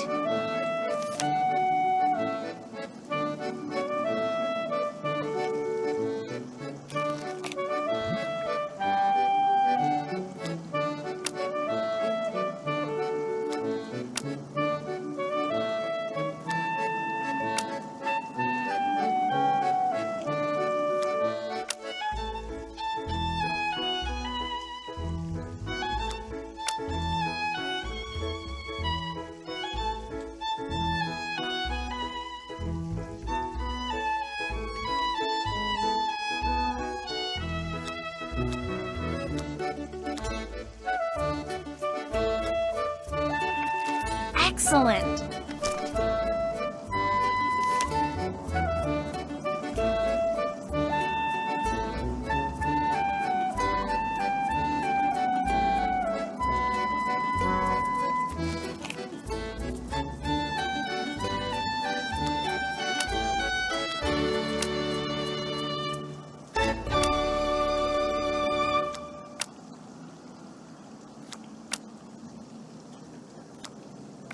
Excellent.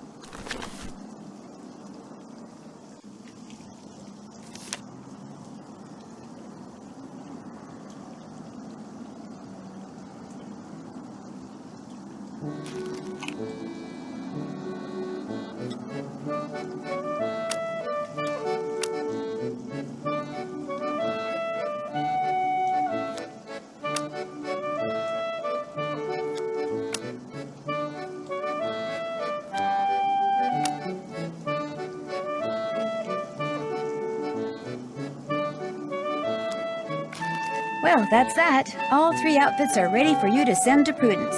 Looks good to me.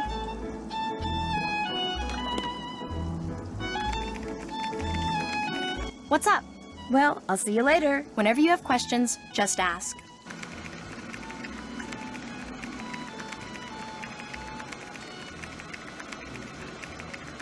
Heather, where is JJ? I told you, she's not answering her phone. Heather, I don't want excuses. I want JJ now. Nancy? It seems that Minette has finally thought up all the designs she needs for her spring collection. But instead of putting them down on paper, like a normal designer, she insists on creating them on a live model. Hence her sudden, desperate need for JJ. Say no more. I'll go get her. Heather, I don't want excuses. I want JJ now. Go like the wind.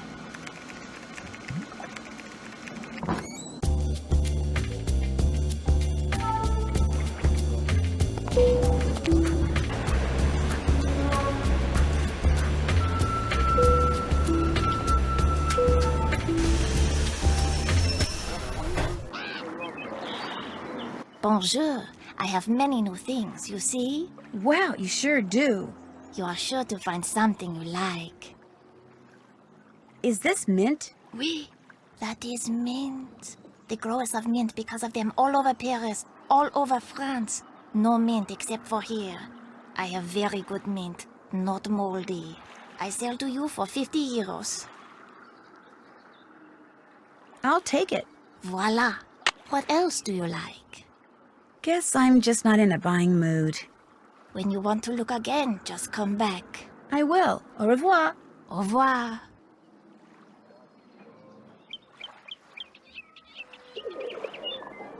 Bonjour, mademoiselle. As you can see, you have many new things to choose from. What intrigues you? Well, let's see. What's in here? If you are cooking and you run out of an ingredient, that book tells you what you can use in its place. So if you must cook, you must have that book. Fortunately, I charge only 8 euro. I'll give you 2 euros. Vendu. What else tickles the fancy? What's this book about? That is a very good book about codes which are commonly used. It is a mere 15 euro. I can give you 4 euros for it. Vendu. What else tickles the fancy? I really don't want to buy anything right now. Very well. Au revoir, mademoiselle. Au revoir.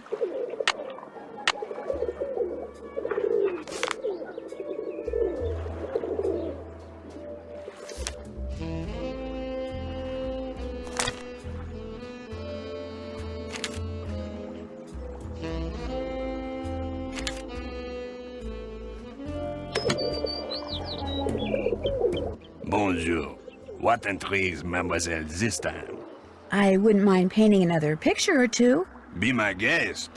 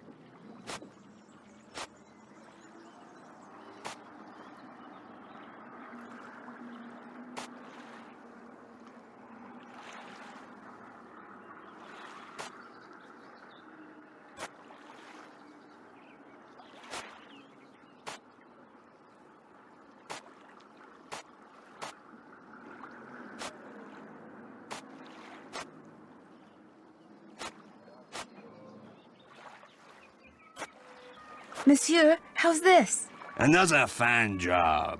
Here is your money. Do you wish to paint another? Not right now. Maybe later. Later, yes. Now you buy something. I really don't want to buy anything right now. Very well. Au revoir, mademoiselle. Au revoir.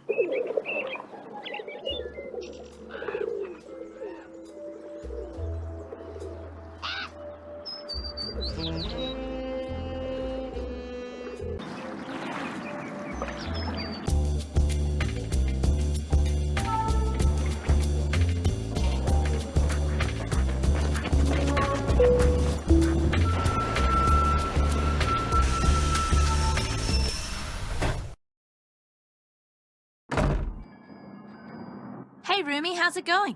Minette needs you at her studio. In fact, she's been screaming for you, literally. Too bad.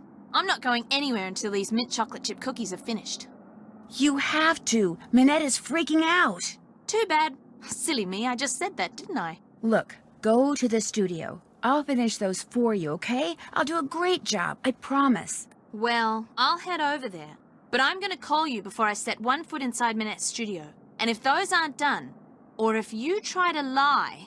I never lie. Ask anyone. Well, all right. Everything you need is right here.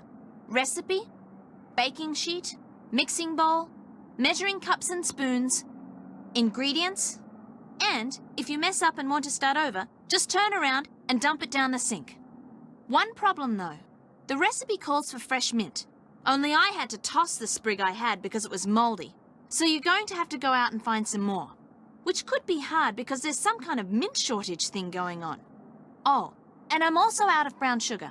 I think there's a way to substitute for it using molasses somehow, but that's your problem now. Remember, I'm going to call you when I get to Minette's. If those cookies aren't done, I'm going to go shopping instead, and Minette's going to go bonkers. Ta-ta!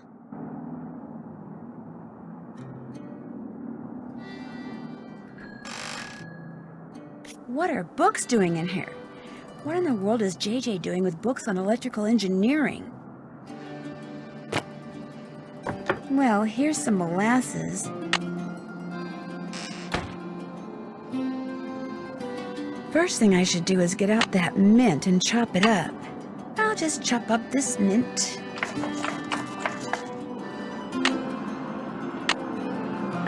There, I'm ready to start cooking.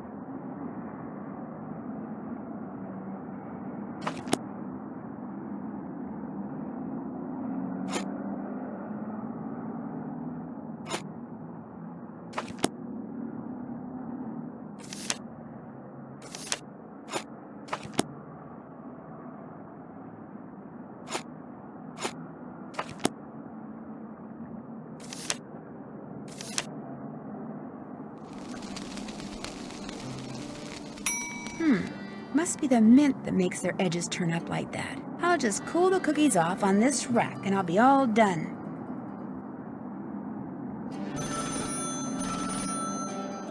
Hello? Well, are they done? They sure are. Describe them. Describe them? Describe them. I've made them before, so I'll know you're lying if you fail to mention the one thing that makes them different from other cookies. Well, their edges curl upwards? Bingo! Nice going. Because of you, Minette is about to become a very happy camper.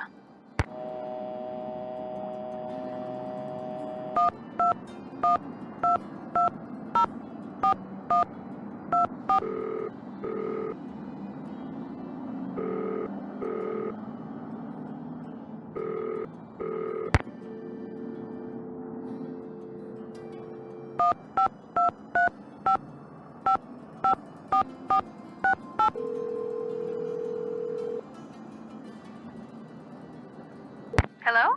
Bonjour! Oh, Nancy! George, go get on the other line, quick. It's Nancy. And remember, talk fast. She's calling all the way from France. So where are you? What have you seen? How do you like Paris? What's Minette like? Have you learned how to design clothes? Bess, slow down. You don't have to talk fast, okay? My dad bought me a phone card and told me to make as many calls as I want. Oh, great. Hi, Nance. What's going on? How's Paris? Have you seen the Louvre? What about the Eiffel Tower? How many famous people have you met? George, 3 words. Prepaid phone card. Oh, great.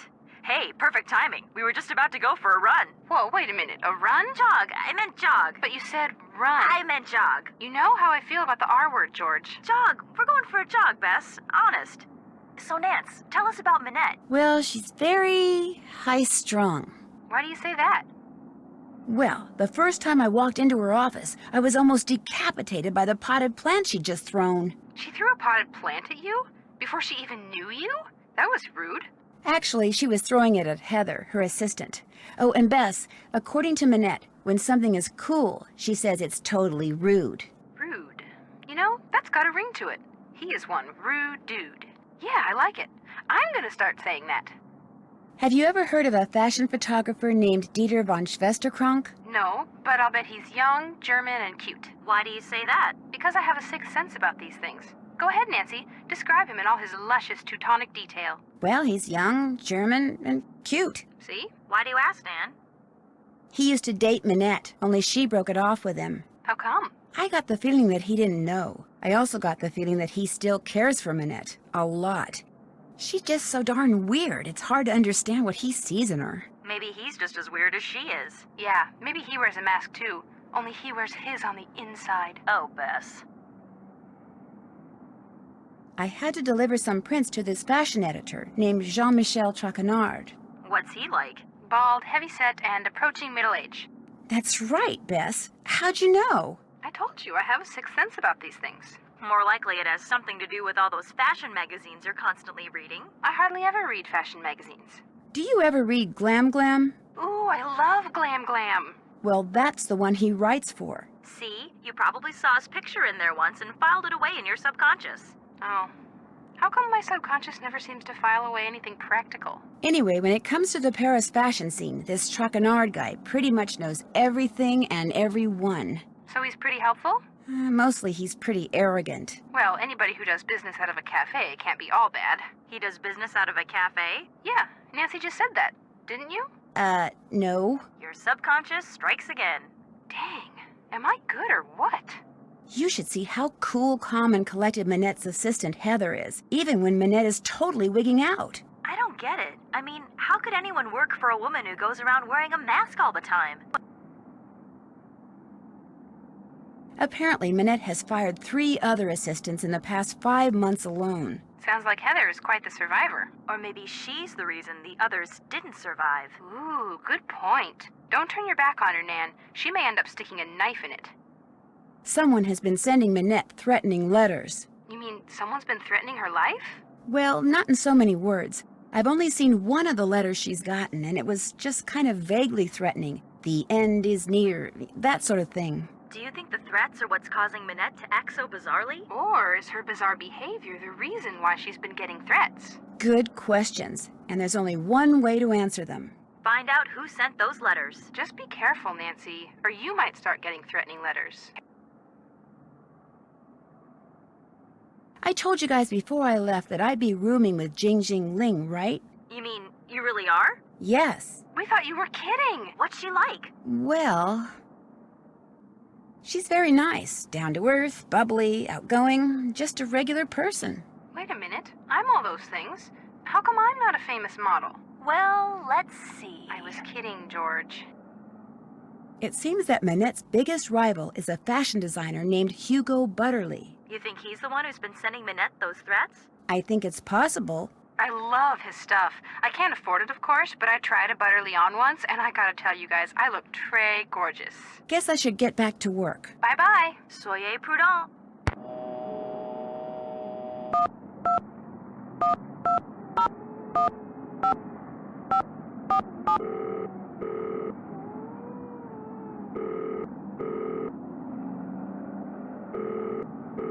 What? Another question?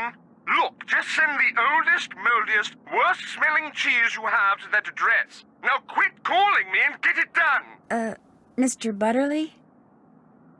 Who is this? Well, it's obviously not who you think it is. My name's Nancy Drew. I don't know any Nancy Drew. I'm kind of a friend of Minette's. Her I know. And you don't like her? Let's see, her work is repugnant, pedestrian, completely boring and amateurish at best. How could I possibly like someone who churns out such dreck? Now, if you'll excuse me, whoever you are, I'm going to hang up. Goodbye then. No, wait, I just wanna... Rats.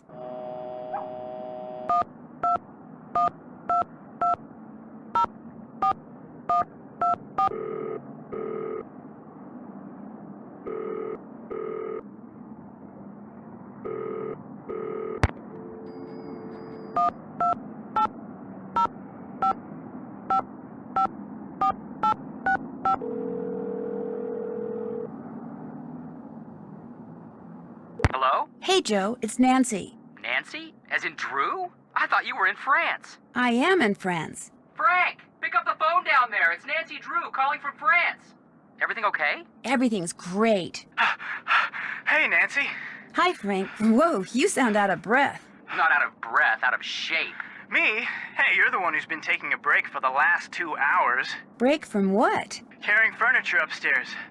Carpet layers are coming to redo the basement tomorrow, so we gotta get everything out. And I use the term we loosely. Hey, I'm pacing myself here. You're in the kitchen eating jelly donuts, aren't you? Not anymore. Well, I made it to Paris okay. Great. Exactly where are you? Right now, I'm in the Latin Quarter. Wait a minute. I thought you were in France, not Central America. She's in the Latin Quarter of Paris, Joe, not Latin America. They call it the Latin Quarter because it's where the Sorbonne University is. And until 1793, Latin was the area's official language. Oh, what are you doing there? I'm in the apartment Amy Grunhild arranged for me. In fact, did I tell you who my roommate is? Is it somebody we know? Jing Jing Ling. Jing Jing Ling? The model? You're rooming with J.J. Ling, the famous Australian model? Yep. But put her on. Joe, just calm down. I'm calm. I'm very calm. I'm completely calm. I just want to say hi, that's all. Put her on. I can't put her on, Joe. She's not here. Sorry. Oh. Think maybe you could put her on later? Maybe later, yeah. Sweet. I finally met Minette. So what's she like? Very temperamental. It's like working around dynamite. One false move and she goes off. And I mean she goes off. Is she talented? I guess so. She's in the process of designing a dress for the First Lady. Of the United States? That's pretty cool. Unless something goes wrong and Minette loses it. If that happens, it could turn into an international incident. Minette's studio is something else. Before you left, you mentioned it was an old windmill or something? Right. It's in an old moulin. That's French for windmill. Like that cabaret, the Moulin Rouge. Exactly. And like the Moulin Rouge, Minette's windmill is in the section of Paris called Montmartre. The outer office looks like any other modern office, but Minette's studio, which is inside the moulin itself, is very old and funky. How long has she been there? Only about a year or so. Long enough for her to throw paint all over the wall in a fit of anger. She throws paint? Among other things. Yikes. Parts of Paris are real quaint, like you can buy stuff from these vendors in the park, but if you want to get a good deal, you have to haggle with them. Sounds like fun. Sounds like a pain. Oh, Frank, where's your spirit of free enterprise? What kind of stuff do they have, Nancy?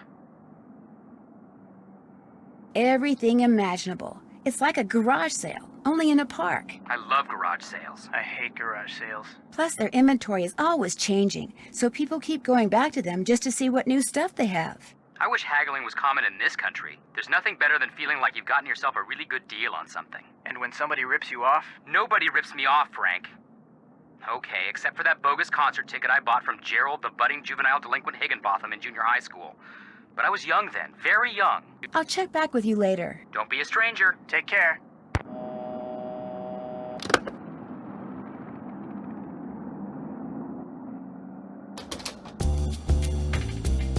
Uh-oh. Dad made me promise not to go anywhere by myself after dark. This'll have to wait until tomorrow.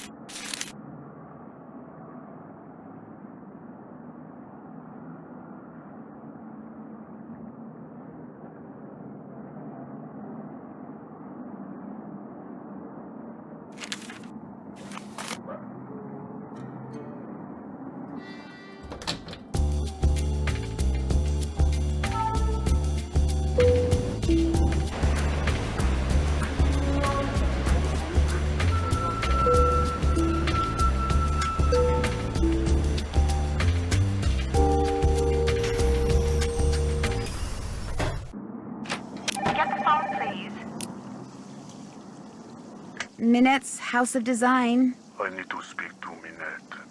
I'm sorry, but she's unavailable.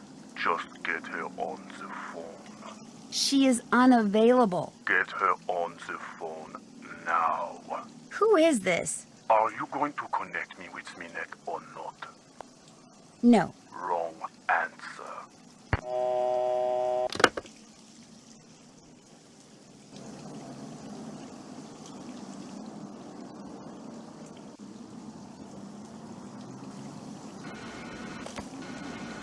Not exactly my style, but cool.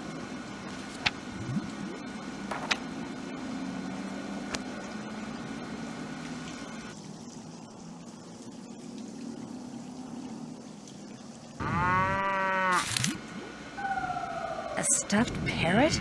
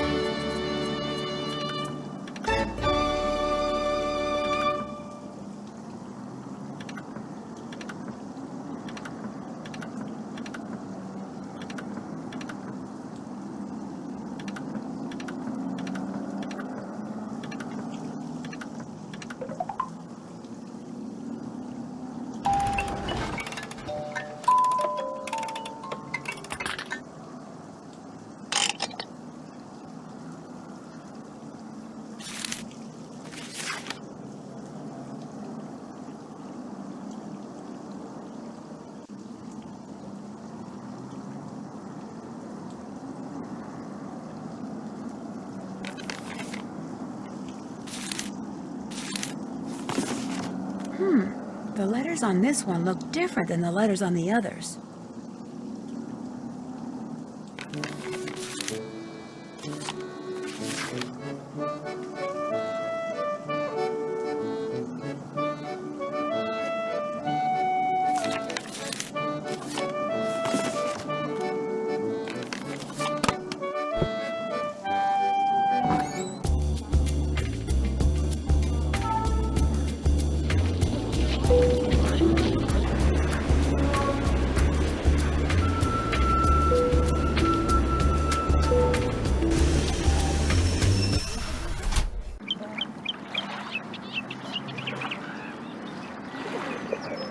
That looks like Dieter. I wonder what he's doing. Hey, Dieter! Hi!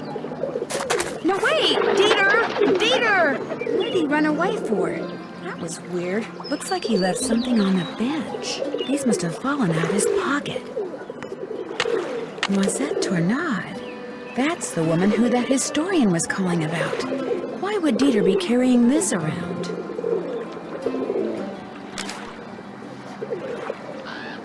Bonjour. What intrigues mademoiselle this time? Well, let's see. Is this parrot very expensive? The price is very reasonable. 20 euro. I'm willing to pay 15 euros for it. Vendu. What else tickles the fancy? I really don't want to buy anything right now. Very well. Au revoir, mademoiselle. Au revoir.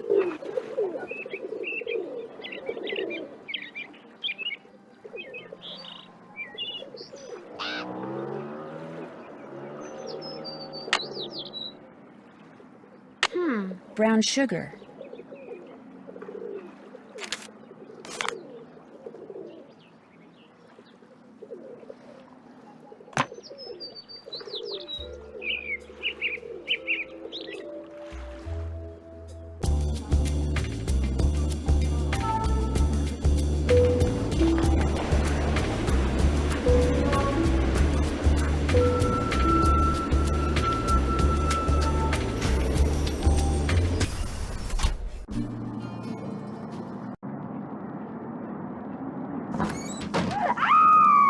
Now what? You have to get them out of there! Who? What happened? This little box came from me, and when I opened it, all these bugs came pouring out. They're all over the place in there. You have to get them out before they lay eggs or something. What exactly do you want me to do? Just go in there and put them back in the box they came in. Carefully. Don't kill any of them. Nothing good ever comes from killing things. Don't worry. I'll get them out of there for you. Bless you. Yuck! That must be the box they came in.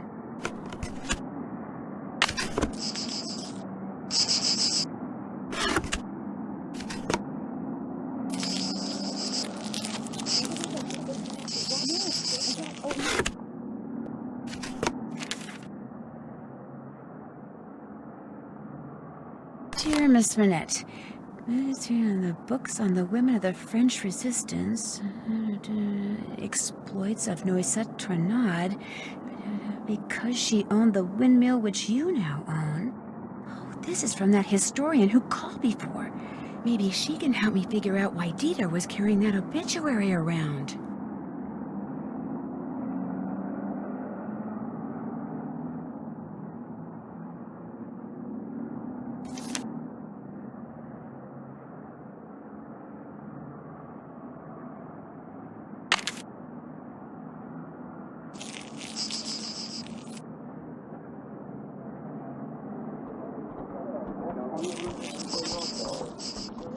Oh my gosh! The letters in these fonts look exactly like the ones that were used in one of those threatening notes Manette got, which means Heather must have sent it. Gotcha!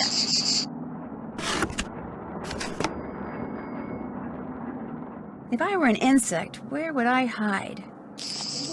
Playtime's over, little guy. Or girl.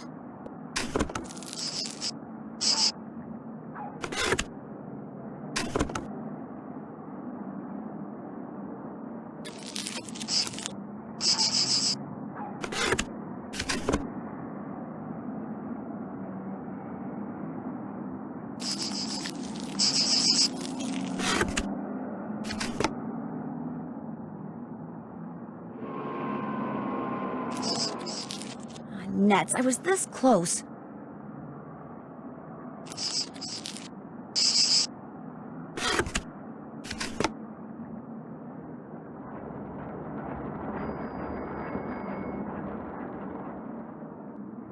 Here, Buggy, Buggy, Buggy.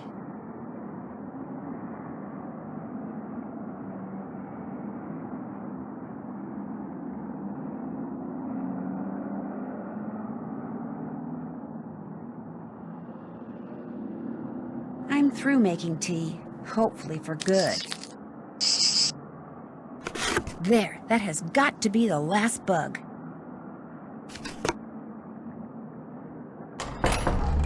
You can open the door now, Manette. Did you get all of the bugs? Yes, Manette. How many are there? I don't know, 9? Are they all alive? Yes, Manette. Are you sure you didn't kill any? Positive. And they're all in the box? Yes. Okay, listen. I want you to take that box to the park and let those things go. Only I don't want to be here when you come out. Probably the only thing those twisted little vermin are thinking about right now is revenge. Manette, they're cockroaches. Exactly! So I want you to count to 10, and then, and only then, are you to come out of there, all right? Anything you say. 1, 2, 3, 4, 5, 6, 7, 8, 9, 10. What a nut job.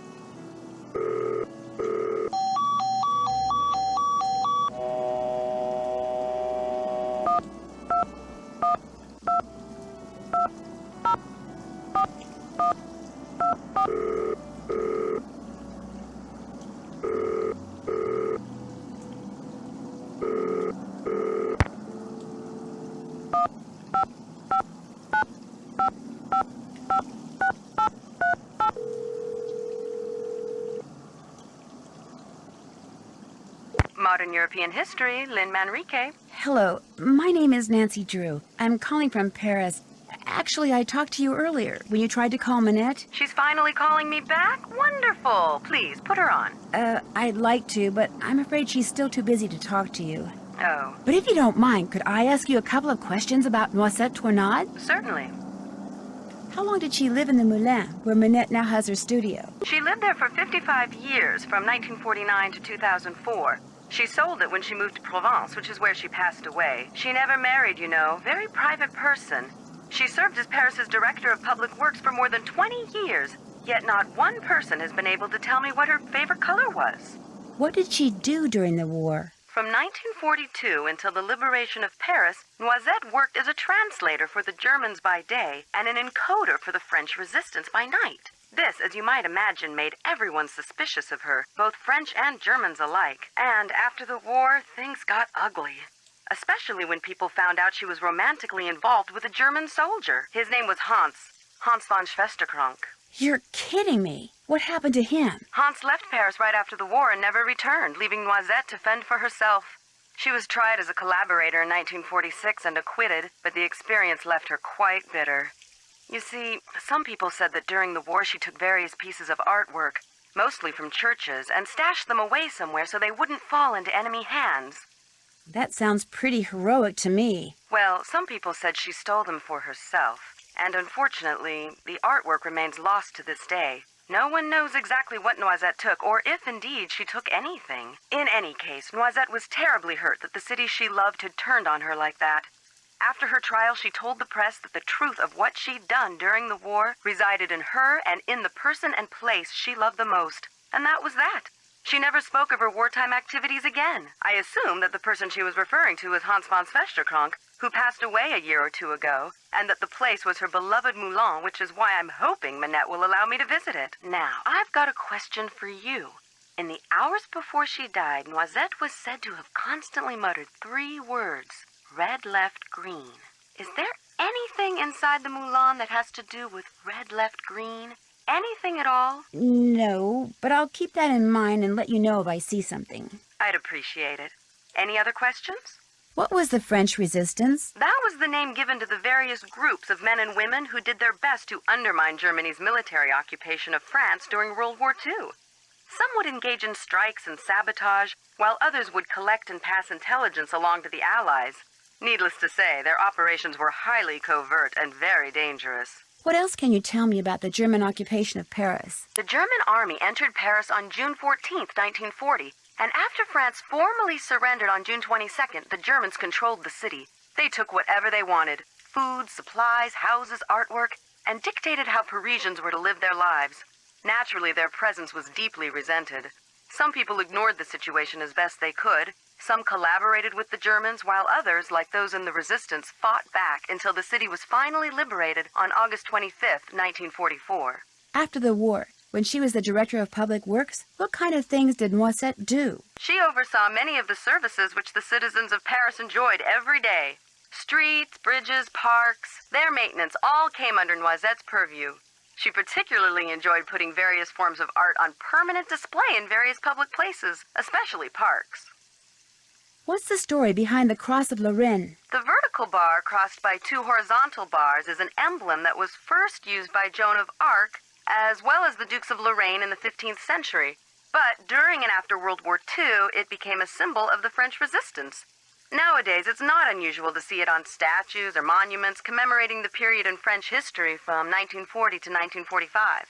What did you mean when you said Noisette was tried as a collaborator? Collaborators were French citizens who not only failed to resist the occupation, but actually helped the Germans keep it going. Because Noisette had worked for the Germans as a translator and had a German boyfriend, after the war, many of her countrymen automatically accused her of collaboration. When it was revealed that she had been a member of the resistance, instead of exonerating her, that just made some people think she'd been spying for the Germans too. As I said before, it was an ugly time, one which poor Noisette spent the rest of her life trying to forget. Thanks for taking the time to talk to me. Call back anytime.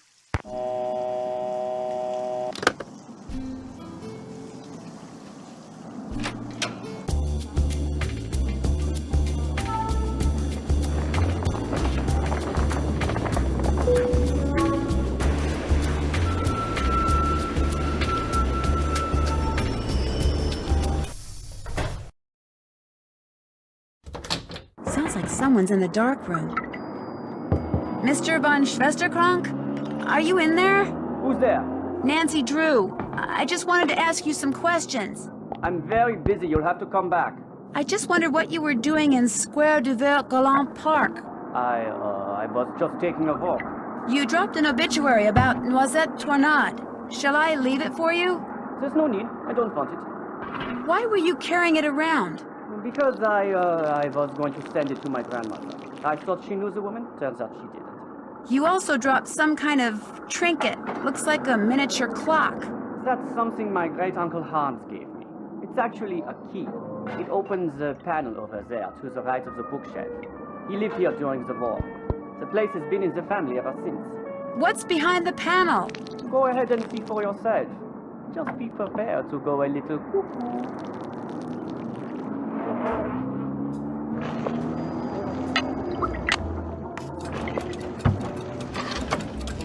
What's up with this?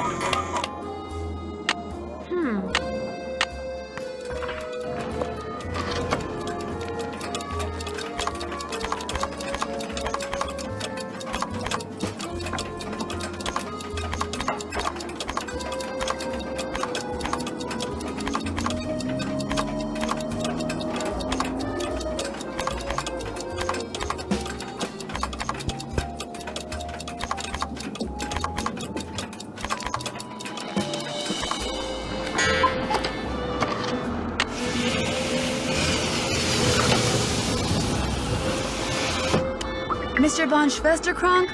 Believe it or not, that key your uncle gave you opened up some kind of passageway. Is it okay if I see where it goes? A passageway? You never said anything about a passageway. Go ahead and explore it all you want. Just be careful. This building is very old.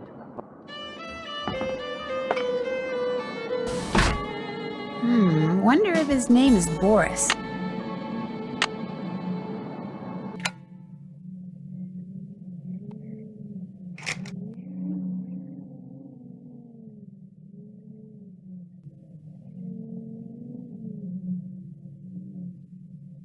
I wonder what that symbol means.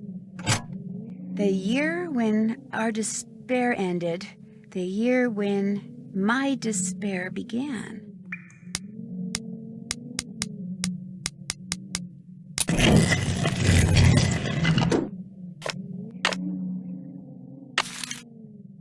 Wonder what that thing is. Those dials remind me of the stone discs in Minette's studio, the ones she got paint all over.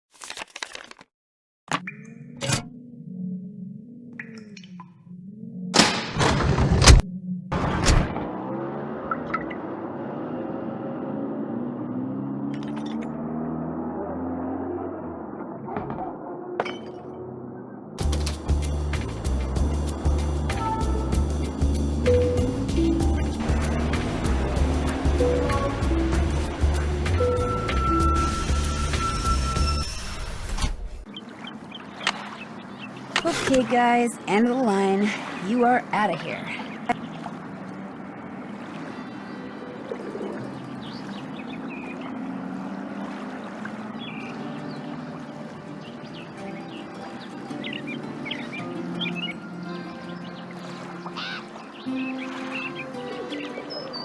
Bonjour. What intrigues Mademoiselle this time? Well, let's see. That looks just like the picture that was in Noisette's codebook. How much is this? I have been told that it is probably a decoder used by those who resisted the German occupation of World War II. Really? How much do you want for it? Nothing. It is not for sale. It is a piece of history. I have it only as an eye-catcher.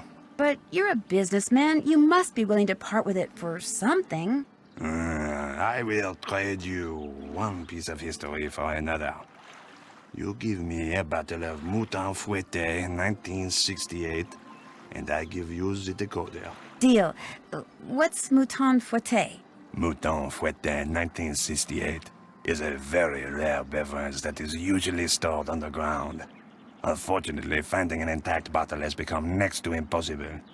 But if you want the decoder, the impossible is what you must do. So, get me a bottle of Mouton Fouetté 1968. I will accept nothing less. In the meantime, what else tickles your fancy? I really don't want to buy anything right now. Very well. Au revoir, mademoiselle. Au revoir. Bonjour, mademoiselle. You are wise to return. I have many new things. You see? Yes, you do. I could use a French-English dictionary. How much? This is the best French-English dictionary you can buy in all of Paris. Not too big, simple to use, hundreds and hundreds of words. I practically give it to you for 30 €. How about 23 euros? It is yours. What else appeals to you? Actually, I'm not interested in buying anything right now. Then you will just have to come back. I might just do that. Bye. Au revoir.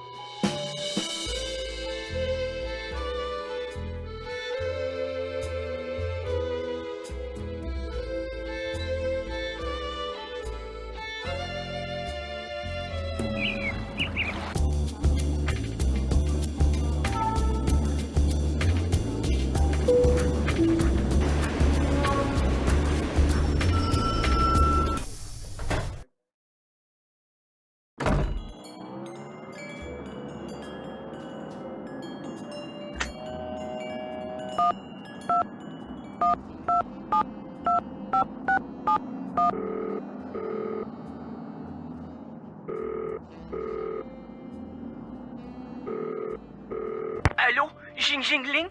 Is it truly you?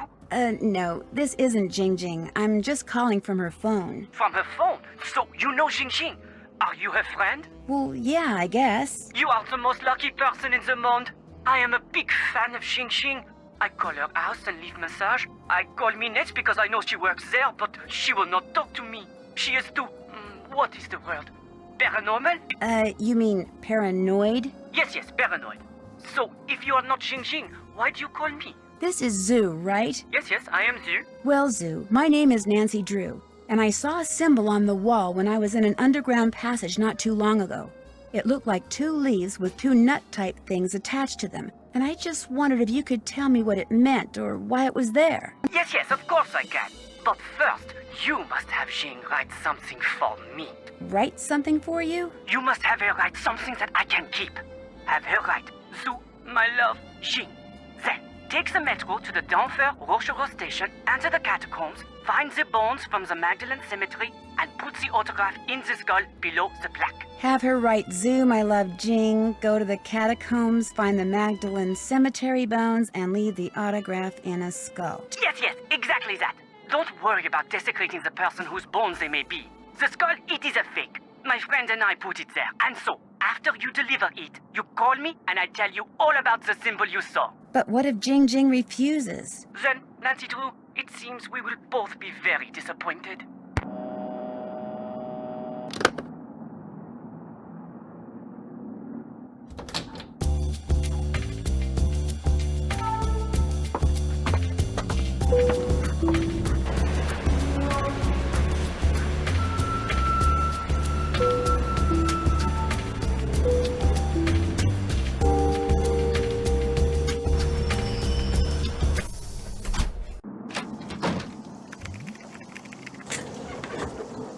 Did you get the stuffed parrot? Here you go.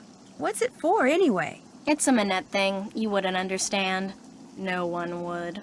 Why did you write Minette that threatening letter? What? You think I wrote those letters? I think you wrote at least one of them. Can you prove it? The letters on it match the memo you sent Minette about fonts. Okay. A couple months ago, I got so fed up with her that I just had to get back at her somehow. I'd seen how upset those other letters made her, so I sent one of my own, but just that one. And I never intended to really do anything to her. I just wanted her to suffer. You know, emotionally. The way she made you suffer when she started going out with Dieter. You really don't miss a trick, do you? I thought when she dumped him like that he'd finally come to his senses and realize that I'm the one he should be with.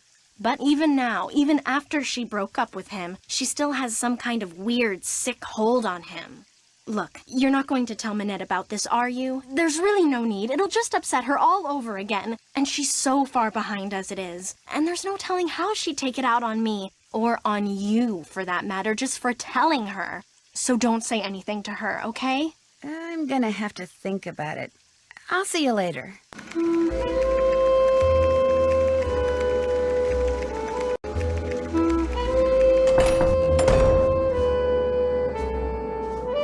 What? Why do you wear that mask? This mask is a statement, Nancy. It's my way of telling society that it pays far too much attention to the face. I design clothes for the person. I'm telling society, forget the face. Look at the person. Look at my creations. The colors, the fabrics, the lines I choose. They are meant to enhance the person, not the face. The person. The face is inconsequential. You don't really expect anyone to buy that, do you? Whether they'd buy it or not is their problem. Any more questions? Someone with a German accent called for you when you were fitting JJ, but he didn't leave a message. Oh? He sounded kind of angry. I'm sure it wasn't important, so don't worry about it. What else? Do you have any idea who sent you that box of cockroaches? No.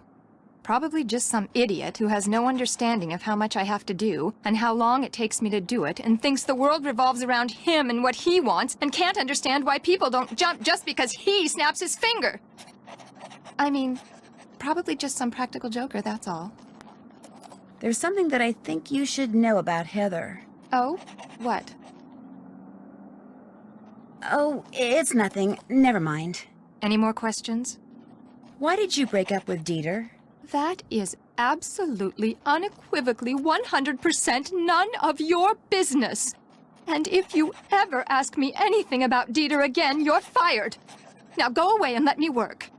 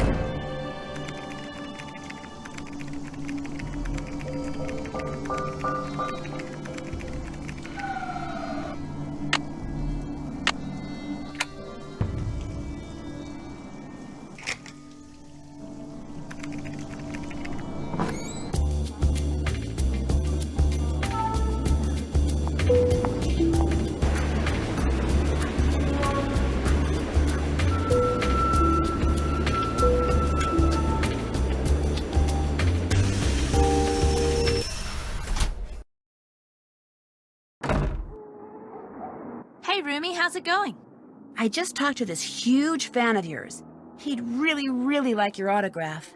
I'm flattered, but unfortunately he's out of luck. Nobody gets my autograph. I'm afraid that someone will use it to forge my name and steal my identity. This guy wouldn't do that. Stuff like that happens to people like me all the time. I'm just not gonna take the chance. Wanna play hangman? That'd be great. Z. U. Sorry. M. Wrong. Y. Correct. L. Bingo. O. Bingo. V. Nope. E. Oopsie. J. I. N. G. I wasn't even close. May I have that piece of paper? Sure. Want to play again? Maybe later. Anytime you want to play, just let me know. I'll let you get back to your cookie dough. See ya.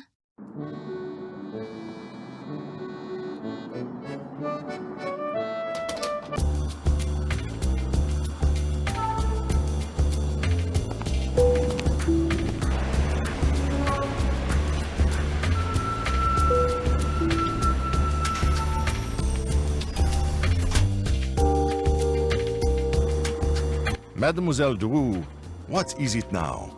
The picture of Minette that was in the June issue of Glam Glam, was it cropped? Do you remember? I'm sure it was. Most photographs are these days. Why? Do you think I could see the uncropped picture? As it happens, all the pictures which I use in my articles are stored right here in my digital assistant. I will help you, mademoiselle, but only if you help me first. You see, the owner of this cafe, he faces a crise. The person who makes desserts for him has stepped out for his customary 2.5-hour break. Unfortunately, a bus full of American teenagers has pulled up and all are clamoring for parfait. So, I will tell the owner that you will make the parfait, and when you do, he will be indebted to me and will allow me to continue using this table as my office. And I will be indebted to you and will allow you to see the picture. You see how it works?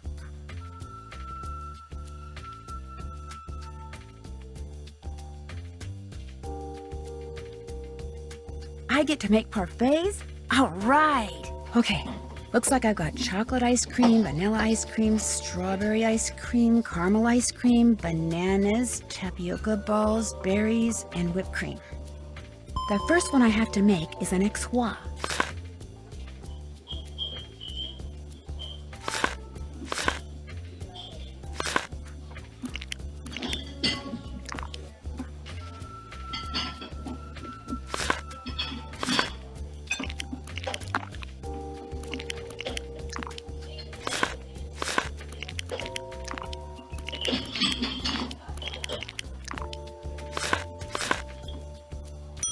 Merci.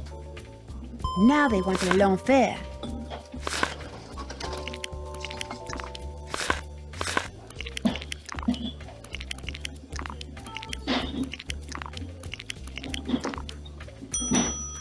Next up, a tropical.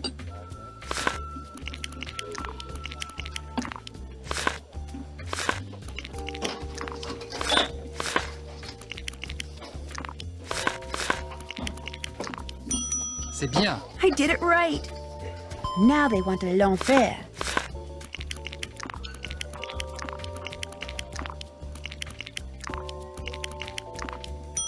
Oui, c'est ça. Yes! Next is a corbeau.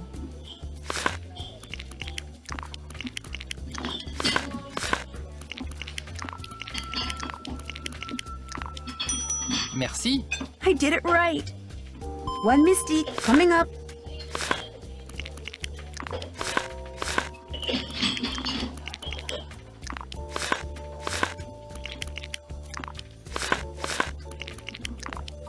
Parfait.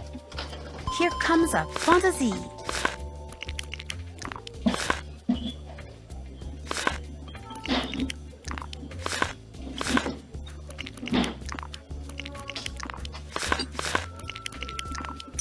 C'est bien. I did it right. A Lulu.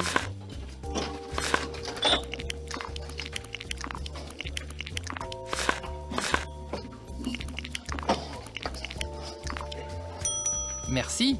I did it right. There, all done. The owner, he tells me you did a good job. And so, as was our agreement, here is the picture you wish to see.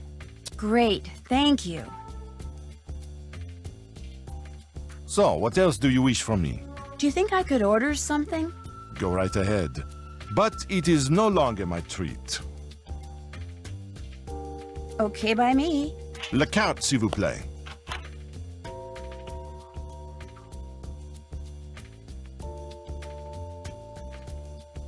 I would like the crème de glace. D'accord. Ça fait 5 euros. That will be 5 euros. Bye-bye, hard-earned cash. Ice cream with a sprig of mint on top. So refreshing. Yum. You're right, the food here is good. Excusez-moi, mademoiselle. So, what else do you wish from me? Thank you for talking to me. À tout à l'heure.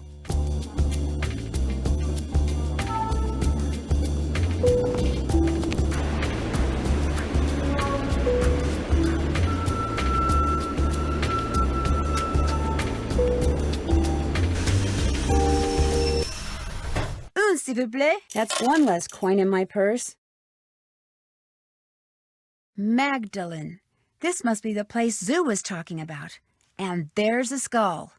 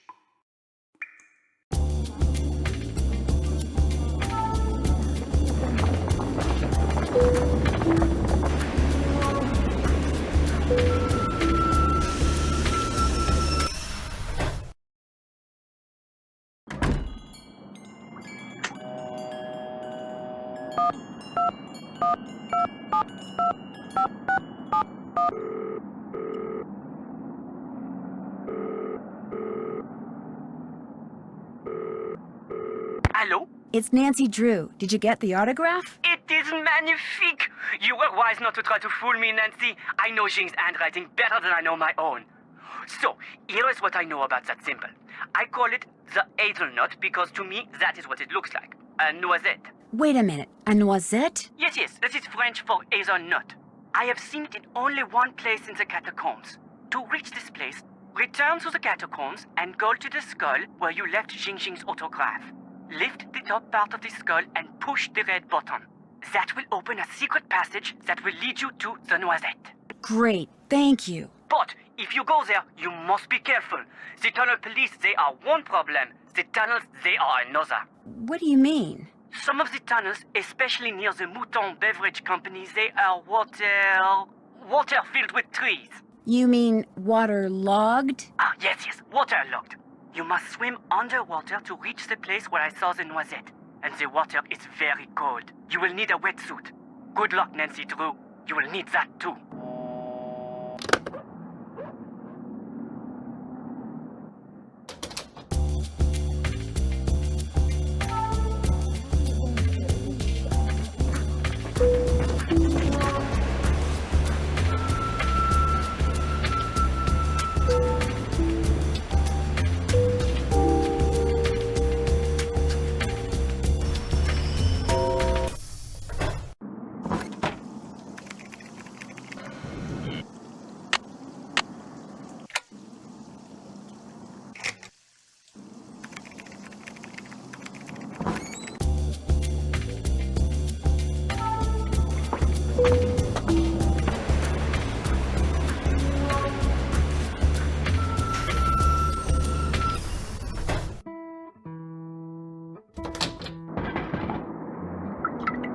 Mr. von Schwesterkrank? Are you in there? Who's there? Nancy Drew. I just wanted to ask you some questions. I'm very busy. You'll have to come back. But this is really important. Is there anything I can do to help you? Well, if you want, you could take some stock photos for me. Sure. The list of things I need pictures of is on my desk. You can use the camera I let you borrow. I'll get right on it. Oh no, the list is in French.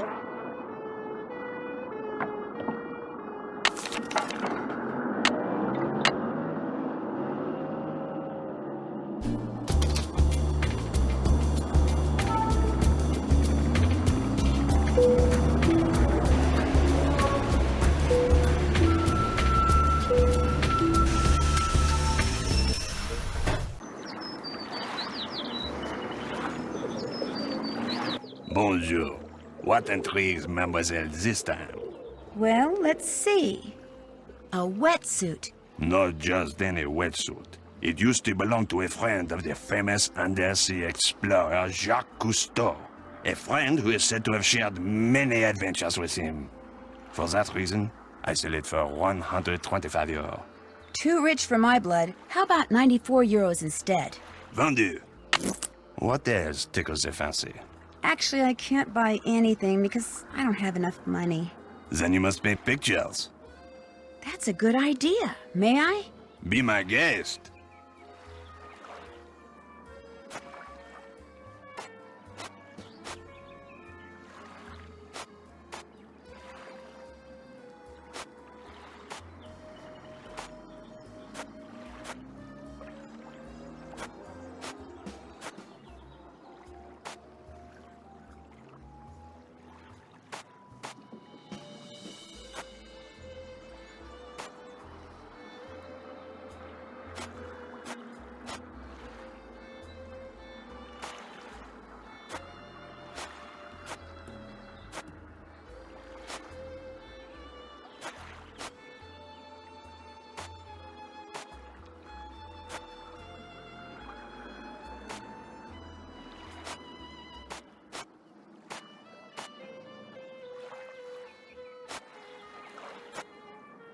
Monsieur, how's this? Another fine job.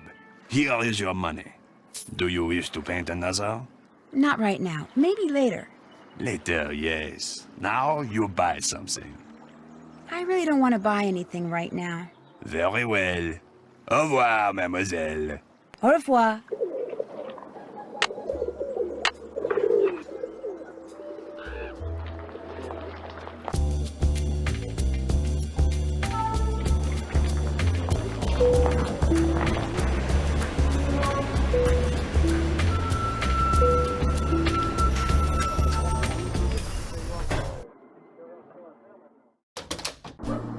Did you take all those photos for me? I sure did. They're all right there in your camera.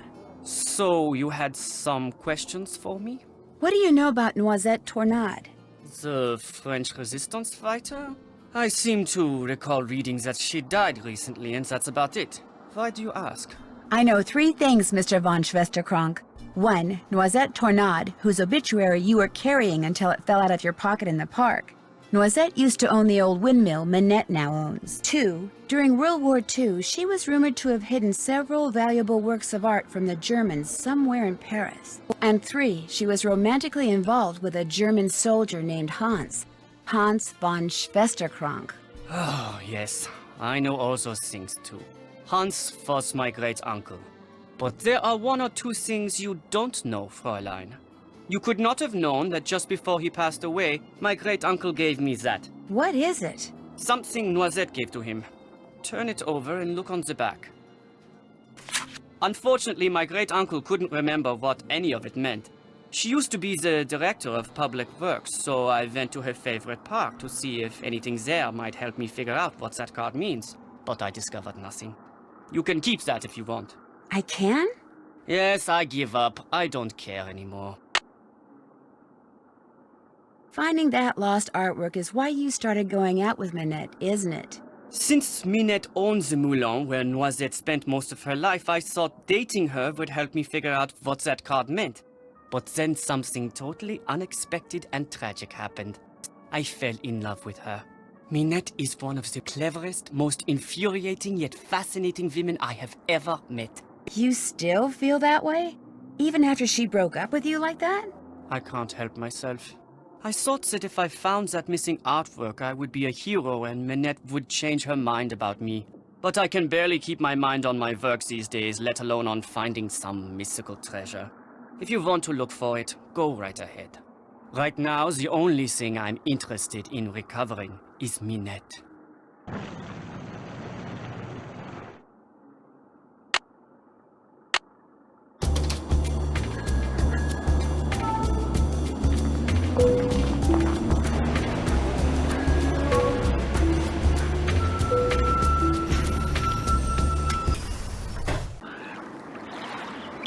Bonjour, mademoiselle. Welcome back.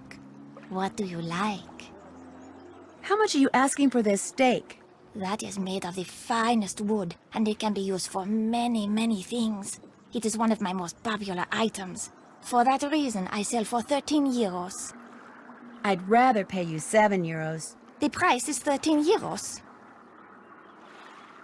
I'll take it. Voila. What else do you like? Guess I'm just not in a buying mood. When you want to look again, just come back. I will. Au revoir. Au revoir.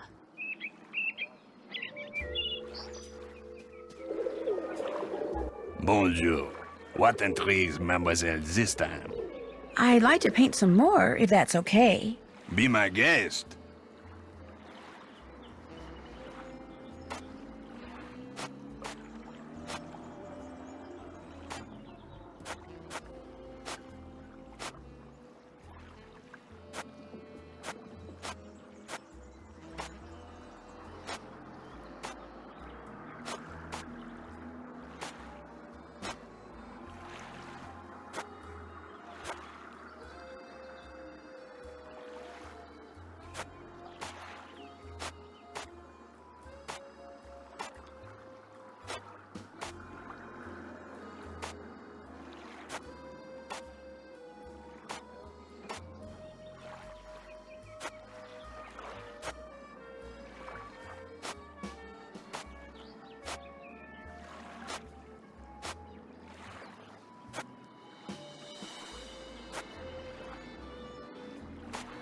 Monsieur, how's this? Another fine job.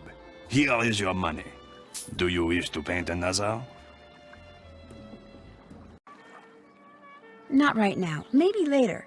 Later, yes. Now you buy something. Is this pie tin very expensive?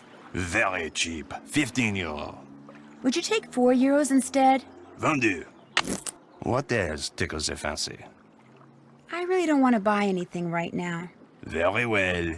Au revoir, mademoiselle. Au revoir. Bonjour, mademoiselle. Welcome back. What do you like?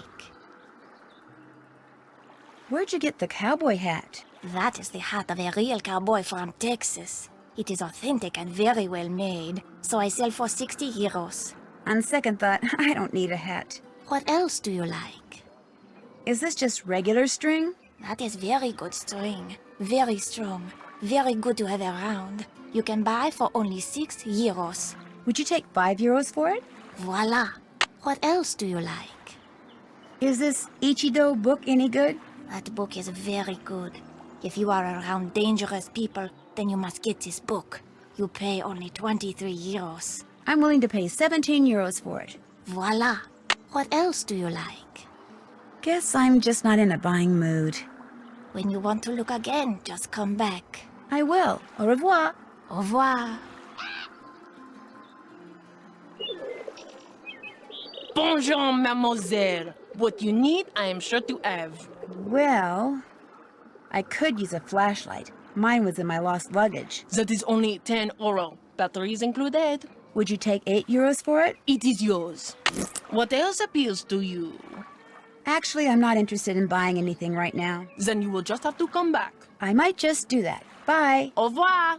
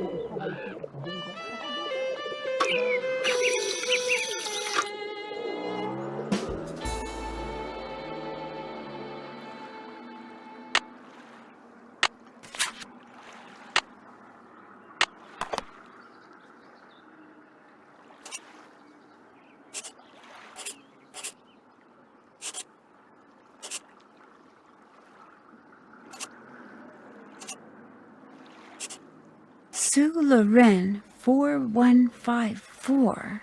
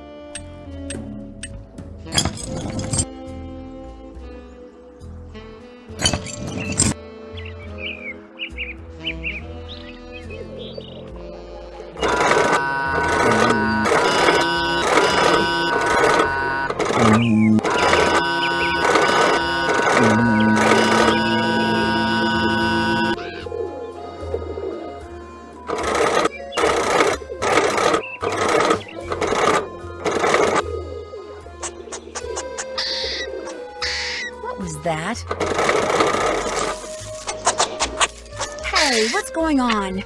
Shoot, that pesky squirrel must have jumped on the handle and moved the windmill.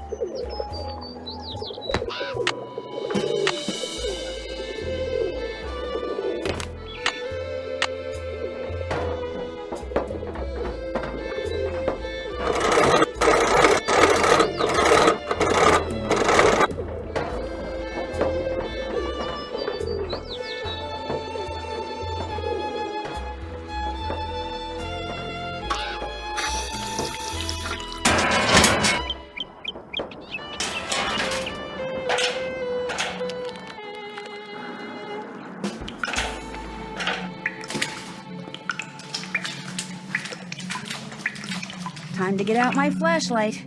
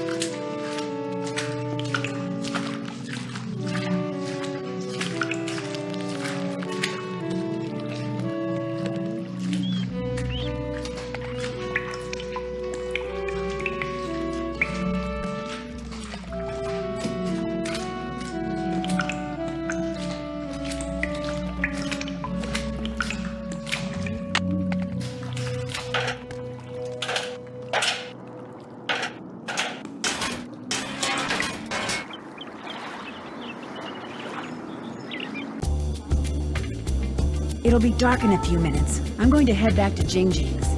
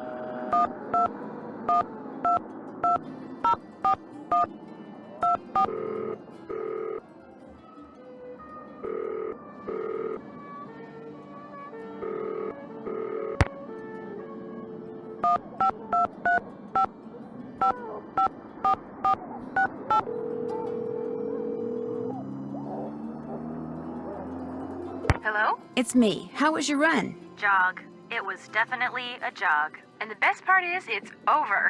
What's going on, Nan? I took this very strange phone call from Annette. At least I tried to. What was so strange about it? The guy wouldn't give me his name, and he sounded very hostile, and he had a German accent.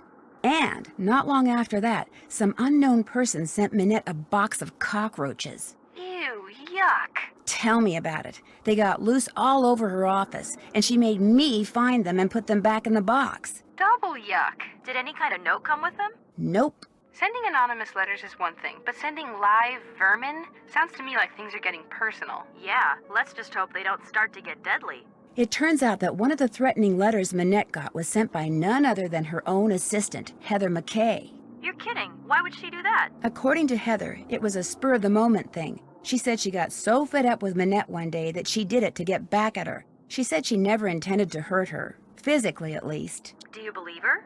I guess. Just be careful. Maybe Minette's wackiness is contagious. It turns out that Dieter has a secret or two up his sleeve, especially when it comes to the old windmill that Minette's studio is in. What do you mean? What kind of secrets?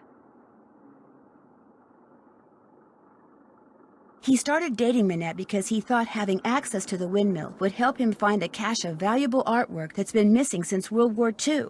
Does he have a map or something? No. However, his great-uncle gave him this weird card that has all these eyes on one side of it and a drawing of a room on the other. Unfortunately, the uncle couldn't remember what any of it meant. Consequently, neither does Dieter, so he gave it to me to figure out. Dieter says that he's so smitten with Minette that he doesn't care about finding the artwork anymore. Smitten with her? She's such a head case. That's what he said. Be careful, Nan. Just because he said it doesn't mean it's the truth. Well, I'll let you guys go. Bye-bye. Soyez prudent.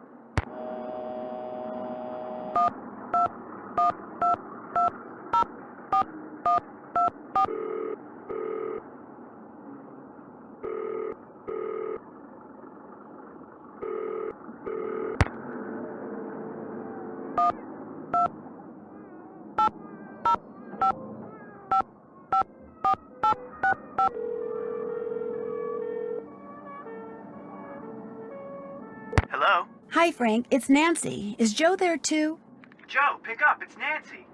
Right here. Hey, Nance, is Jing Jing with you? Well, yes, she is, but... Let me talk to her, just for a second. Joe, she's busy, and I really don't know her that well. You're not talking about me, are you?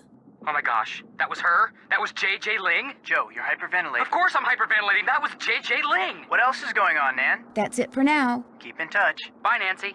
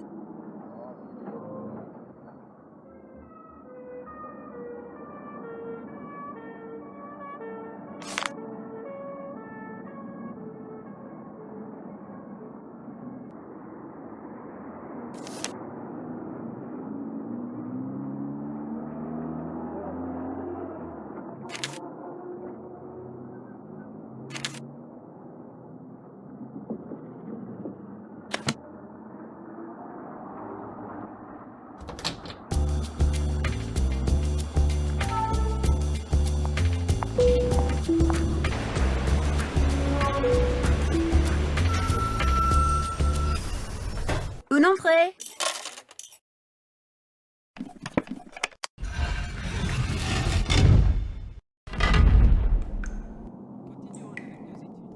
D'accord, mais tu commences. Very well. My name is Jean-Claude.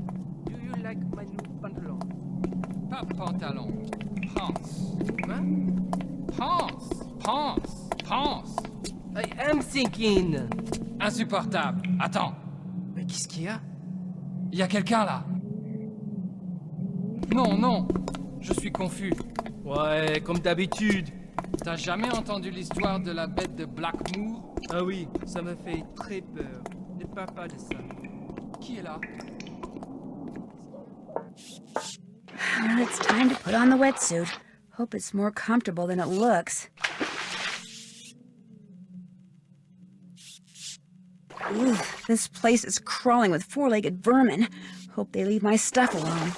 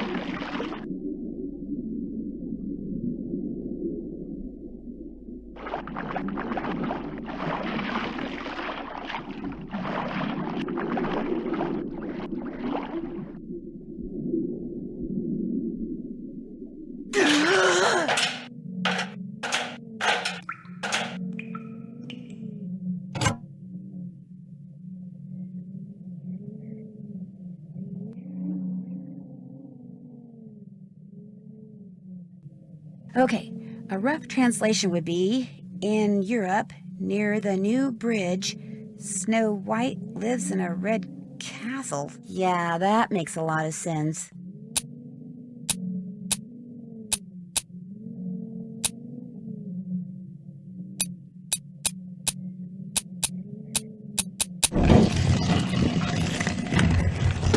I have no idea what this is, but after everything I went through to get here, I'm taking it.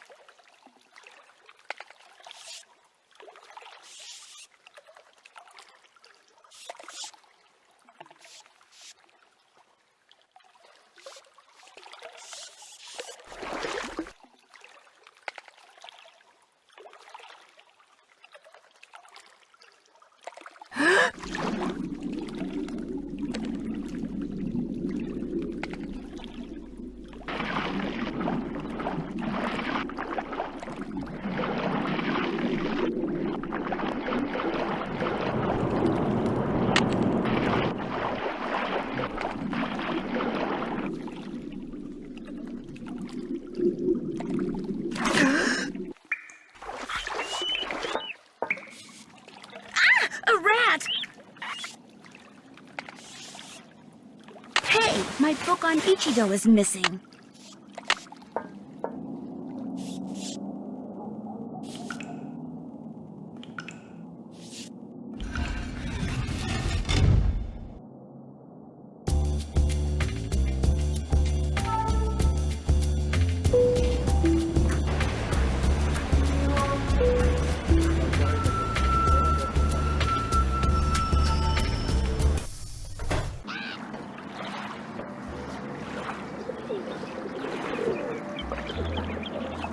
Bonjour, Mademoiselle returns. And she returns with a bottle of Mouton Foueté, 1968. Oh la la, you did it.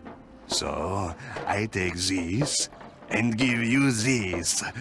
Take it. You have earned it. Thanks. What else tickles your fancy? I really don't want to buy anything right now. Very well. Au revoir, mademoiselle. Au revoir.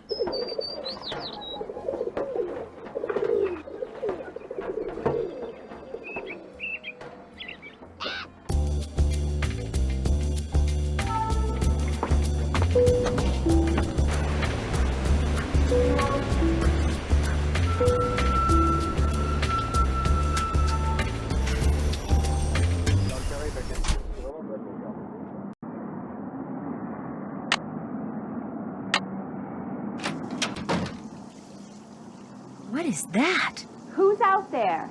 It's just me, Nancy. Uh-oh. What did you say? Nothing. Everything's fine. You just stay in there and keep working. Looks like this thing is set to go off if she opens the door. I've got to figure out how to disarm this thing before she opens the door. What are you doing out there? Nothing. Just stay in there. Everything's fine.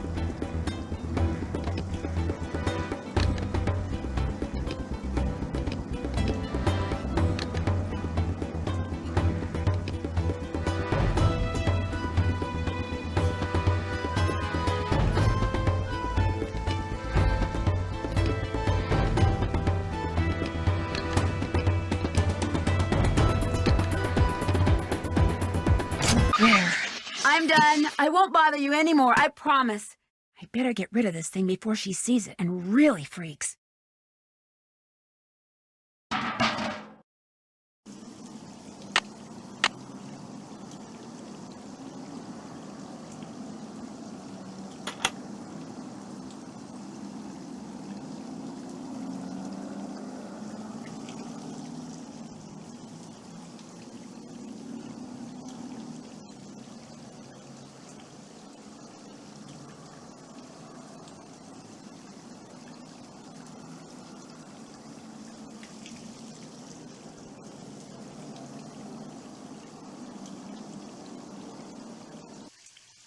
The dials on this thing move.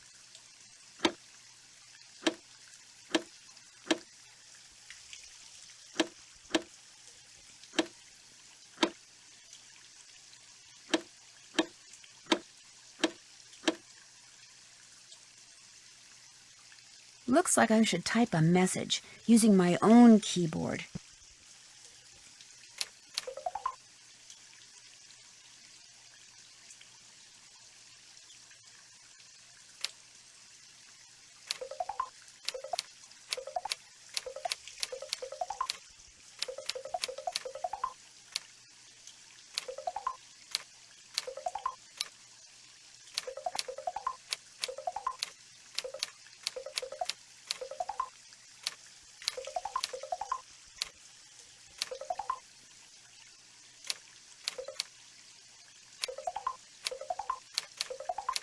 Rouge, blanc, rouge, bleu, rouge.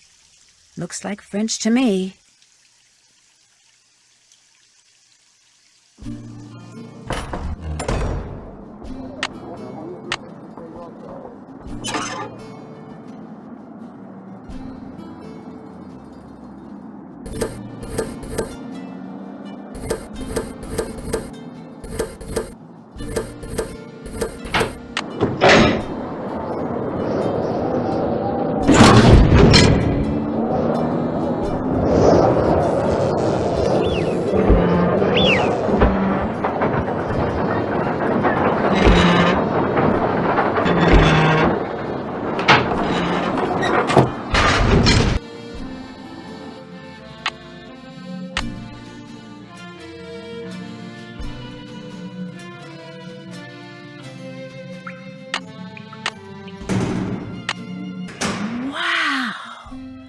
So that's what Noisette stole during the war. Stained glass.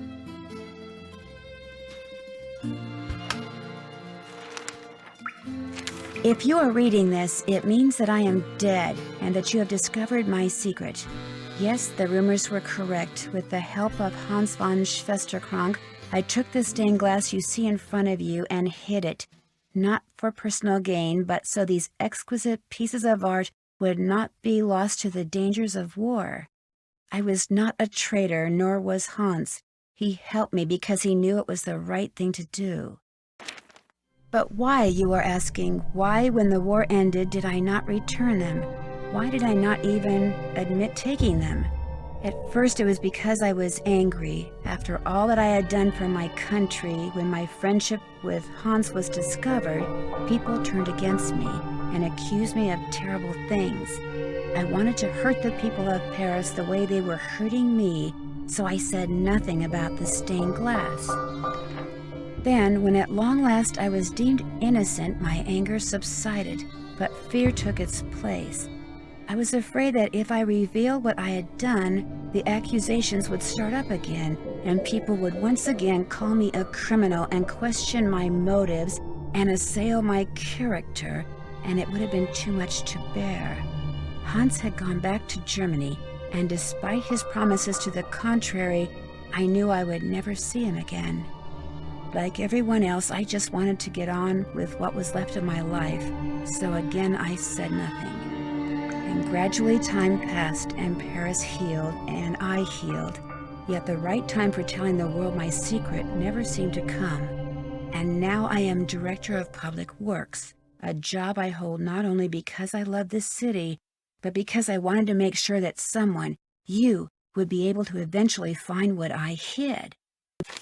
Please make sure these pieces make a safe return to the world above, when you see them as they were meant to be seen, with sunlight streaming through their panes, interrupting the darkness with color and meaning and joy.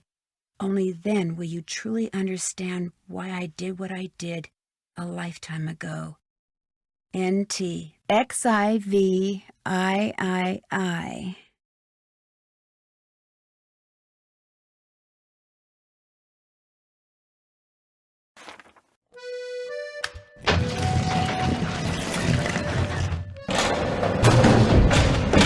Uh-oh, the door locked behind me, and nobody knows I'm down here. Not good.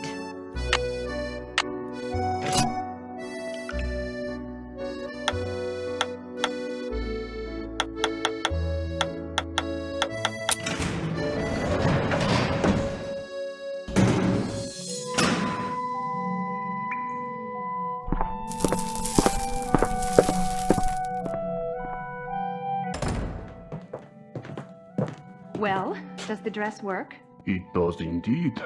Yeah! What about when I whispered? And when I turned my back? Could you hear what I said then? Gunther, I could hear everything. With this dress, we will be able to hear every word that is spoken within 10 meters of the First Lady. And what we hear, what we sell, will make us the wealthiest spies on the planet. Hey! I made you the dress, so how about paying me? After the First Lady takes possession, that is our deal. Look, I put up with the dead flowers, the letters, the paint, the idiotic phone calls. I put up with all your stupid threats for months. I deserve to get paid now. Those weren't threats. Those were incentives meant to keep you on track. And they obviously worked. You'll get your money when she gets the dress. Let's go, Gunther. But they're picking it up for her tomorrow. What difference does it make whether you pay me now or 24 hours from now? Oh my gosh, it sounds like Manette made that dress for the First Lady to be some kind of bugging device. I've got to get it out of here and take it to the police.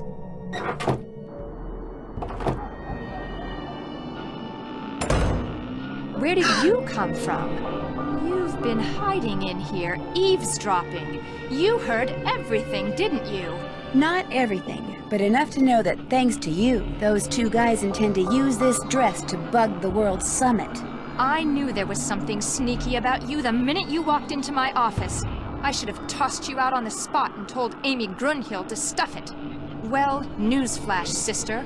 I am about to knock your nosy little block off. Yeah! I'm a wide belt in Ichido, and after I'm done with you, you'll need an intern yourself. A medical one. Ika!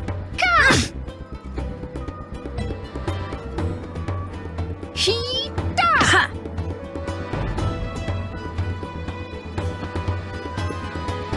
Ho, ho, ho, ho! Ha!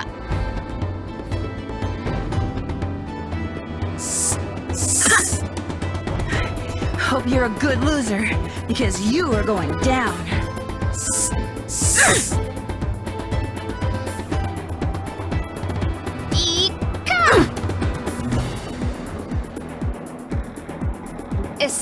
Issa! Oh, so you think you can block me, eh? You're starting to look a little tired there. Ika! Hey!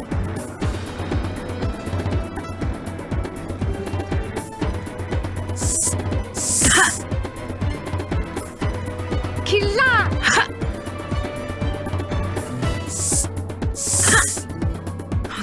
Your goose is cooked. Ika!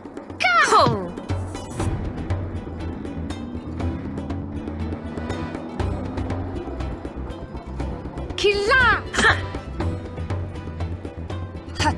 Sa! Issa!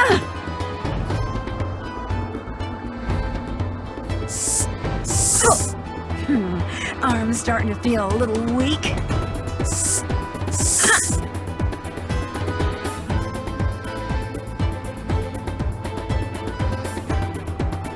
Killa! Ha!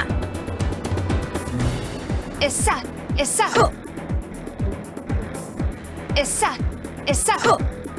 I fought imaginary elves that were stronger than you. Killa! Ha! Killa! Hey! Where did you learn to block like that? Ho, ho, ho, ho. Ha! Issa! Ha! Killa! Oh! Issa! Oh! Might as well give up, Manette. Killa! Ha! Issa! Ha! Shazza! Ha! Ika! I can't believe it. You never threw a single punch, yet you beat me. Life is so unfair. And so horribly unrude.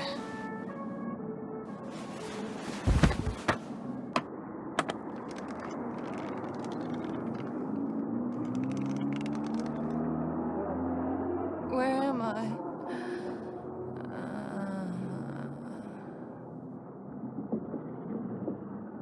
Oh my gosh.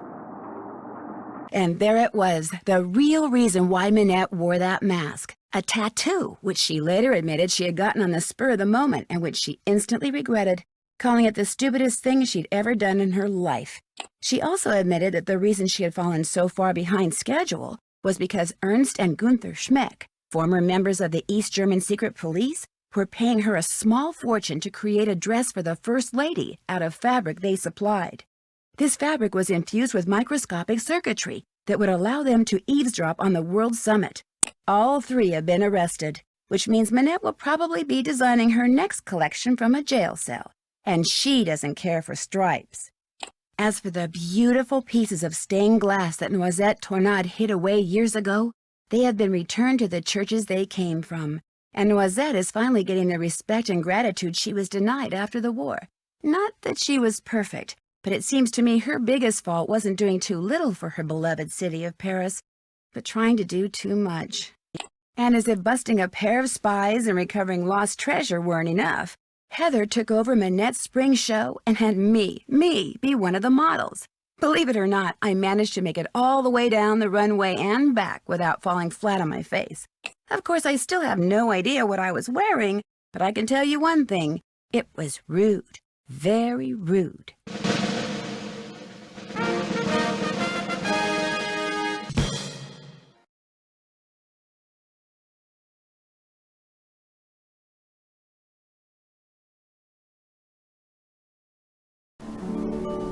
Time to dig out the tank top, stock up on sunscreen, and slip on those sandals, because for my next adventure, I'm off to Hawaii, to the Big Island to be exact, where I'll be helping out this quirky entomologist, that's a bug scientist by the way, who has just made a disturbing discovery. In fact, my working vacation quickly turns into a series of disturbing discoveries, including one that involves a legendary monster with a nasty temper and an appetite for revenge.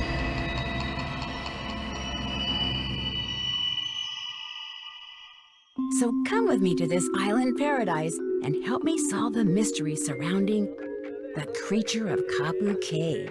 Until then, aloha.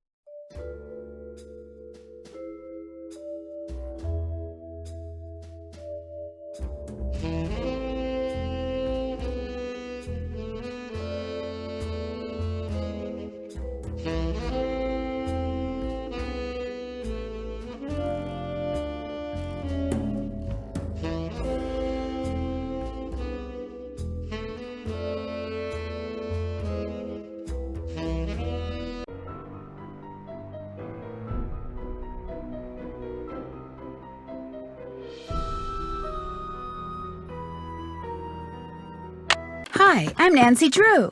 Since you can tell a lot about a person by where he or she lives, I thought I'd introduce myself by showing you my room. As you can see, I keep it pretty neat. Of course, I don't spend that much time in here. I always seem to be off solving mysteries. Anyway, here's my center of operations, my desk. Go ahead and poke around. If you want to know the particulars of how I do what I do, take a look at the book titled How to Be a Detective. It's real helpful, especially if you're new to the mystery-solving business. And be sure to check out my scrapbook. I put memorabilia from all my past cases in there. A lot of them were pretty dangerous and at times really scary. But don't say anything about that to my dad, okay? He worries about me enough as it is. And whatever you do, read what's in the file called Case File. That will tell you all about the mystery I'm about to try to solve. If you think you're ready to dive into that mystery, just click on the plane ticket and you'll be on your way.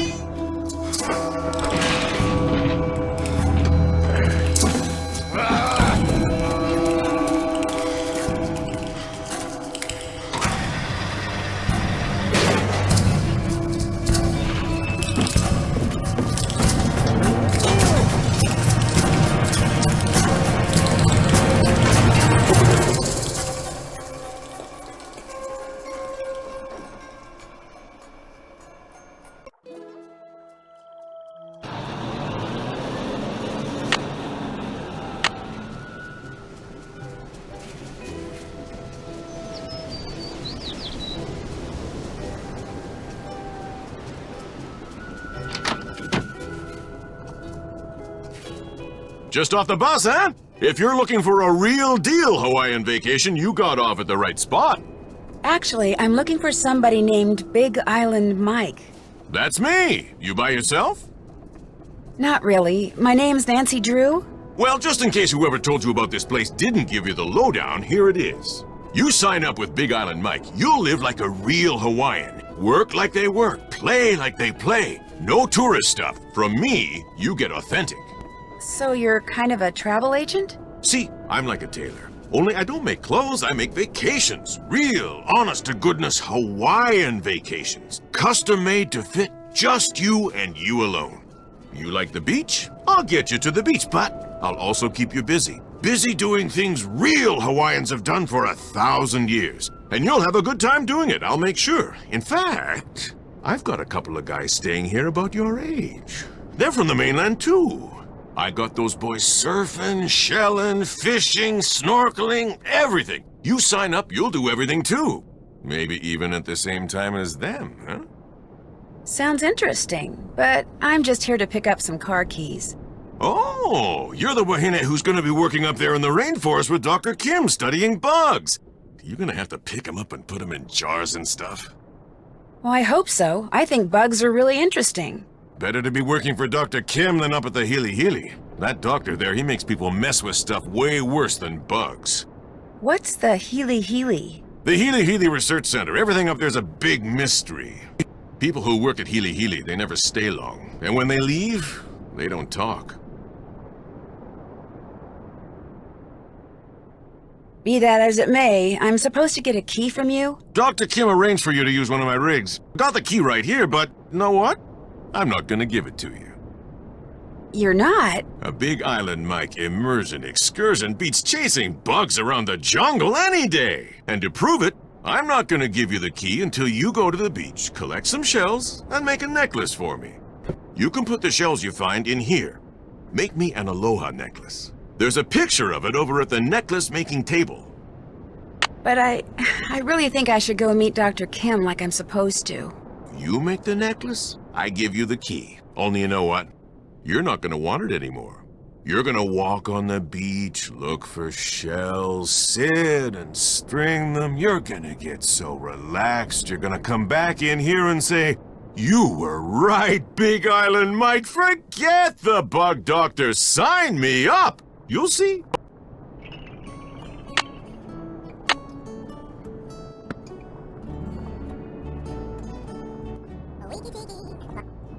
Looks like you need some kind of special money for this. I barely have any real money. Try it and trade it. Must be part of the immersion excursion thing.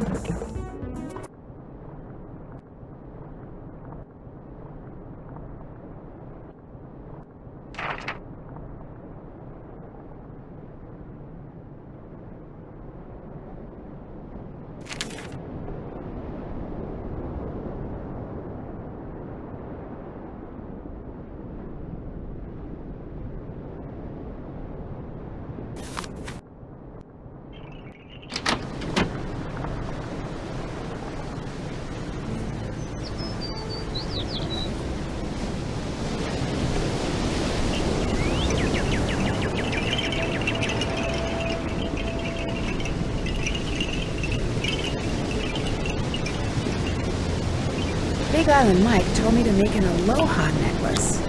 Ah, here we go. So what shells do I need?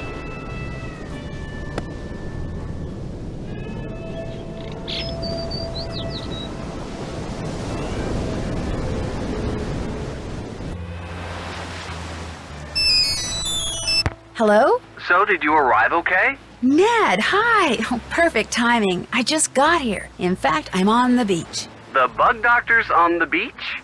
No, I have to collect shells and make a necklace before I can get the keys she's left for me. It's a long story. Well, I wish I could be there with you. Believe me, it's done nothing but rain non-stop since I dropped you off at the airport. The sky's just this constant shade of gray. It'd be depressing even with you here. But with you not here, it's... Oh my gosh! You're not gonna believe this, but Frank and Joe Hardy are here. What? Are you sure? Positive. Hey, listen, I'll call you later, okay? But... Bye! Nancy? What are you doing here? I just got here. I'm going to be helping this entomologist Dad heard about do field work for the next 2 weeks. What are you guys doing here? We got here yesterday. Believe it or not, we're on assignment. Joe, keep it down. Richard Akins, the CEO of Akins Biotech, he hired us to do kind of a background check on Pua Mapu and her father, Mike Mapu. She's an up-and-coming world-class surfer. He runs a local business called Big Island Mike's Immersion Excursions. No kidding. I'm supposed to pick up a car at Big Island Mike's. What does this Akins guy need a background check for? He's thinking about using Pua in the ad campaign for one of his products. He wants to make sure there aren't any skeletons in either of the Mapu's closets before he makes her an offer. Since she teaches surfing for her dad, we signed up for one of his immersion excursions so we could get to know her and make sure she's as squeaky clean as she seems. Akins figured someone who was closer to her own age could find out a lot more than some private investigator. So you were basically hired to vacation in Hawaii and learn how to surf. Is that what you're saying? Don't worry. As soon as the opportunity presents itself, we'll be doing some hardcore snooping, too. Yeah, Akins wants us to make sure Mapu's business is also squeaky clean. But the guy never leaves his office, which so far has made rummaging through his paperwork impossible.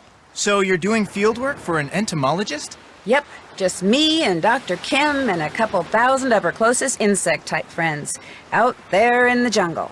Well, watch out for Kane Okala. Aw, Joe. Watch out for who? Kane Okala. That's Hawaiian for rough-skinned man. He's this legendary guy who got half burned up in a volcano a millennium or two ago, and now whenever something really bad happens on the island, people start saying they've seen him in the jungle. He doesn't like people messing with his island, see, so he goes on these rampages. Apparently, his temper is as nasty as his complexion. And there have been a lot of sightings lately, probably because of the pineapples. What's wrong with the pineapples? The pineapples have been growing so poorly on this part of the island that people say there may not even be a local crop this year, but nobody can say why. Although I'm willing to bet this Kane Okala guy could. Joe. If he really existed, which of course he does not. Happy, Frank? Well, I better get going. Good luck, you guys. I have my cell phone, so keep in touch. You too. In fact, if there's anything you need out there... Food, toiletries, monster repellent... Call us anytime, okay? Okay. Bye. Bye. See you, Nance.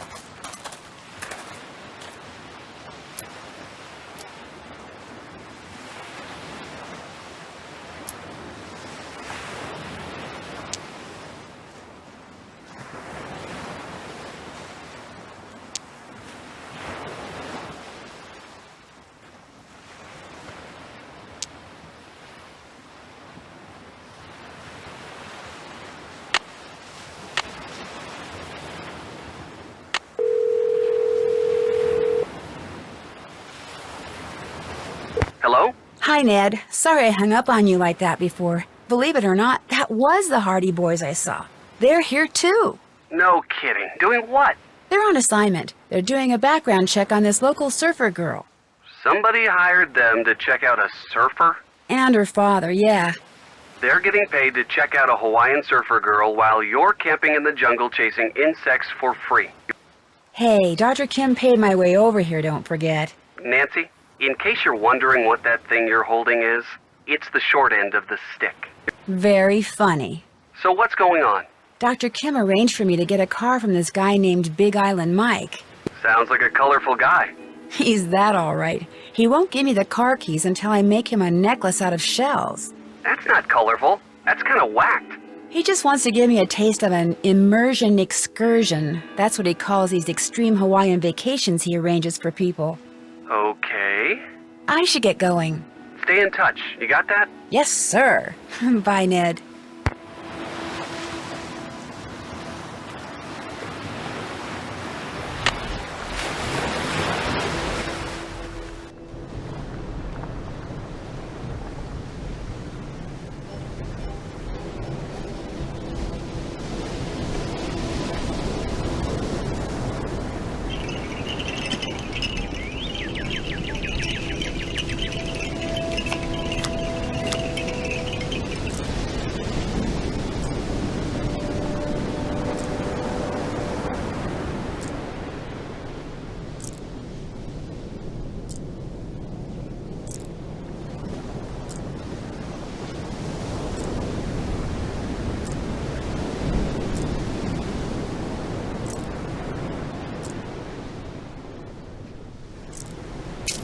They're beautiful.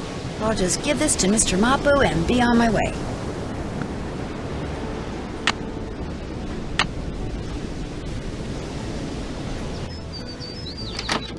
You finished the necklace. If you could give the extra shells I collected to those two guys from the mainland, that'd be great. May I keep the necklace I made? Sorry.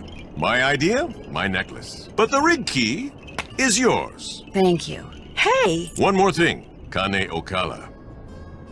That rough-skinned guy? What about him? It's the people at Healy Healy. They're doing something that Kane Okala doesn't like. That's why he's back. The people that say he's just a legend, don't believe them. I'll remember that, really. Hope I don't regret this. The rig's out front. Got a GPS system and everything. The location of Dr. Kim's camp's already programmed in. I heard that something weird seems to be going on with the pineapple crop this year. What have you heard about it? It's the Healy Healy. Whatever they're doing up there, it's gonna end up ruining the pineapple fields. The newspapers know the truth. They're just too afraid of the Healy Healy lawyers to write the truth. Well, it was nice meeting you. Mahalo!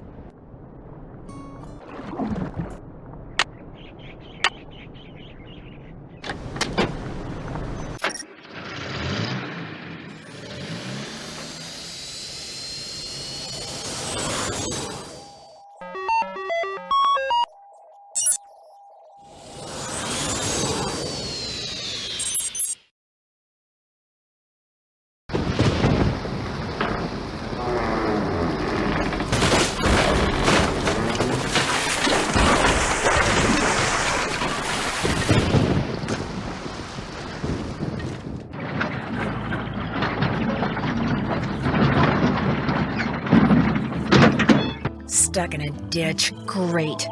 Well, hopefully Dr. Kim will be able to help me get it out. Uh-oh. Sounds like I missed a call. You have reached Nancy Drew, who is currently unavailable. At the tone, please leave a message. Hi, Nance, it's Joe. Listen, Big Island Mike heard on the radio that the bridge on the road leading to that bug lady's camp just washed out. So I hope you get this message before you get to her place, because if you've already crossed the bridge, it sounds like you won't be able to get back into town for a couple of days. In any case, be careful, and again, if there's anything Frank or I can do, just holler. Take care. So, on top of being stuck in a ditch, I'm stranded in the jungle. Well, at least I'm not alone. I mean, I won't be when I find Dr. Kim. Oh my gosh, this place is a mess. What happened? And where's Dr. Kim? A winch.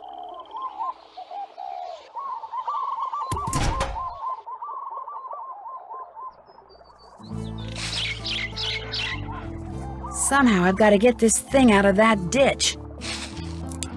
A tape recorder. There's a tape in it. Looks like it needs to be rewound.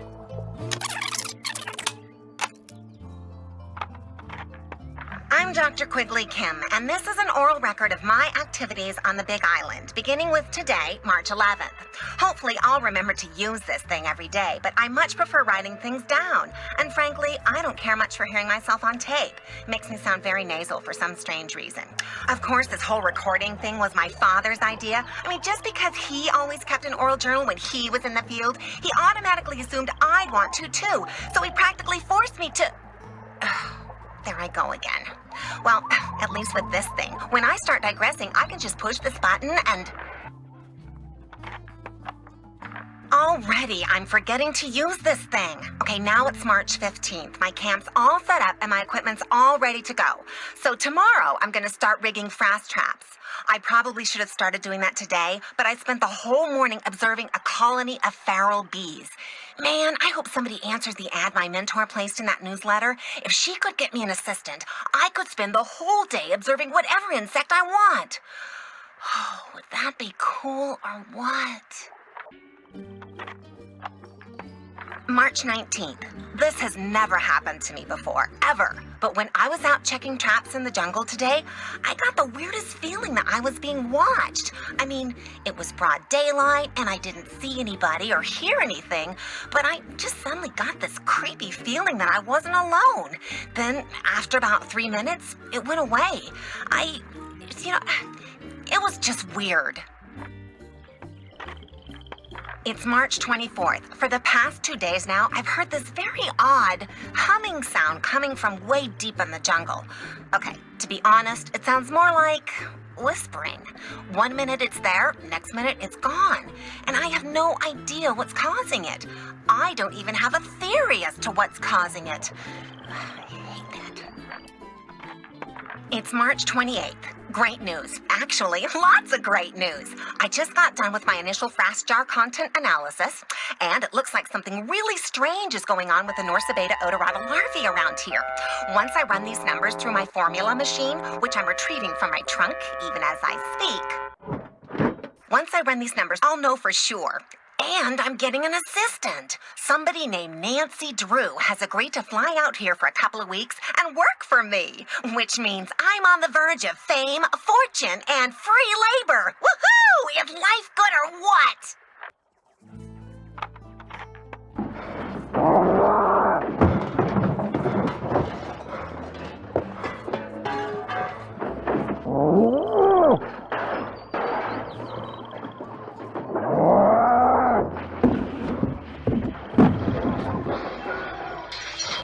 The tape ran out.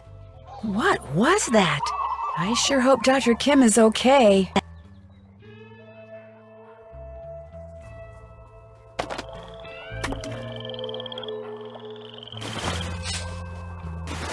Dr. Kim, are you here?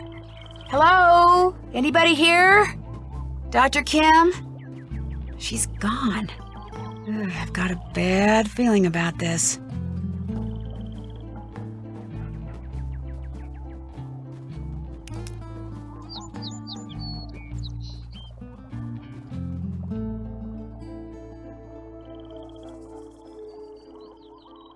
Interesting lock.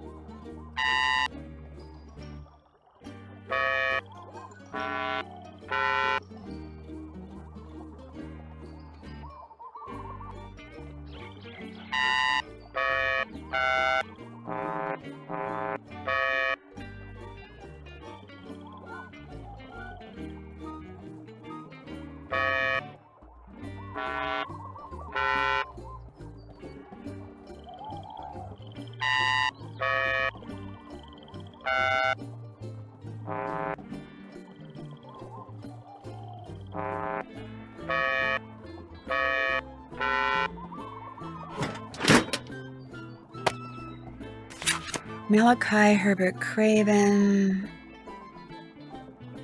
IQ of 182, maintains blog, solar power,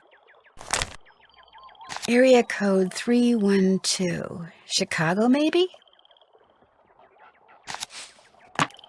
Okay, what else do we have in this trunk?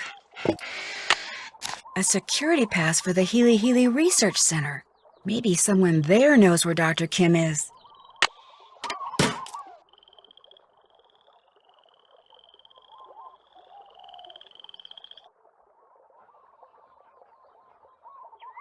Nancy, welcome. Use this radio to call me at this frequency, 18.305, QK.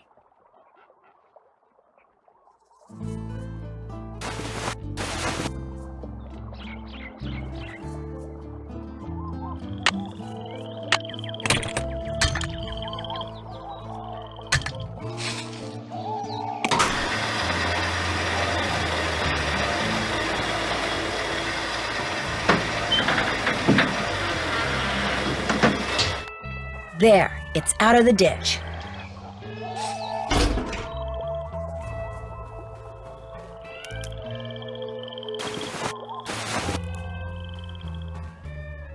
The radio doesn't have any power.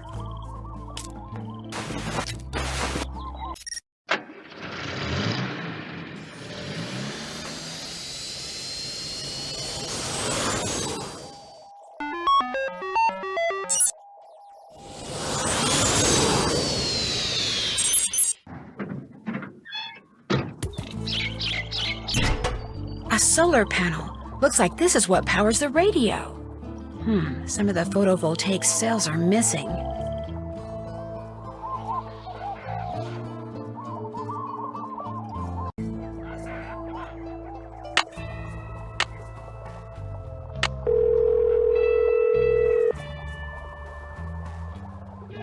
LifeWorks Biochem?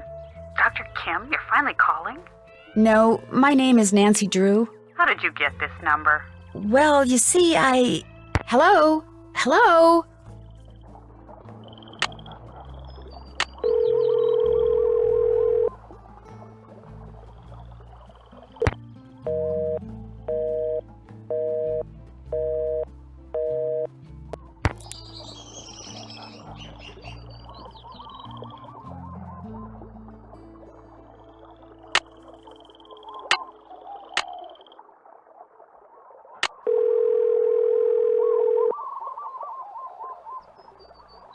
Hello? Hi, Ned.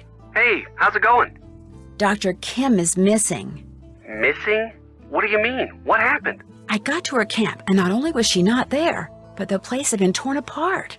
You think she was kidnapped or something? Either that or... What? Some people say this legendary creature named Kane Okala has been going on rampages through the jungle lately. You think some creature got her? No, but...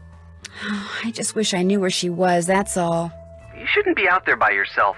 I think you should head back into town until she turns up. Can't. The bridge on the road to town washed out behind me on my way out here. Great. Well, back to the bugs. Feel free to call me anytime. Okie dokie. Bye.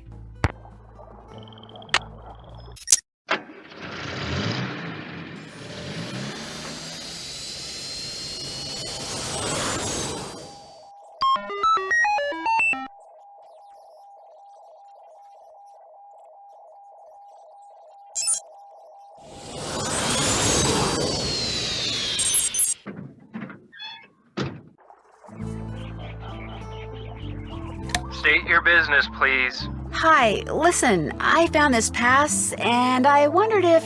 I'm afraid I'm gonna have to ask you to put your hands up. Put my hands up? Who are you? Where did you get that pass?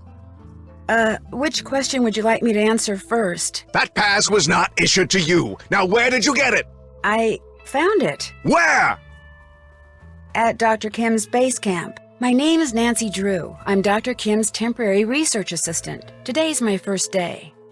Are you... I'm Malachi Craven, of course. I'm the head of this facility. Now explain yourself. I have that pass because when I arrived, Dr. Kim's base camp was all torn up and I couldn't find her anywhere. So I went searching through her stuff for something that might tell me where she is. I thought that since she had that pass, someone here could tell me where she is. Well, you thought wrong. And for your information, that pass was reported missing. She probably stole it weeks ago. You think Dr. Kim stole it? Oh, use your brain! This is a private research facility with highly restricted access. Of course she stole it. All right, that's enough. Excuse me? You're jumping all over me when the only thing I did to you is tell you the truth. I know who you are, Dr. Craven. I know you're an incredibly gifted scientist whose work has never been fully appreciated. In fact, as an amateur horticulturist, I would give anything to know what you're doing with the plants in here. But being a genius does not give you the right to be rude. Oh, I'm sorry, young lady. Everything you just said is quite correct. The genius part rings particularly true. How do you know about me? Internet, mostly. Your blog is awesome. That's true, too. If you're interested in horticulture, why are you assisting an entomologist? Well, bugs and plants do kind of go hand in hand. And when I heard there was a free round-trip ticket to Hawaii involved... Smart girl. I'm in desperate need of some photovoltaic cells so I can repair a solar panel back at camp. And I know you're a big proponent of solar energy, so could you by any chance spare me, say, 9 cells? Tell you what, I'll give you all the cells you need after you harvest at least a dozen seeds from those plants down there. They represent an extremely promising cultivar that I've hybridized.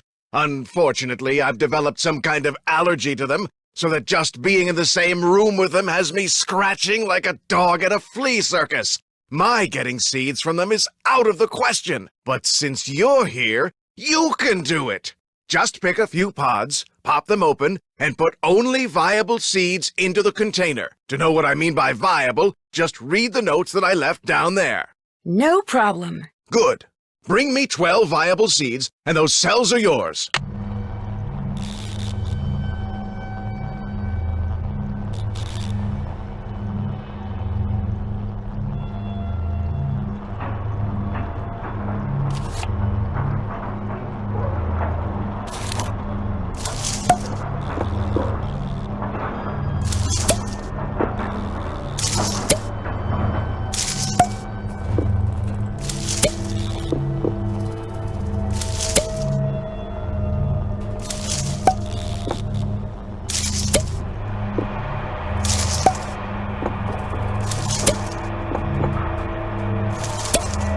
There, 12 viable seeds, I hope.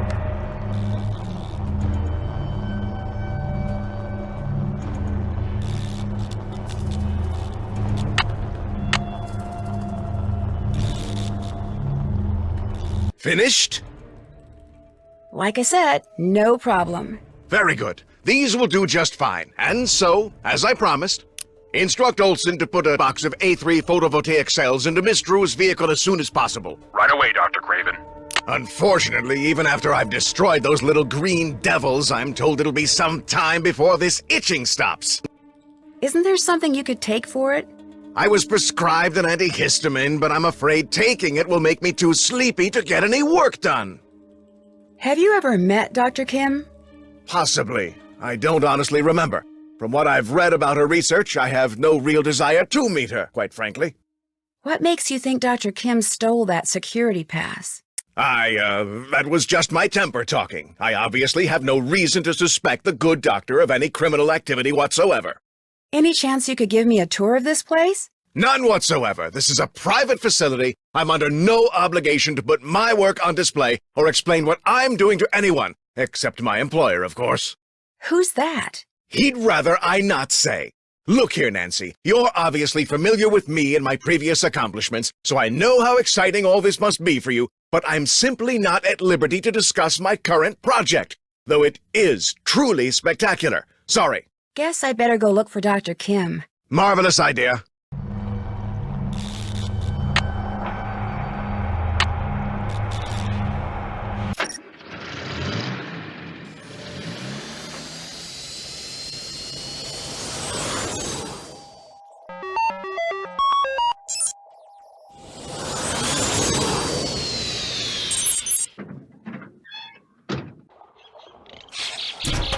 Where these new cells go must have something to do with the numbers on them. But what?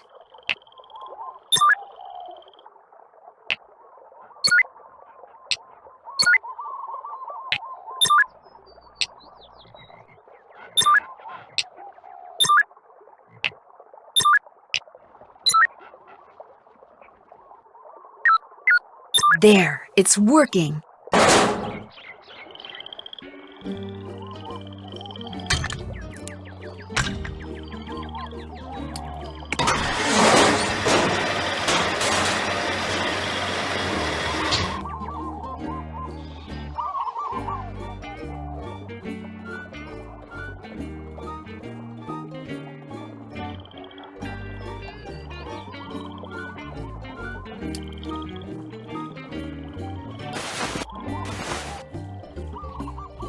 Power. That helps.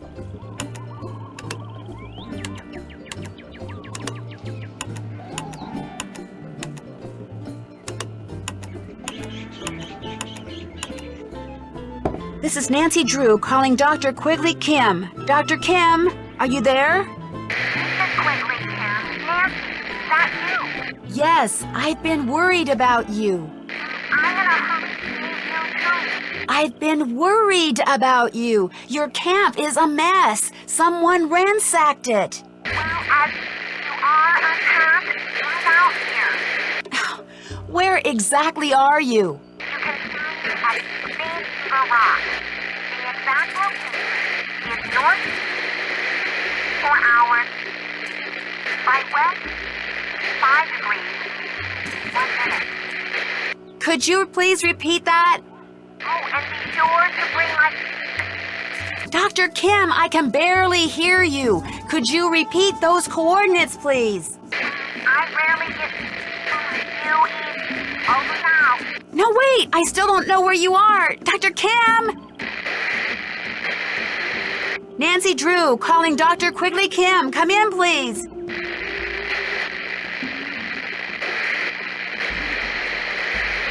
Oh, great. All I heard was Green Trigger Rock or something. How am I supposed to figure out where that is?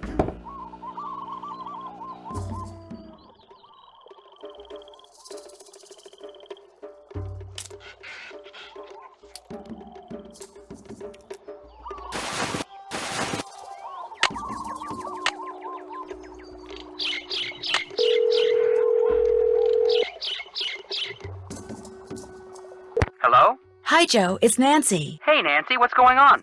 Well, after I finally got Big Island Mike to give me the keys to the car Dr. Kim had arranged for me, I started driving.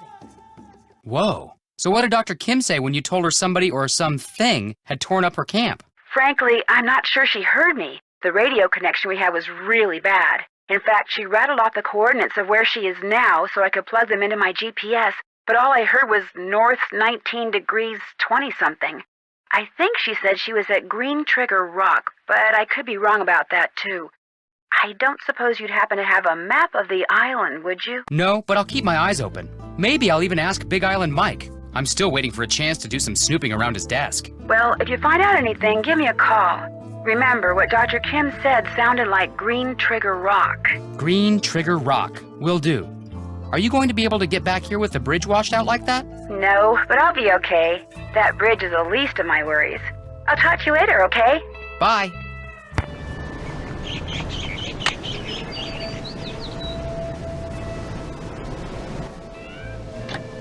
Hey, what's up? Think you could explain this try it and trade it system of yours again? Real simple. Over at the necklace making table, there's pictures of the different necklaces you can make out of shells, okay? You collect shells, you make something, you turn it in, you get whatever the picture says it's worth in Big Island bucks. You get enough Big Island bucks, you can buy some fishing gear and bait. You go fishing, you catch something, you turn it in, you get paid what it's worth. The better the bait you buy, the bigger the fish you catch, and the more Big Island bucks you get. The more Big Island bucks you get, the more stuff you can do in here. You see, a never-ending circle of fun. Everybody wins. Well, hey, when can I start? You can put the shells you find in here. Whenever you're ready to turn something in, necklace, fish, whatever, go see Pua, not me. She's in charge of doling out the Big Island bucks. How long have you been in this business? 5 years, give or take. Pua's idea. She saw this whole extreme vacation thing coming. I thought she was popule, but turns out she was right. We've been making money since day one. My daughter is one smart wahine. What happened to her mom, if you don't mind my asking? Died when Pua was 10. Pretty rough on her. Only way she got through it was by going out on her board every day. And look at her. She's a champ. Future's as bright as they come. Turned into your basic all-around good kid, huh? With Pua, what you see is what you get. Just wants to surf. And be the best in the world while she's at it. You're always in here working. Don't you ever get to get out and enjoy paradise yourself? Well, if somebody'd catch me 6 ulua, I'd have an excuse to drive them into the market in Hilo, and on the way back, do a little body surfing at this great little beach I know. I'm game. What are ulua? Big shorefish, real good eating. Just so happens I got their favorite food right here. Well, get ready to take a little time off, big guy, because I am on it. Hey, what's up? Are you familiar with a place in the jungle around here called Green Trigger Rock or something like that? Never heard of it. And I know this island better than anybody. So if I haven't heard of it, trust me, there's no such place. Well, hang in there. Have fun. Whoa, earthquake! Want something else? Well, better get going. Paradise awaits. Have fun.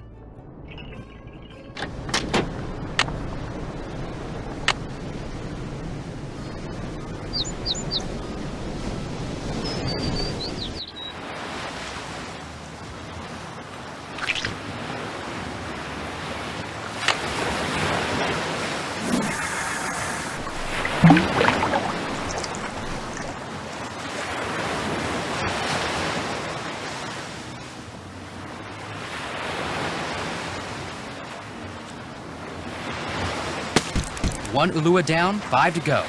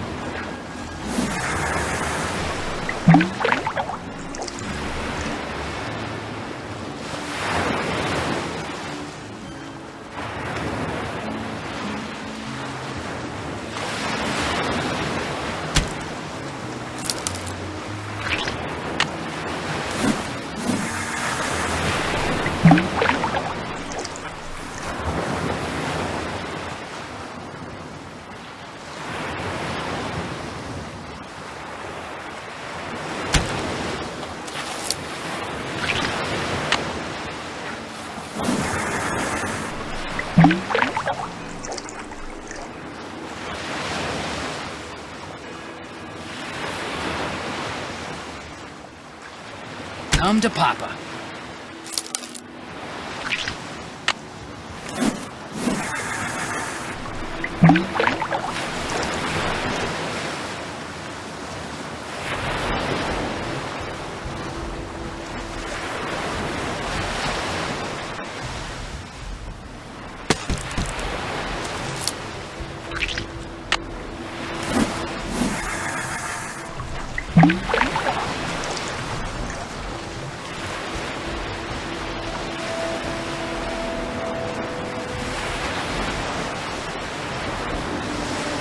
Come to Papa.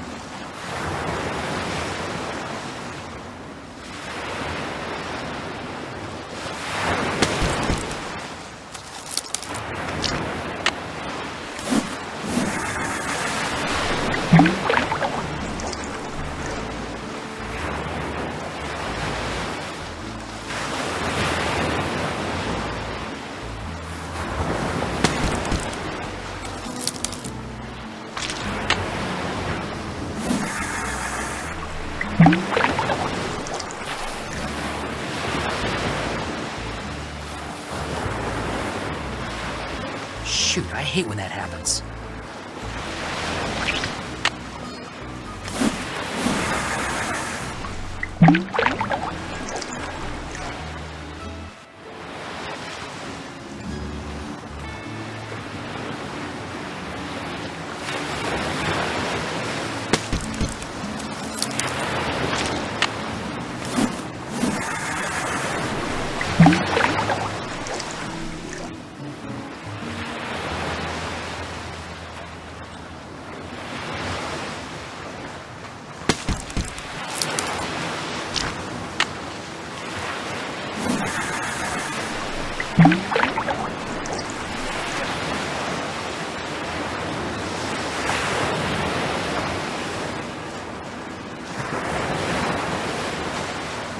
Oh yeah, Lua number 6. That ought to do it.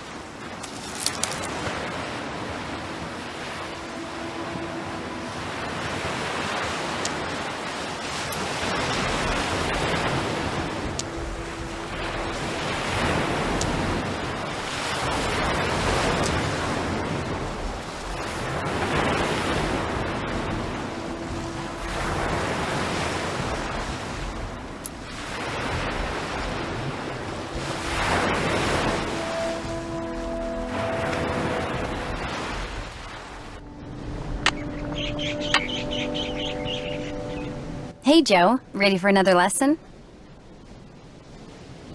Thought I'd give you a chance to catch a few without me. I was out there at dawn, and I'll be back out there at dusk. I'll get my rides in, don't worry.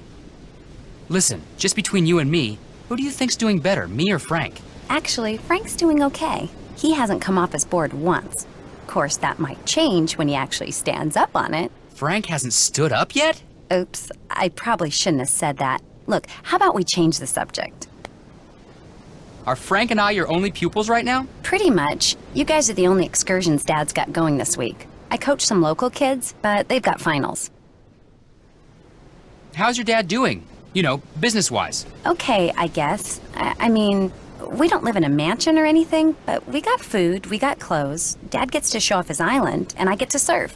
As far as I'm concerned, we got everything we need. You feel the earthquake? Yeah, wasn't that great? You actually enjoy earthquakes? I love earthquakes. It's like standing up on a big, huge roller coaster. You're not concerned about the damage they do? What good does being concerned do? Look, until somebody figures out a way to stop earthquakes, they're gonna happen. So I say, why not enjoy them? What do you think about all this Kane Okala stuff? I'd rather not say. You'd laugh. So you believe he's real? Look, first the Healy Center closes its doors to visitors and gets real secretive about what it's doing up there. Then something goes wrong with the pineapple crop. Coincidence? I don't think so. I mean, Kane Okala has shown up before when somebody endangered the islands. Why shouldn't I believe that he's back? He showed up before? When? My dad said that after the attack on Pearl Harbor in 1941, people saw Kane Okala all over the place, including my grandfather. You gonna call my grandfather a liar? I'm saying that sometimes people, especially superstitious people, sometimes they see what they want to see. Well, I'm not the least bit superstitious, and I swear to you, I have seen Kane Okala. Now, Amscray, I gotta work.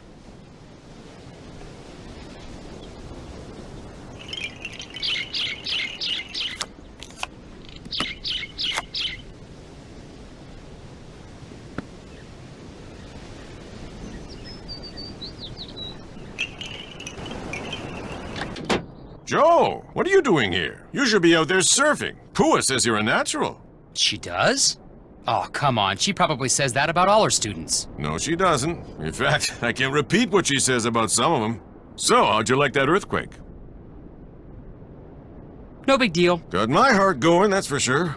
Pele must be mad about something. Pele? Hawaiian goddess of fire. Her home is in Kilauea Volcano. When she's mad, she makes the ground shake. When she's really mad, she sends lava down the mountain to gobble up her enemies. Who are her enemies? People who do bad things to her island, or fail to show her the proper respect, or people she just plain doesn't like. Who knows? Compared to Pele, Kane Okala is a noisy little fly. He's nothing. But enough about Pele. Go! Get outside! You're in paradise! Enjoy! Those fish you wanted me to catch? Well, here they are. What do you think? Hey, you did it! Wasn't sure you were ready for him, but looks like I'm gonna have to stock the store with Ulua bait from now on. Tell Pua as soon as I'm done here, I'm driving up to Hilo. Last I saw, she was still trying to teach Frank how to surf. Your brother's a slow learner, huh? Welcome to my world, Mr. Mapu. Have a nice drive.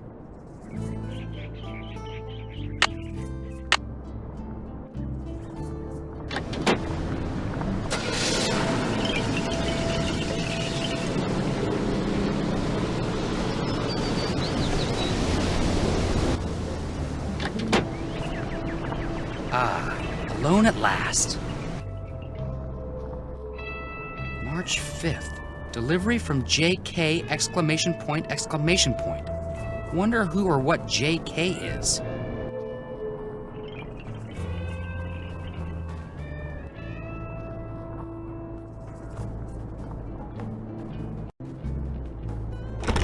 What I need is a key.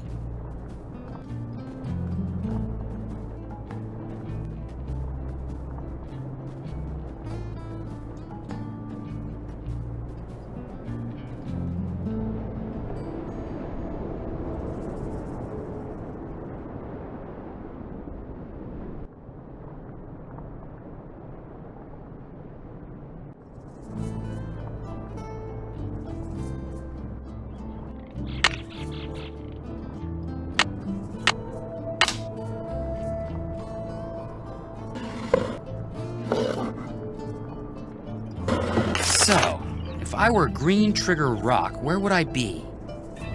Wait a minute. Three Finger Rock. That's what that bug doctor must have said. Three Finger Rock. I'd better call Nancy with these coordinates. You have reached Nancy Drew, who is currently unavailable. At the tone, please leave a message. Hey, Nance, good news. I figured out that Dr. Kim isn't at Green Trigger Rock. She's at Three Finger Rock. The coordinates are north 19 degrees, 24 hours, 42 minutes, by west 155 degrees, 9 hours, 1 minute. Gosh, I'm good. Hey! Ugh. Ugh. Hey, Nance, good news.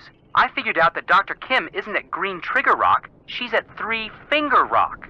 The coordinates are north 19 degrees, 24 hours, 42 minutes, by west 155 degrees, 9 hours, 1 minute. Gosh, I'm good. Thank you, Joe.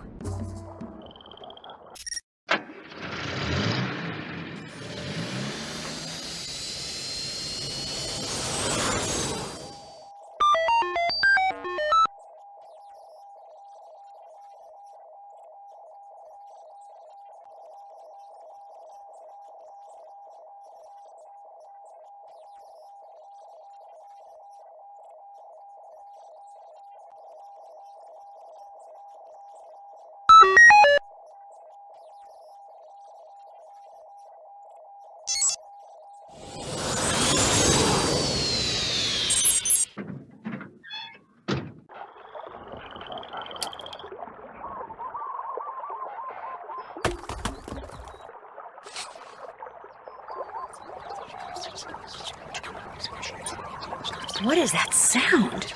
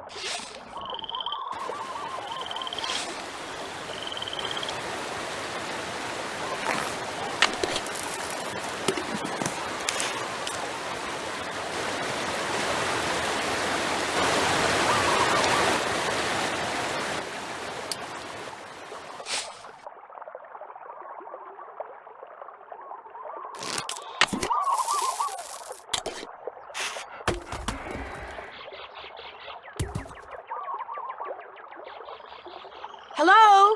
Are you Dr. Kim?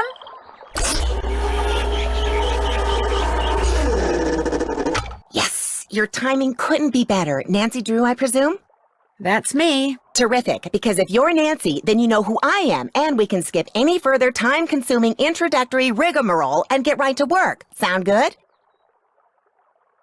Sure. Good. Now, I'm roped into this tree so I can observe a nest of parasitic wasps.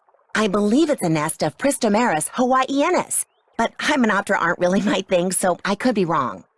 As you know, I'm much more interested in Lepidoptera, the larva of which many wasps prey upon. Specifically, I'm studying Norsabeta odorata, which, interestingly enough, are carnivores themselves. Now, to my knowledge, the ichneumoniid wasps I'm observing do not parasitize the larva of the Norsabeta, although nuts. Dr. Kim, is something wrong? Well, yeah, something's wrong. I no longer have any idea what I'm talking about.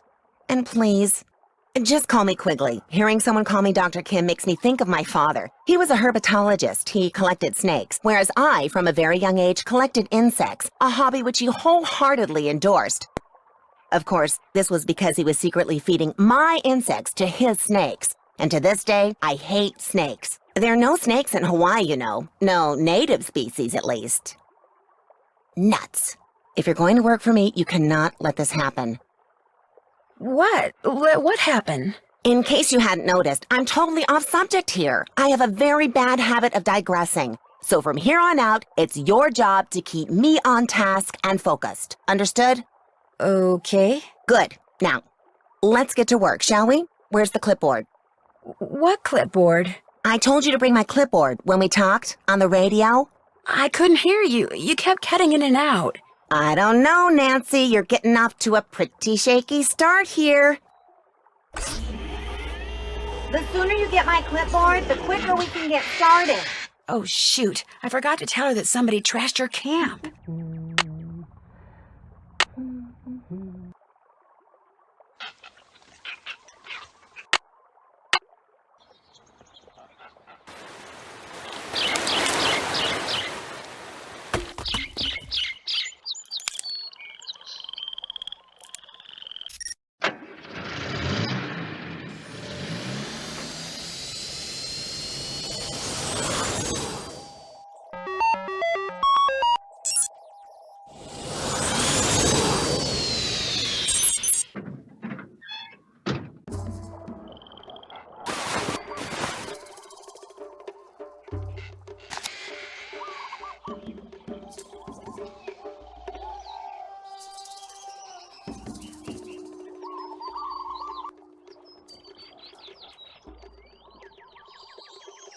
Must be Dr. Kim's notes.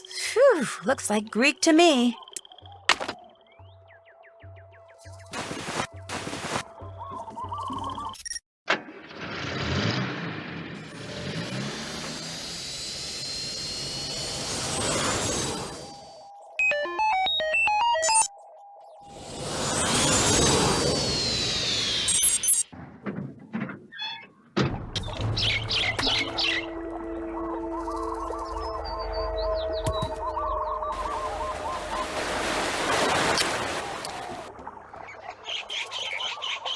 Yoo-hoo!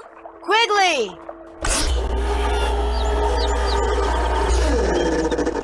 You've got my clipboard. Good. Let me have it. The first page is gone. Why'd you tear it off? I didn't tear it off. Then where is it? I don't know. Nancy, I asked you to get my clipboard. How could you screw up something as simple as that? I didn't tear that page off. Whoever trashed your camp did. Trash my camp? What are you talking about?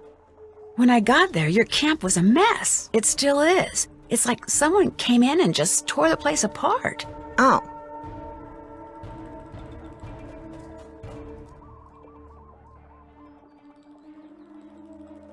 Do you have any idea who did it? No.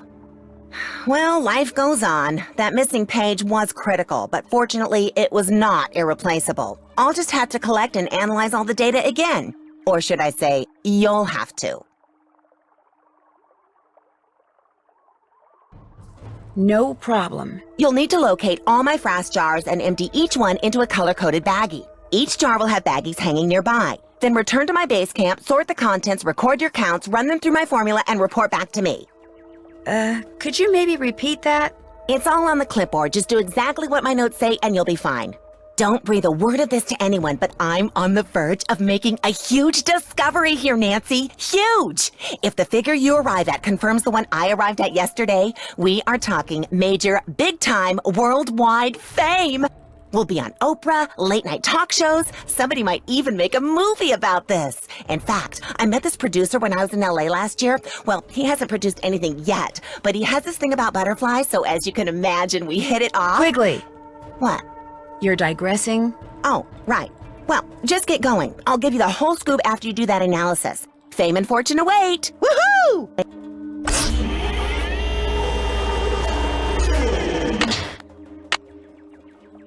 Note and identify proximate vegetation, record code in analysis grid on clipboard. I'm going to have to identify the plants the traps are hanging next to? Yikes.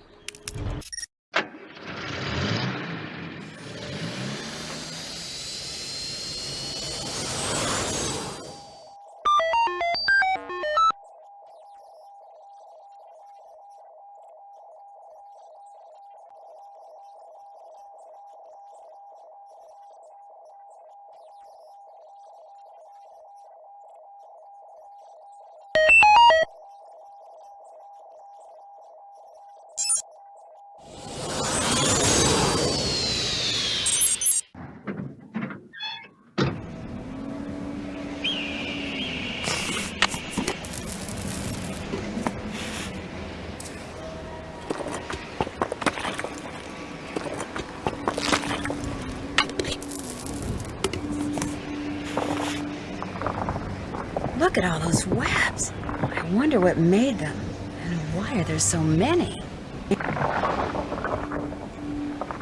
Wonder what the deal is with this guy, and what's with all the animals on his teeth? Something goes here, but what?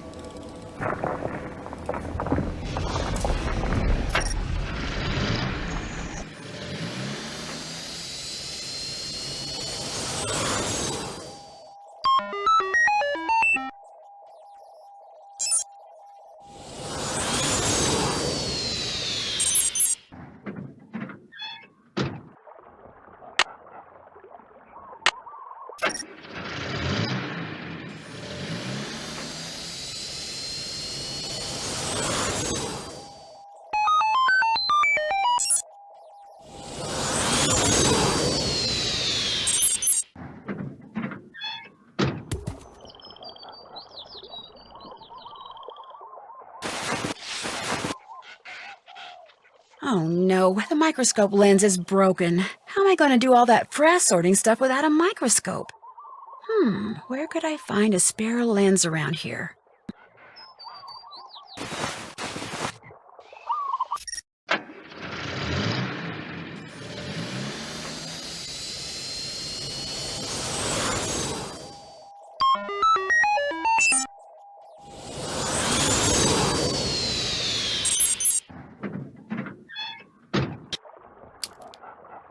State your business, please. Hi, I'd like to see Dr. Craven. Dr. Craven isn't seeing anybody right now, so just back your car up, turn around, and leave. No, Dr. Craven will see me. Really, just call him, please. Dr. Craven? What? The young lady who... Dr. Craven, it's me, Nancy Drew. I know you're busy, but I really enjoyed talking to you before. Could I come in, just for a few minutes? Let her in. Somewhat to my surprise, I find that I actually don't mind talking to you. You see, I have a niece back in Philadelphia who's just about your age. Nice girl, spunky. Insisted on majoring in English or sociology or some such drivel, but a very bright girl nonetheless. Unfortunately, her father, my brother, and I don't get along, so I don't get to see her anymore. Anyway, what can I do for you? I need a microscope lens to complete this job Dr. Kim gave me, only hers is broken. Do you have one I could use? Of course, but I'm not running a charity here. If you want it, you'll have to earn it. The plants down below need to be fertilized. Think you could handle that? You bet. Good. Here's the key to the enclosure housing the plants I want fertilized. Don't even think about leaving before you're finished. They need to be fed now. If you make an error, it will be immediately apparent, and needless to say, I will be extremely upset. Got it.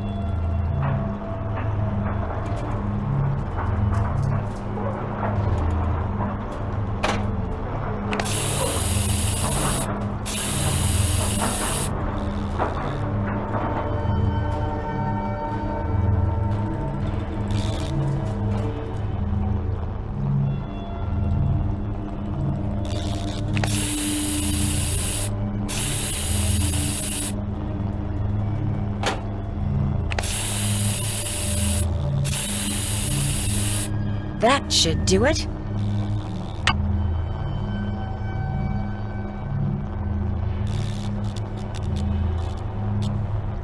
What is it now? I fertilized those plants. Good job. The microscope lens is yours. Anything else? I have thoroughly enjoyed talking to you. Good luck entomologizing.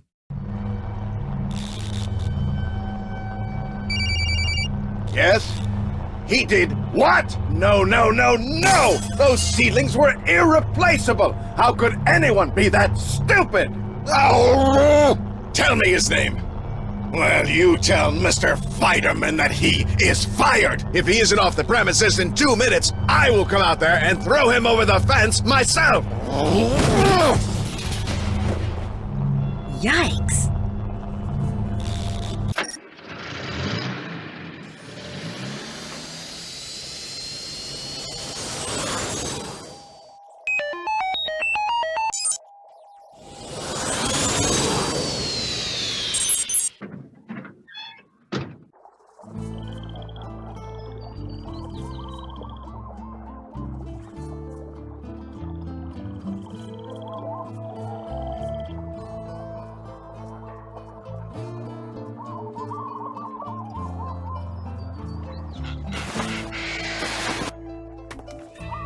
What I need is a lens.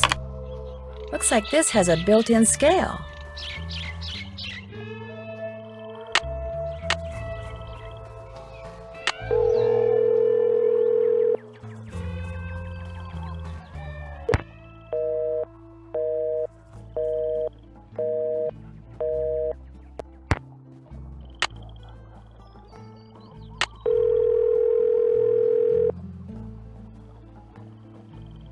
Hello? Hi, Ned. Hey, how's it going? I went looking for Dr. Kim at this private research facility and found a mad scientist named Dr. Malachi Craven instead. Ever hear of him? No. Is he a bug guy too? He's part botanist, part biochemist, but mostly he's a grouch. What's he working on? Don't know. It's top secret. Why were you looking for Dr. Kim there? For some reason, she had a security pass to the place. Dr. Craven said she'd stolen it. Why would she do that? Good question. I need to ask her that. Big Island Mike told me that the Healy Healy, that's the name of Craven's research facility, he thinks that whatever Craven is doing up there is destroying the local pineapple crop. Yikes. I finally located Dr. Kim, or Quigley as she wants me to call her. Is she alright? She's fine. Did she say why her camp was all torn up like that? It was news to her, but then she just kind of shrugged it off and put me to work. She says she and I are on the verge of some great discovery. That's exciting. Of course, there's no telling what an entomologist considers to be a great discovery. That's all from here. I miss you, you know. I miss you too. Talk to you soon.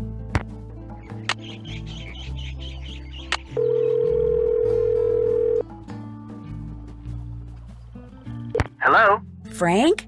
Oh, hi, it's Nancy. Sorry, guess I expected Joe to answer. Well, as it happens, Joe's at the clinic getting treated for a concussion. What? What happened? Someone jumped him while he was poking around Big Island Mike's immersion center. Just after he left that message for you, in fact. Turned around and wham! Gets knocked unconscious by someone swinging a big wooden mask. Is he gonna be okay? He'll be fine. The doctors are just doing their usual observation thing. Joe knows the drill. So what's going on with you? Well, let's see. Phew! This Quigley lady sounds like she's gonna be a real taskmaster. Anything I can do to help? I could use some help identifying some of the plants that the frass jars are hanging next to.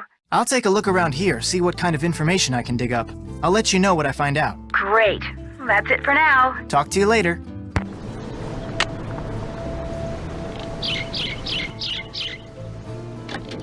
Frank, how's your brother? He back from the clinic yet?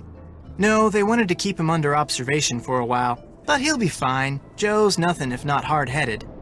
Any idea who clobbered him? Like I told the cops, probably just some bum who wandered in off the beach looking for cash. Does that happen a lot? Couple times a year. Soon as they see me, they run like heck, but today I wasn't around, so somebody figured he'd help himself. Is anything missing? Nope, not a thing.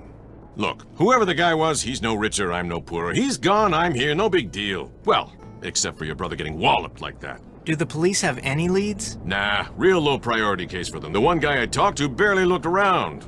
But hey, you want to look around? Play detective like on TV? You go right ahead. Thanks for your help. Catch you later.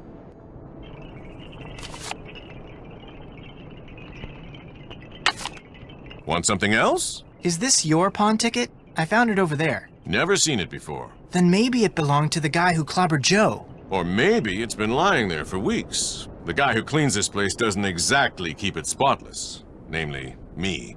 Thanks for your help. Anytime.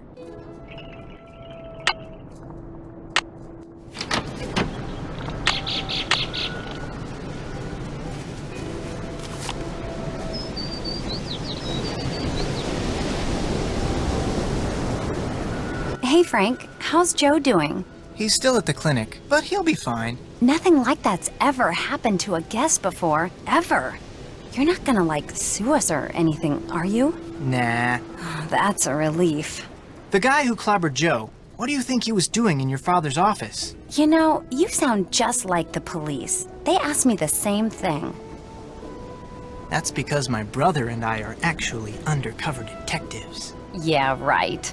Like I told the police, I have no idea who that guy was or what he was up to. Is it true you'll buy these fish from me? Let's see. Looking good. There you go.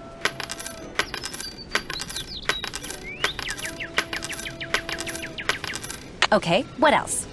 What else do you like to do besides surf? Nothing.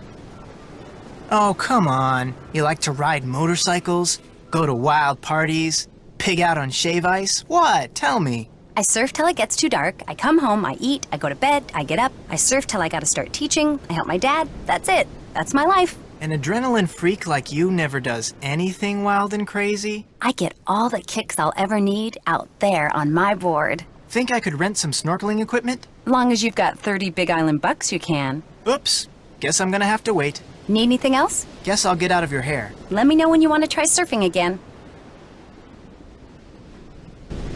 You can't do that! What's the matter with you? Nothing's the matter with me. I've come to my senses, that's all. I'm not gonna let you ruin everything. You hear me? I'm not. Don't do what I tell you. No, I'm not going to listen to you ever again. You come back here. Pull up. Hey, what's going on? That was some argument you and your dad had. You heard us? I think everyone within 10 square miles heard you. My dad can act like such a loser sometimes. So can mine. What did your dad do? Let's talk about something else, okay? See you in a bit. Sounds good.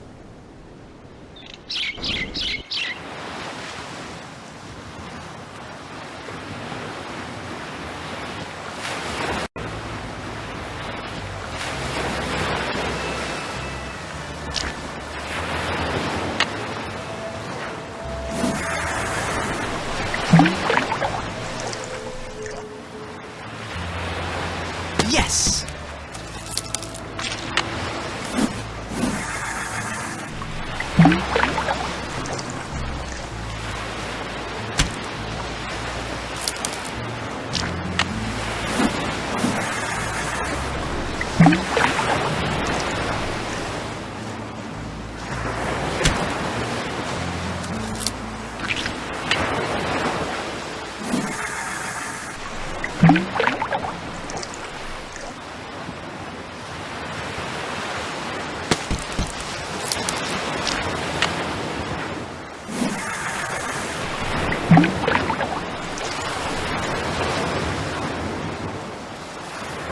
Bingo!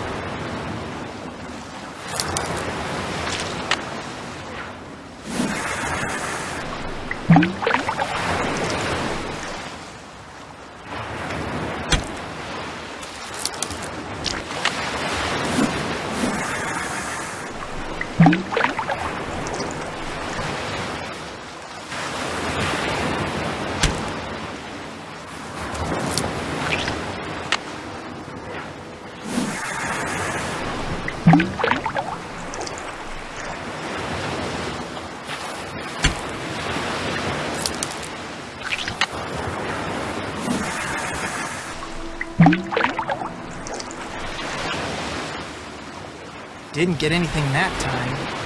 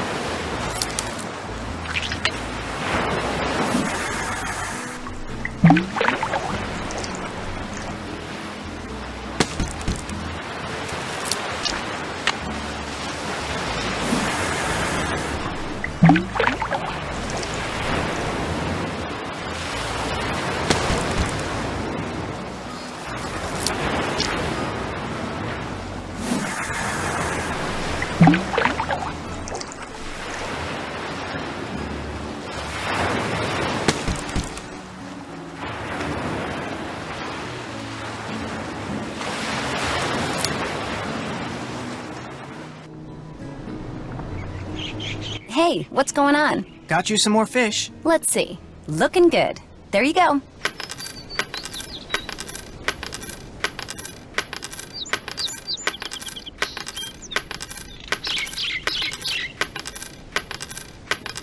Okay, what else? I'll check back with you later. Have fun.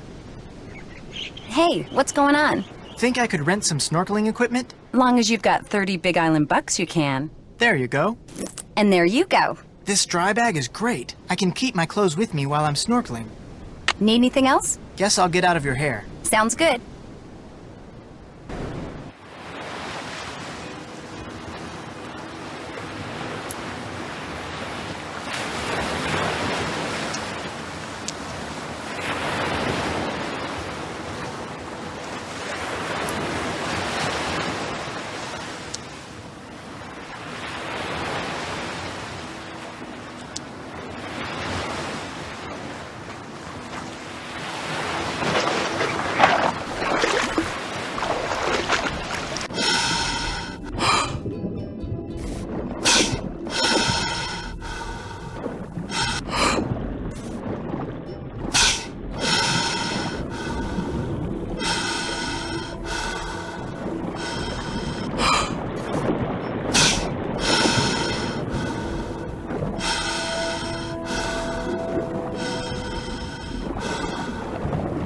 Whoa! That eel means business.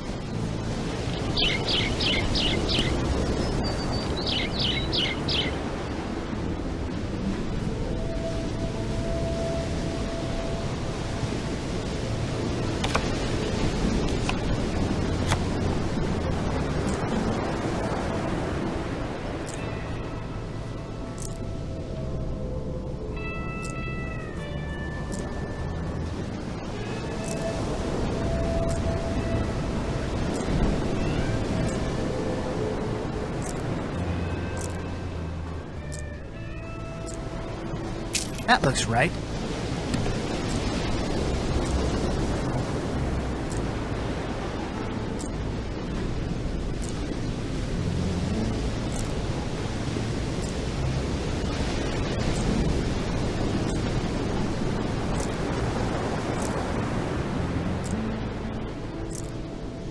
Through with that one.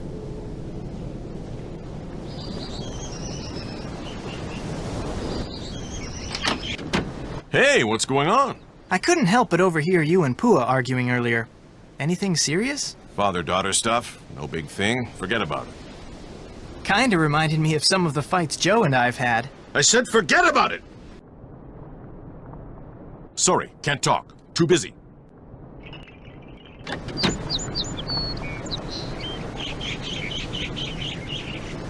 Hey, what's going on? I was told that if I turn these necklaces into you, I can get some Big Island bucks? You can if you made them right. Let me take a look. Nice job. Here are your Big Island bucks.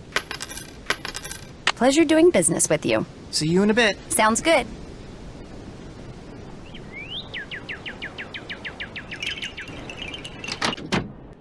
This looks like it might be kind of fun.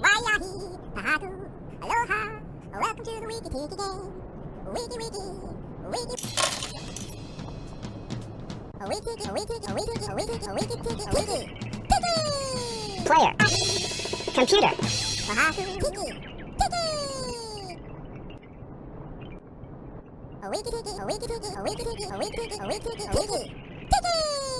Player. Computer. Player.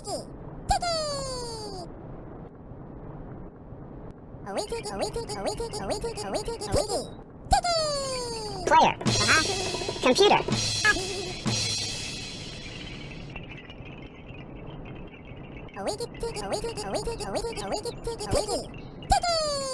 Player. Computer.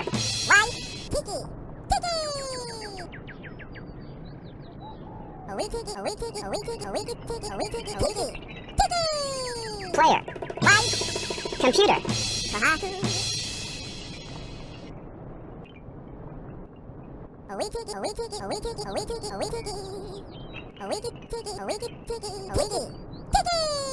Player. Computer.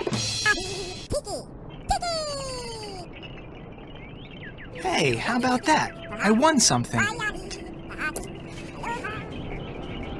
Hey, what's going on? Good talking to you. Anytime.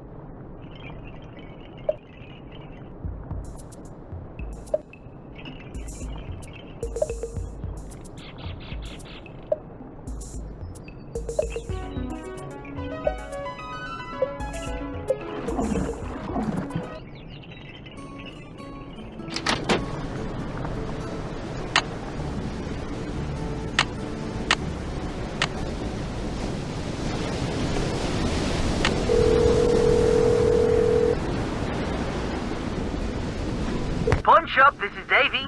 I found a receipt from your shop that somebody dropped. I'd kinda like to find that person, so I just wondered if you could maybe tell me who you wrote it out to.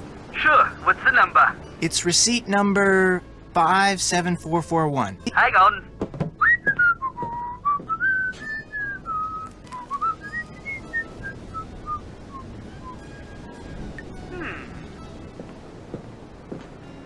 How well do you know this guy? That depends on why you're asking. Turns out the stuff I bought off of him was stolen. Cops are looking for this guy too. Name's Johnny Kuto. Apparently he's got a pretty nice career going for him as a freelance thief. Address he gave me turned out to be bogus. Gave me a cell phone number too, but he never picks up. Think you could give me Kuto's phone number? Got it right here. 808-555-9258. Good luck getting him to return your call. What kind of stuff did Kuto sell to you? Laptop, digital camera, and a PDA. Police said it was smaller than the stuff he usually goes after. Probably just needed some pocket change. What did you mean when you said Kuto is a freelance thief? You tell him what you want, he'll steal it for you. For a price. Cops say he's pretty good. Think he's stolen everything from microchips to airplane parts. Do you have any idea why Johnny Kudo would be hanging around a business called Big Island Mike's Immersion Excursions? Police mentioned that he's always looking for places to hide what he steals until it's safe to deliver it. Maybe somebody at this excursion thing is helping him out. Hey, I really appreciate your help. Hey, no problem. Good luck to you, mate.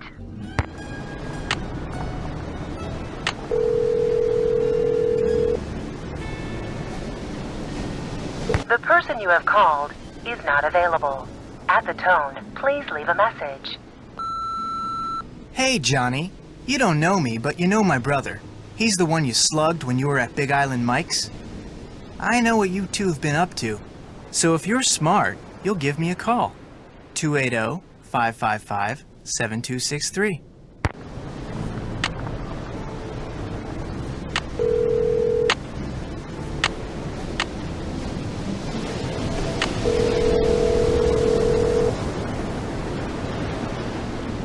Richard Akins. Hello, Mr. Akins. This is Frank Hardy, calling from Hawaii. Yes, of course. In fact, I just got out of a meeting in which Puamapu was the main topic of discussion. Marketing is enthusiastic about using her, but they need to move quickly. So, if there's anything unsavory about the Mapus, I must know now. Unfortunately, my brother was in the process of looking around Mike Mapu's office when he was knocked unconscious. Good heavens, is he all right?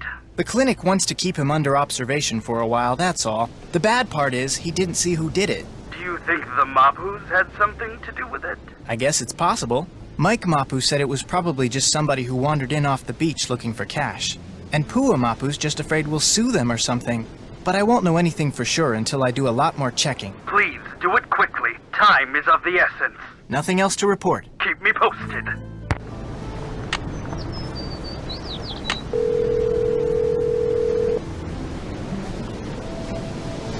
Hello? Hey, Nancy, it's Frank. Hi, were you able to dig up any info on plants? You betcha. Great, let's hear it. Well... The Puhala tree is about 30 feet tall with long leaves and support roots. The Hala Pepe tree has smooth gray bark and long skinny leaves. The A'ali'i plant has small green leaves and distinctive purple clusters. The Koa tree is very tall with sickle-shaped leaves.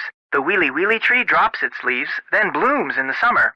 Now Paka is a shrub with white flowers that look like they've been torn in half. The Kului is a shrub with fuzzy oval-shaped leaves.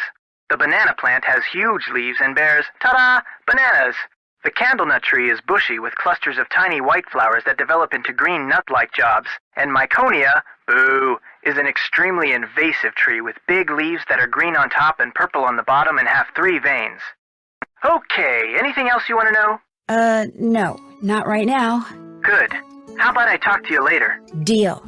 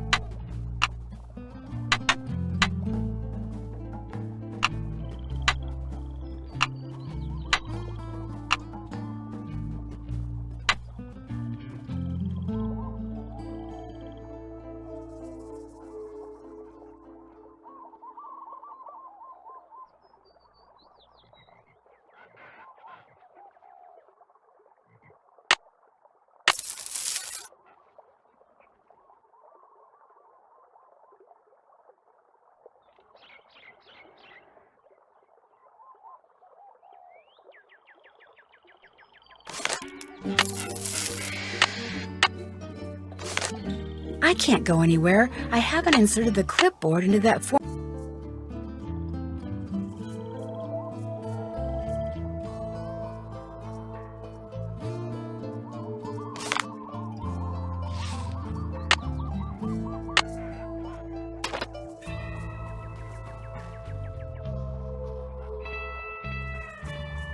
Wonder what this thing does.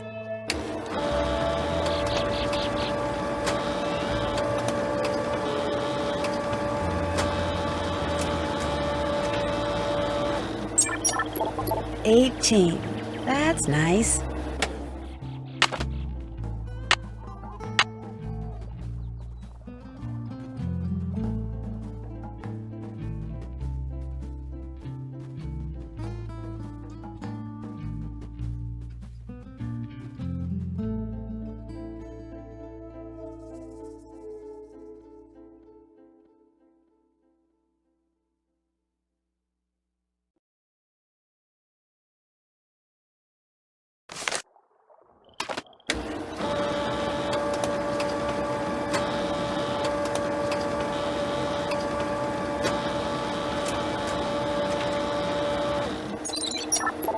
$119,456. All right.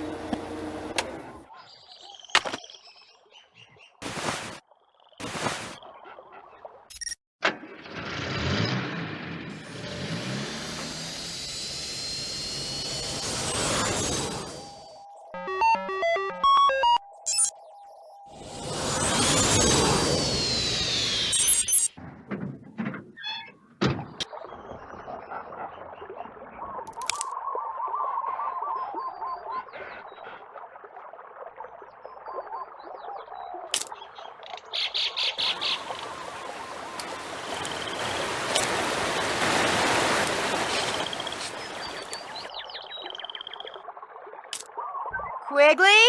Yoo-hoo! Quigley! What? I just wondered if you knew what the deal is with all those webs at Kapu Cave. Don't worry, they were made by Norsa Beta larvae, not arachnids. I mean, spiders. I'm not sure why they like that cave so much. Must have something to do with their food supply. Oh, I was just curious. I'll get back to work. I'm back! Well? I'm all done. Don't tell me, don't tell me. Okay, tell me. Well, the number your formula machine came up with was 119,456. Yes, yes, it really is true. I've stumbled upon the biggest bloom of Norsa Beta larva ever recorded. We're gonna be famous, Nancy, and with any luck, rich as heck. Way to go! Thank you. I just wish I knew what you were talking about. You just confirmed that for some reason, the Norsa Beta odorata in this area, maybe on the whole island, are reproducing at an unheard of rate. What are Norsa Beta odorata? It's a kind of moth, and to have it suddenly be producing 10 times more larvae than usual, it's huge! Nothing like this has ever happened before, anywhere. It's as if you woke up one morning and found 1,000 baby robins in your front yard. It just doesn't happen. Okay, you've confirmed what is happening. Now we need to figure out why it's happening. You need to analyze the contents of those frass jars. The notes on my clipboard will tell you how to go about it. We need to know what all those Norsa Beta caterpillars have been eating.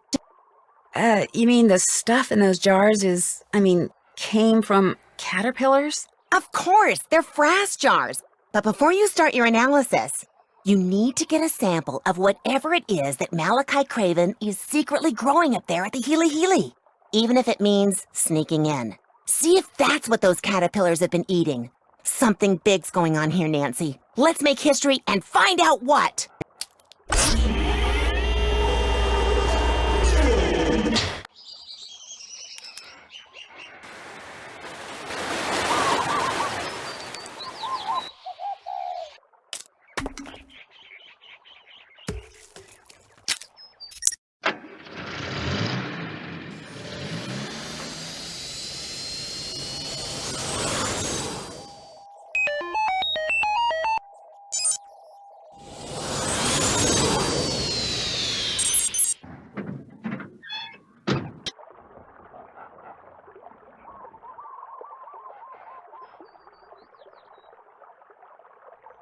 State your business. Oh, it's you. What is it now? I should go. This has been a real honor. Good luck entomologizing.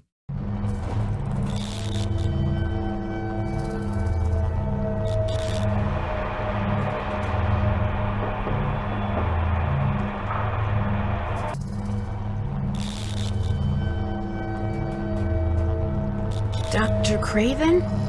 He's sound asleep. He must have decided to take that antihistamine after all. Perfect.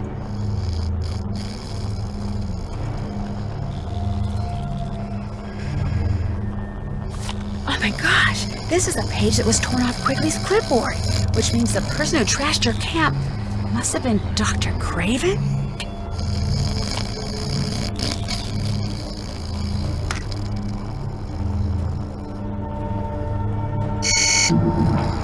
Uh-oh, how do I turn this thing off?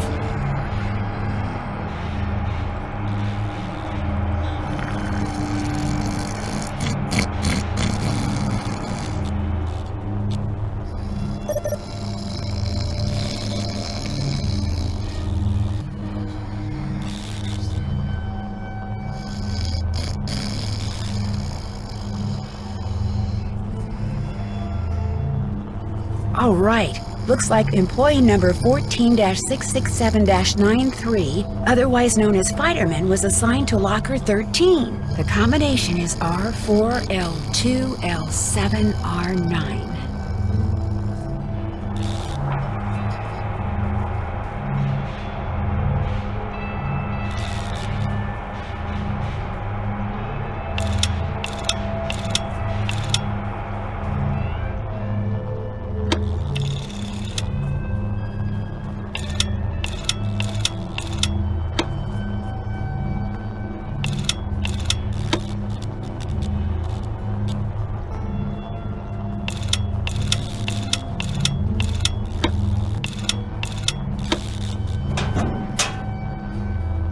This should keep those men in yellow off my back.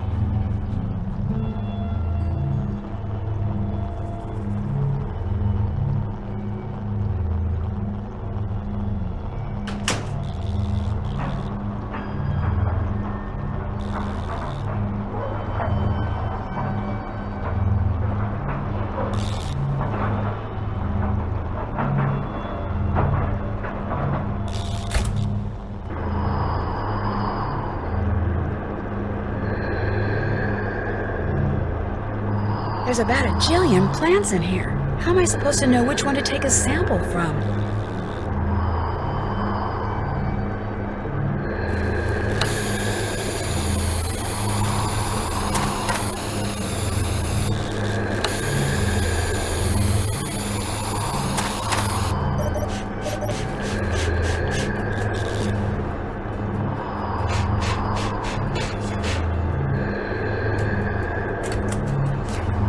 Maybe this'll help me figure out what plant I'm looking for.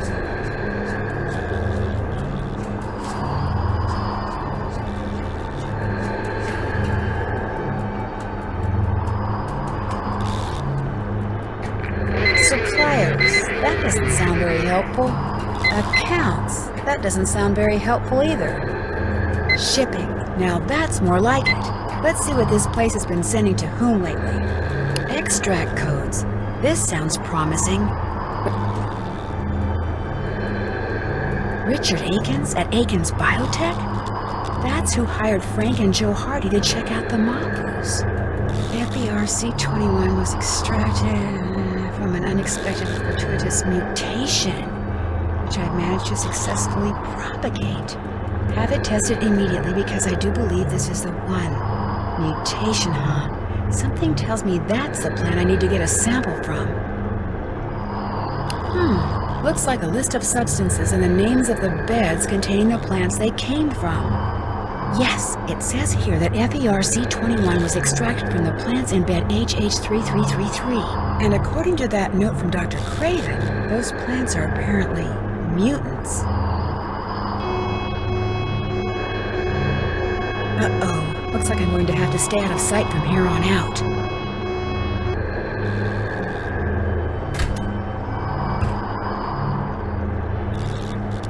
okay, little plant. This won't hurt a bit.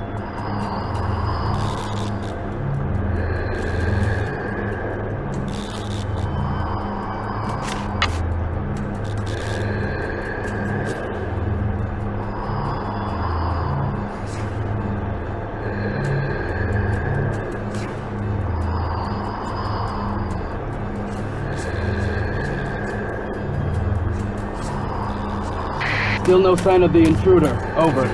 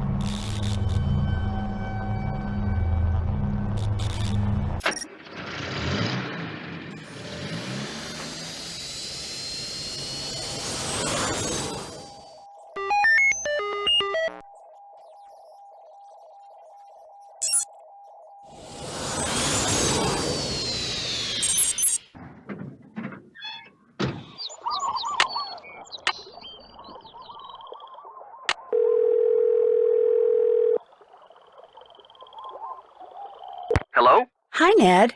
Hey, how's it going? When I talked to Frank Hardy, he said that someone had knocked Joe over the head and sent him to the doctors with a concussion. Whoa, that's no way to spend a Hawaiian vacation. He and Frank aren't really vacationing. In fact, Frank said Joe was in the process of snooping when it happened. Sounds like you've been talking to Frank a lot. And to Joe. In fact, he gave me some information that helped me locate Dr. Kim. Do I detect a note of jealousy? Of course. That's nice. Unnecessary, but nice. Not to change the subject or anything, but what else has been going on?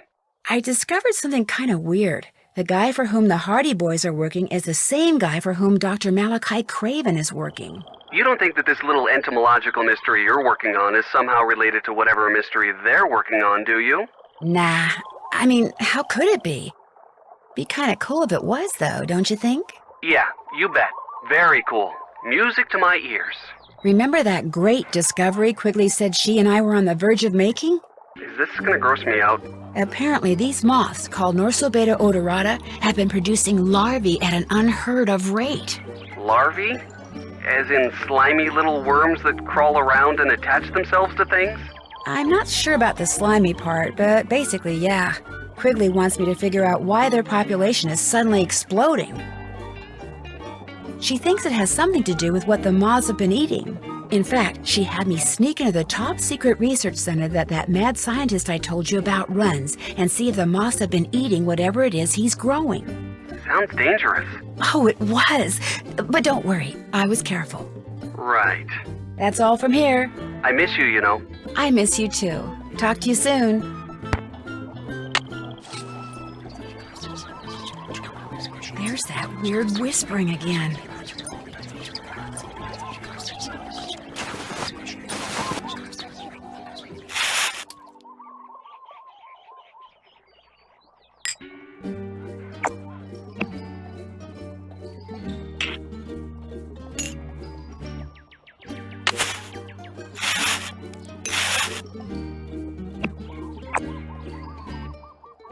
Uh-oh, the color of the leaf sample from the Healy Healy doesn't match the color of the frass sample.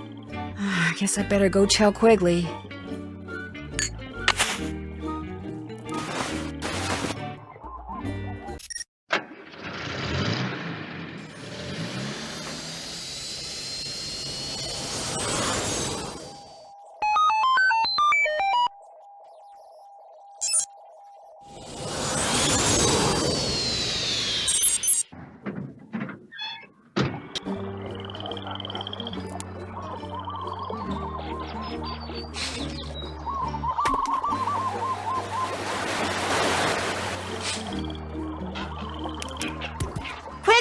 Can I talk to you? I can't come down right now. The wasps I'm observing are doing some kind of dance, and I'm taking notes. What do you want?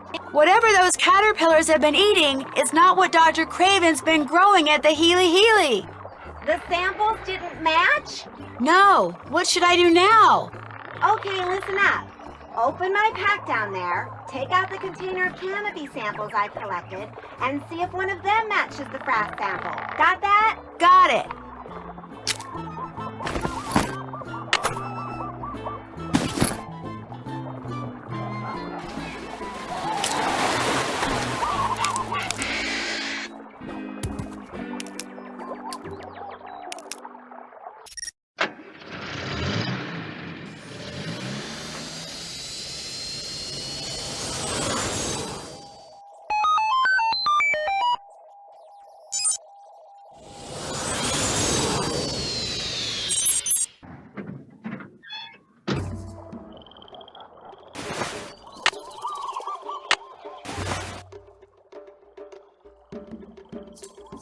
I don't need to analyze that.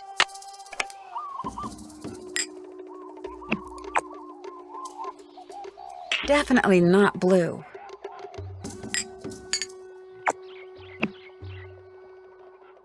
That doesn't match.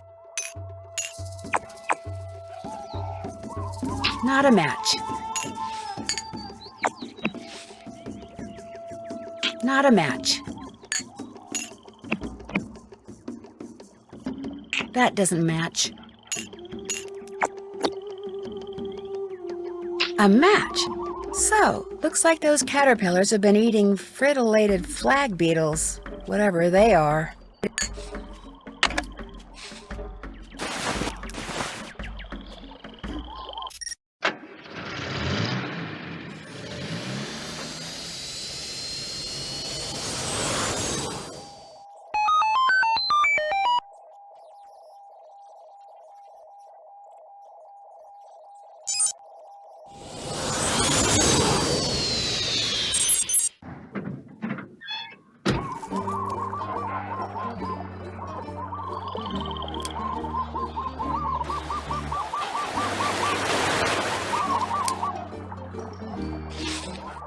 I'm back!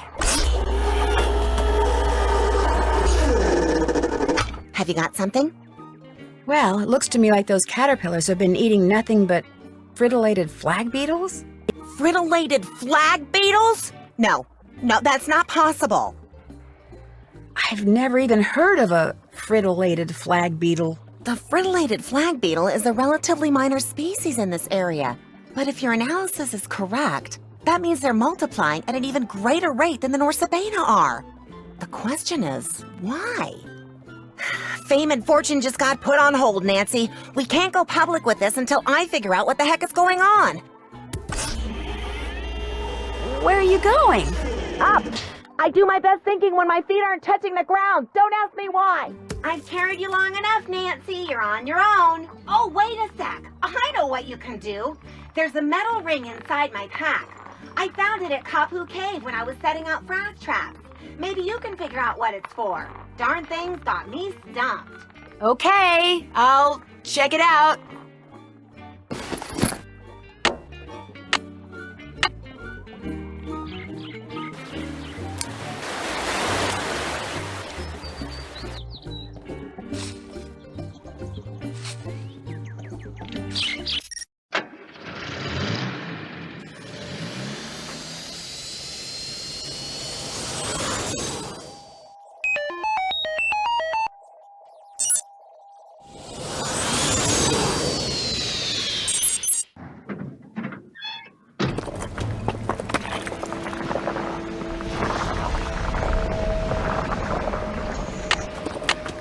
A nose ring, of course.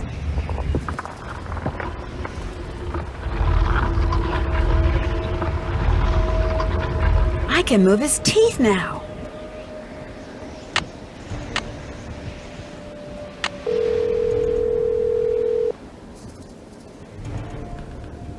Hello? Hi, Frank. Before I forget, I came across this wall. It has this really creepy face on it, and all these pictures of animals carved into its teeth. And I'd kind of like to know why it's there. Well, if I come across anything that involves a creepy face with critters on its teeth, I'll give you a call. Great. That's it for now. Talk to you later. Hello? This is Kudo. What do you want? Mostly I want to know why you slugged my brother. I don't know what you're talking about. I'm talking about the thing you got going with Mapu. Hey, I've got nothing going with that overgrown jerk. The guy double-crossed me, okay? We had a deal. I came through, he didn't. So I went looking for a way to even the score. Your brother was in the wrong place at the wrong time, that's all. What was it Mapu paid you to steal for him? You don't know anything about this, do you? Hey, I know all about it. In fact... No, wait! Hello? Hello? You there? Shoot. Hey, what's going on? I'm not sure how to tell you this, but I have reason to believe your dad is involved in something he shouldn't be. What do you mean? Like what?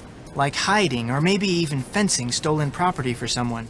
What? Look, it's a real long story, and I can't prove anything, so you don't really have to worry. But if he was, say, trying to hide a bunch of stuff for somebody, where do you suppose he'd put it? Oh my gosh, the chamber. That's what he's been doing in there. This island is riddled with lava tubes, tunnels made by ancient volcanoes. They go all over the place. My dad knows them all. Lately, he's been spending a lot of time in one of them. He calls it the chamber because it's so big, but he refused to tell me what he's been doing. I was going to sneak down there and see for myself, but the earthquake caused this huge cave-in near the entrance. I can't get past it, but neither can my dad. So whatever he's been keeping down there is still there. There's no other way to get into this chamber thing? Yes, there is, from the water. It says so on this old chart my dad has. Think I could see it? The chart? Sure. The problem is, you can't just snorkel to the entrance. You have to ride different currents to get there. The chart supposedly says how to do that, but I've never been able to figure it out. But if you can figure it out, you might be able to find the entrance. But if you do, and it turns out that my dad is doing something illegal, I want you to promise me that you won't call the police without talking to me first. Deal. I promise I won't call the police. Say it. I promise I won't call the police unless I talk to you first. Okay? Okay. The chart's in that old trunk in the immersion center. To open it, you'll need to know what my father calls his favorite flavor of shave ice. I can never remember, so you'll have to ask him. Just don't make me sorry I trusted you.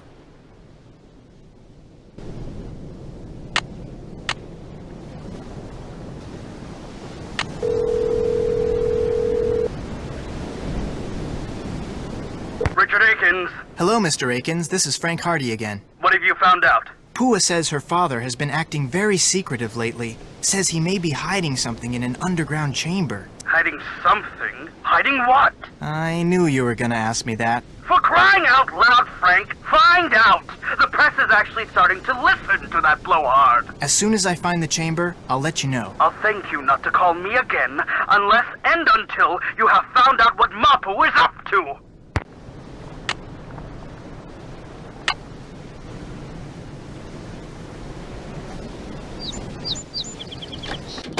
Hey, what's going on? Ever heard of a guy named Johnny Kudo? Never heard of him. Think Pua knows him? She might have gone out with him or something. Why are you asking? I think he may be the guy who clobbered Joe. Playing Kojak, huh? Well, I wish I knew something about this Kudo guy, but I don't. I'm curious. What's your favorite flavor of shave ice? Tell you what, I'm kinda hungry, so I'm gonna make you guess. You make me a shave ice and bring it back here. If it's my favorite flavor, or combination of flavors, I'll tell you. If it's not, well, you'll just have to keep making them till you get it right. I think I can handle that. Like I always say, a busy customer is a happy customer. Good talking to you. Catch you later.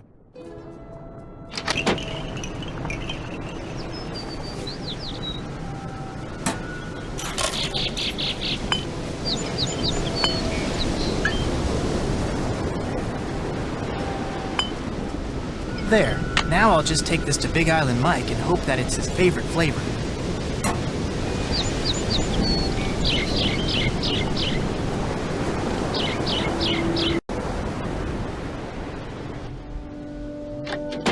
Hey, what's going on?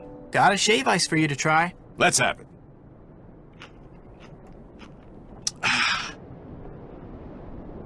You did it. That was my favorite flavor combination, lime, coconut, and mango. I call it Honi Awa. That's Hawaiian for sour kiss. Thanks for your help. Anytime.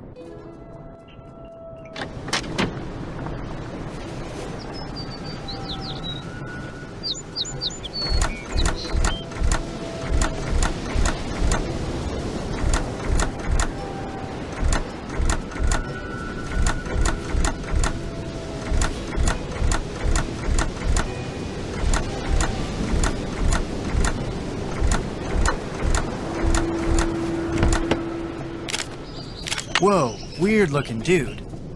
Wait a minute. A creepy face with creatures on its teeth. This could be the same face Nancy saw. Hello? Hey, Nance, it's me. Listen, remember that creepy face you said you saw? The one with all the animals on its teeth? Yeah? Well, I just came across a drawing of a creepy face that has a mouthful of teeth with animals on them. Tell me about the animals. Well, there's an eel, a turtle, a shark, a manta ray, a porcupine fish, an octopus, a crab, and an urchin. Interesting. Maybe I'll go back and take another look at it. It has something to do with this old map I found, so I have the feeling it's important. Then I'll definitely take another look at it. Thanks, Nance. See ya.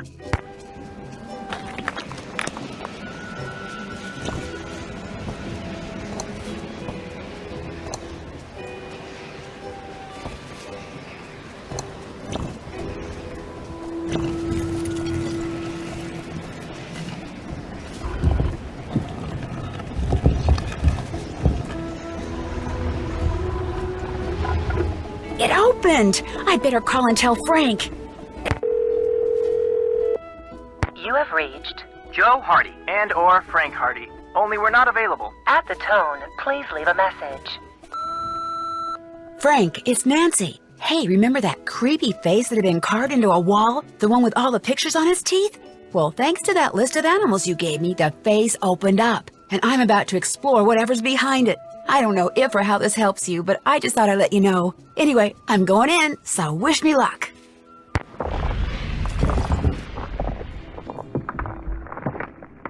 Phew, I feel like I'm in a sauna. That's lava. No wonder it's so hot in here.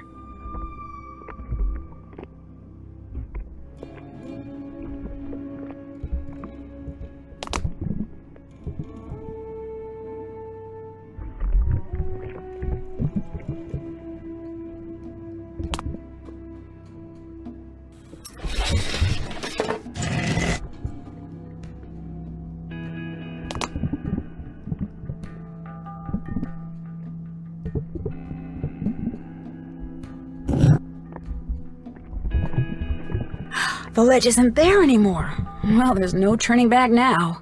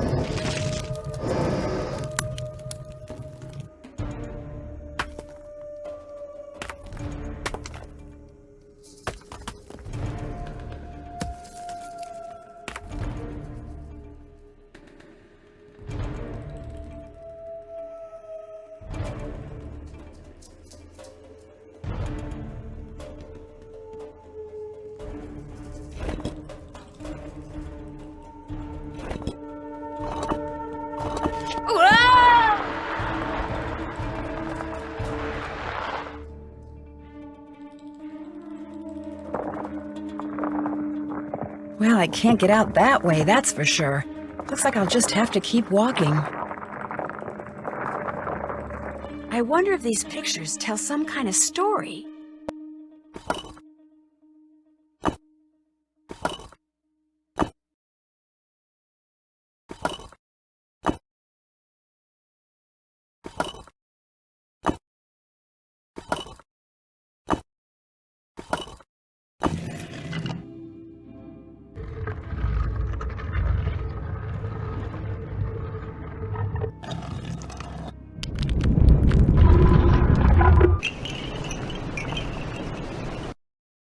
Frank, it's Nancy. Hey, remember that creepy face that had been carved into a wall? The one with all the pictures on its teeth? Well, thanks to that list of animals you gave me, the face opened up. And I'm about to explore whatever's behind it. I don't know if or how this helps you, but I just thought I'd let you know. Anyway, I'm going in, so wish me luck. If the pictures on that old current chart helped her, Maybe whatever she just did to open up that face will somehow help me.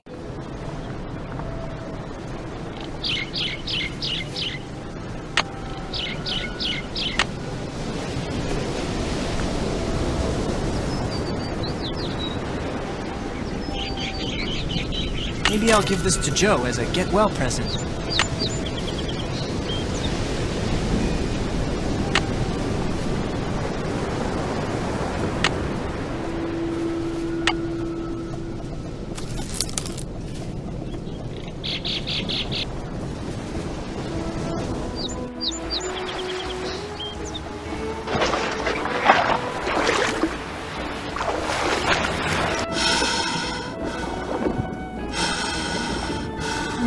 That eel.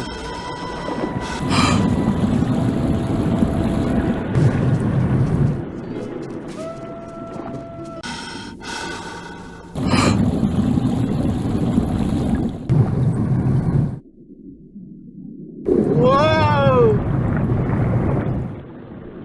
Whoa! I can check that out later. Whoa! Whoa! Whoa! Whoa!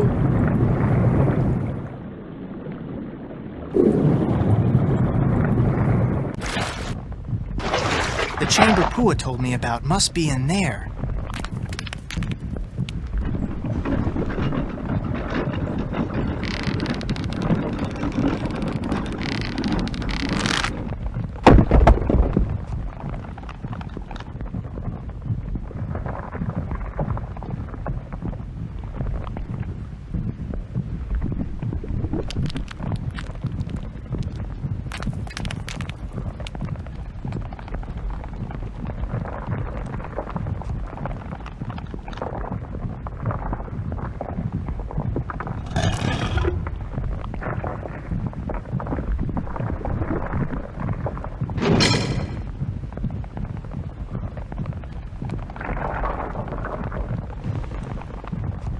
Holy cow, those things are covered with tiny beetles. Man, whatever's inside those canisters, those beetles are going for it. Big time. Frank, what are you doing here? Well, Pua sent me. She gave me a map. What is all this? A huge, terrible mistake, that's what it is. I've made Pele mad. Dad? How did you get in here? I finally found a lava tube that bypasses the main tunnel. Pua, you followed me? I had to find another way in here. So I let you figure out that chart, and then yes, I followed you. It's over, Pua. I'm dumping those things right now. Dad, no! We're in too deep. We've got to go through with it now. Wait a minute. You're in this whatever it is together? If and when the Healy Healy Center shuts down, the land it's on reverts to us. Land we could turn right around and sell to developers. So I used Johnny Kudo to steal us some chemicals that would make insects start destroying the pineapples. And made it sound like Kane Okala was back to keep people out of the jungle so they wouldn't see us spraying. And then we spread the rumor that whatever was killing the pineapples was the Healy Healy's fault. My father owes a lot of money to some really bad people. That's why we did it. And if you could just not tell anyone about this, everything will be fine. No, Pua. Pele destroyed the tunnel for a reason. She was telling us to stop. No, Pua. Pele destroyed the tunnel for a reason. She was telling us to stop. It's Frank. No, Pua. It's over. The earthquake was a warning. This isn't right, and if we don't stop next, she'll destroy us.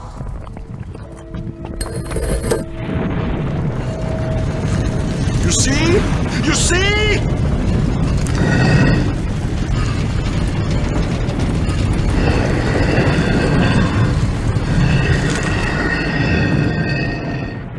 Frank, are you alright? Hey, Nance. Yeah, I guess I'm okay. Be kinda nice to get back on solid ground, though. Any ideas? Jump from rock to rock and head for the stairs in front of you. The ones behind Big Island Mike. But be careful. A rock that's there 1 minute may not be there the next.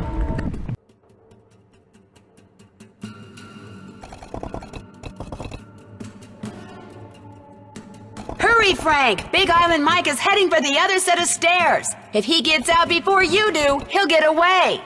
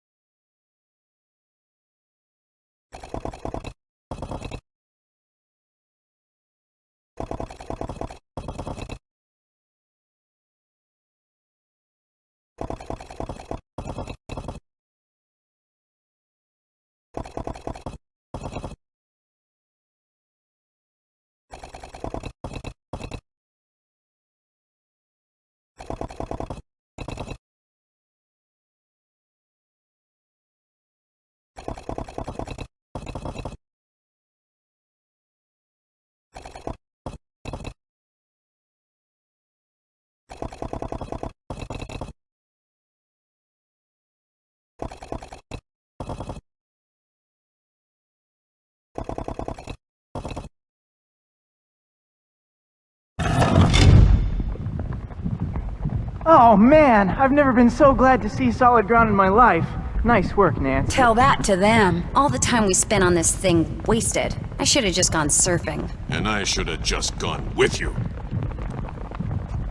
Big Island Mike and Pua finally made it to safety, and all of us managed to get out of the cave using the lava tube that Mike had discovered.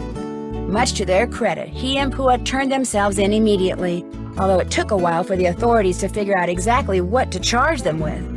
As for what they had done, here's how Big Island Mike explained it. Desperate to pay off the loan sharks to whom he owed a lot of money, Big Island Mike remembered something. The land the Healy Healy Research Facility was on used to belong to his aunt. She willed it to the foundation that built the facility with the stipulation that the land would go to Mike if and when the Healy Healy ever closed its doors.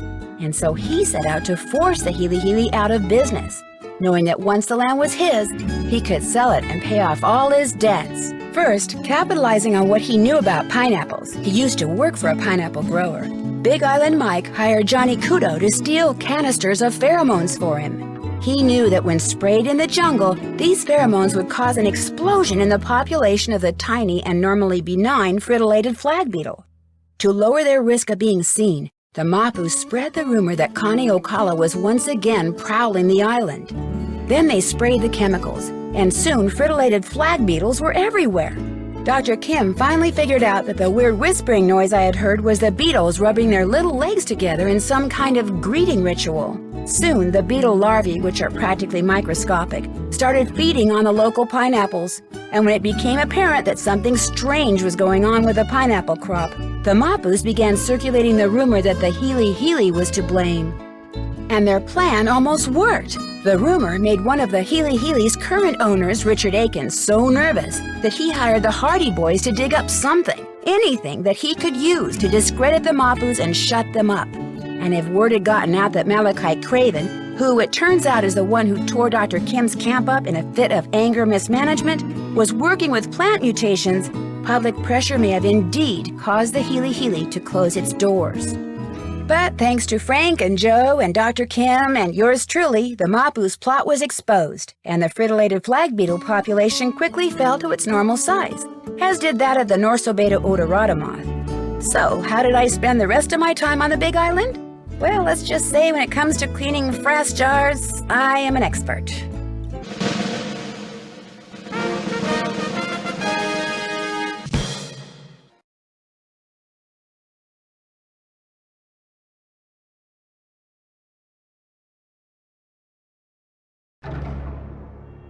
Bad things have been happening to the guests at Icicle Creek Lodge.